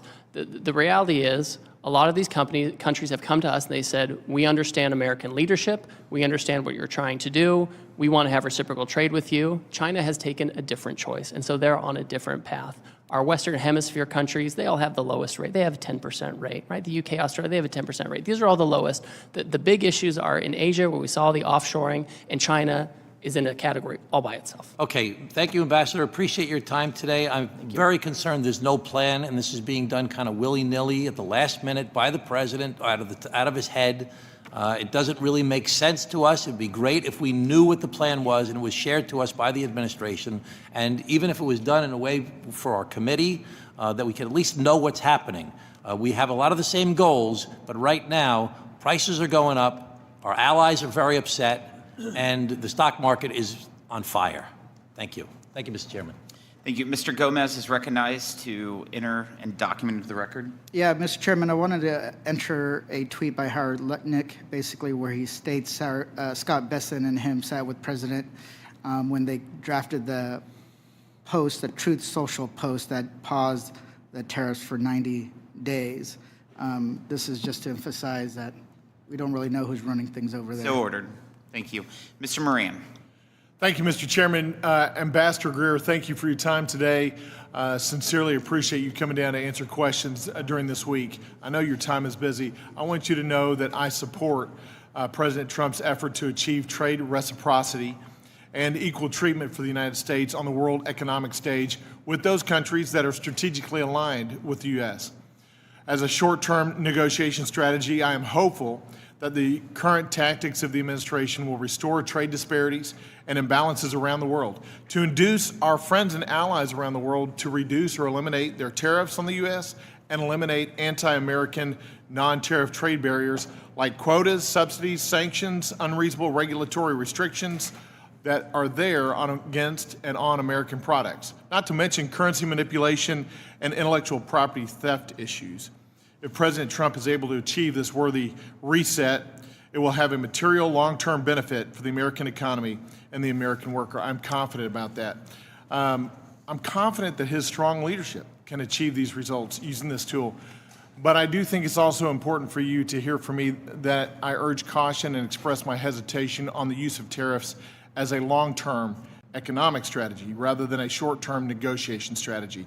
In my opinion, freer trade practices traditionally have helped spur economic growth, technology innovation, and cooperation of economies. Freer trade also helps to keep consumer prices lower, in my opinion. I want to come back to and visit this idea of China, because I think China really is the big problem here. When we're looking out on the world stage, I was glad to see that we even went up today from 104 to 125% on the tariffs, according to the tweet that was put out just a little bit ago. And China, I think, needs to be our focus on where we put our efforts in the next few months. The de minimis rule is $800, or was before the recent executive order. I want the American people to understand. I would love for you to explain how the China-friendly de minimis rule was helping China companies undercut American companies before the president's April 2nd executive order went into place. Certainly. So just to lay it out, the de minimis exemption it's a provision of law that allows goods to come in. If they're valued under $800, they can come in duty-free. And we have a lot of Chinese companies that have leveraged this to avoid tariffs, right? We have high tariffs on China for very good reasons, and they have used this law to bring in these goods. We have also heard that this has been used because there's little scrutiny of these packages. They can be used to include illicit substances, counterfeit products, things that harm U.S. people, but also U.S. companies. And so it's been a loophole. And so that's one of the reasons why I know there's been bipartisan movement in Congress to deal with it, why the president was comfortable moving forward with that as well. Yeah, and I think the American people don't realize what a big loophole that has been over the past 4 years and how devastating that has been to a number of American businesses to have China unfairly compete under that de minimis rule. So I applaud the president including that in his executive order, and I hope we eliminate that altogether moving forward. I also want to talk to you about the fact that China is involved in worldwide illegal and unregulated fishing around the world. Is the president's team, is the administration looking at helping to stop the illegal and unregulated fishing that's occurring across the globe by China? Yes, that's, I have an office at USTR that deals with environmental type issues, and they're very focused on this particular issue of fishing. It's something we're looking at. We're working, there are folks in the Senate too who are very concerned about this. We currently have now tariffs on China, so that at least creates a deterrent from having that in our market, but it's a broader issue that we should deal with. Yeah, it not only hurts American fishing, but it actually undercuts particularly the global South from being able to have a revival of their economies in their fishing waters, which makes them more dependent on China as China comes in and invades effectively the global South, as you know. The U.S., moving on to a different topic, the U.S. has now imposed, as of today, 125% import tariff on China. China hasn't indicated that they're really willing to come to the table yet. I was glad to see that all these other countries have come to the table. I think that's because of the strength the president's leadership is showing across the world stage, that he means business, that we're going to have a reset where American businesses are not taken advantage of. But what is the administration planning to do to make China come to the table and actually engage in freer trade or fairer trade and cut out these unfair trade practices? Well, China doesn't believe in free trade, or fair trade for that matter. We had an agreement with them under Trump 1, and they started to comply with some of that. In the Biden administration, there was no enforcement. And to some degree, they've chosen their own path. And when they're ready and when they want to talk about how to have a better approach, obviously, we always have an open door. Ambassador, again, I applaud the president's efforts, particularly as it regards China, to push hard on China already and to make them understand that we are not going to lay over and let them run this world, that the United States is going to reset the economic stage. Thank you, and yield back. Thank you. Thank you, Ambassador Greer, for appearing before us today. Please be advised that members have 2 weeks to submit written questions to be answered later in writing. Those questions and your answers will be part of the formal hearing record. With that, the committee stands adjourned.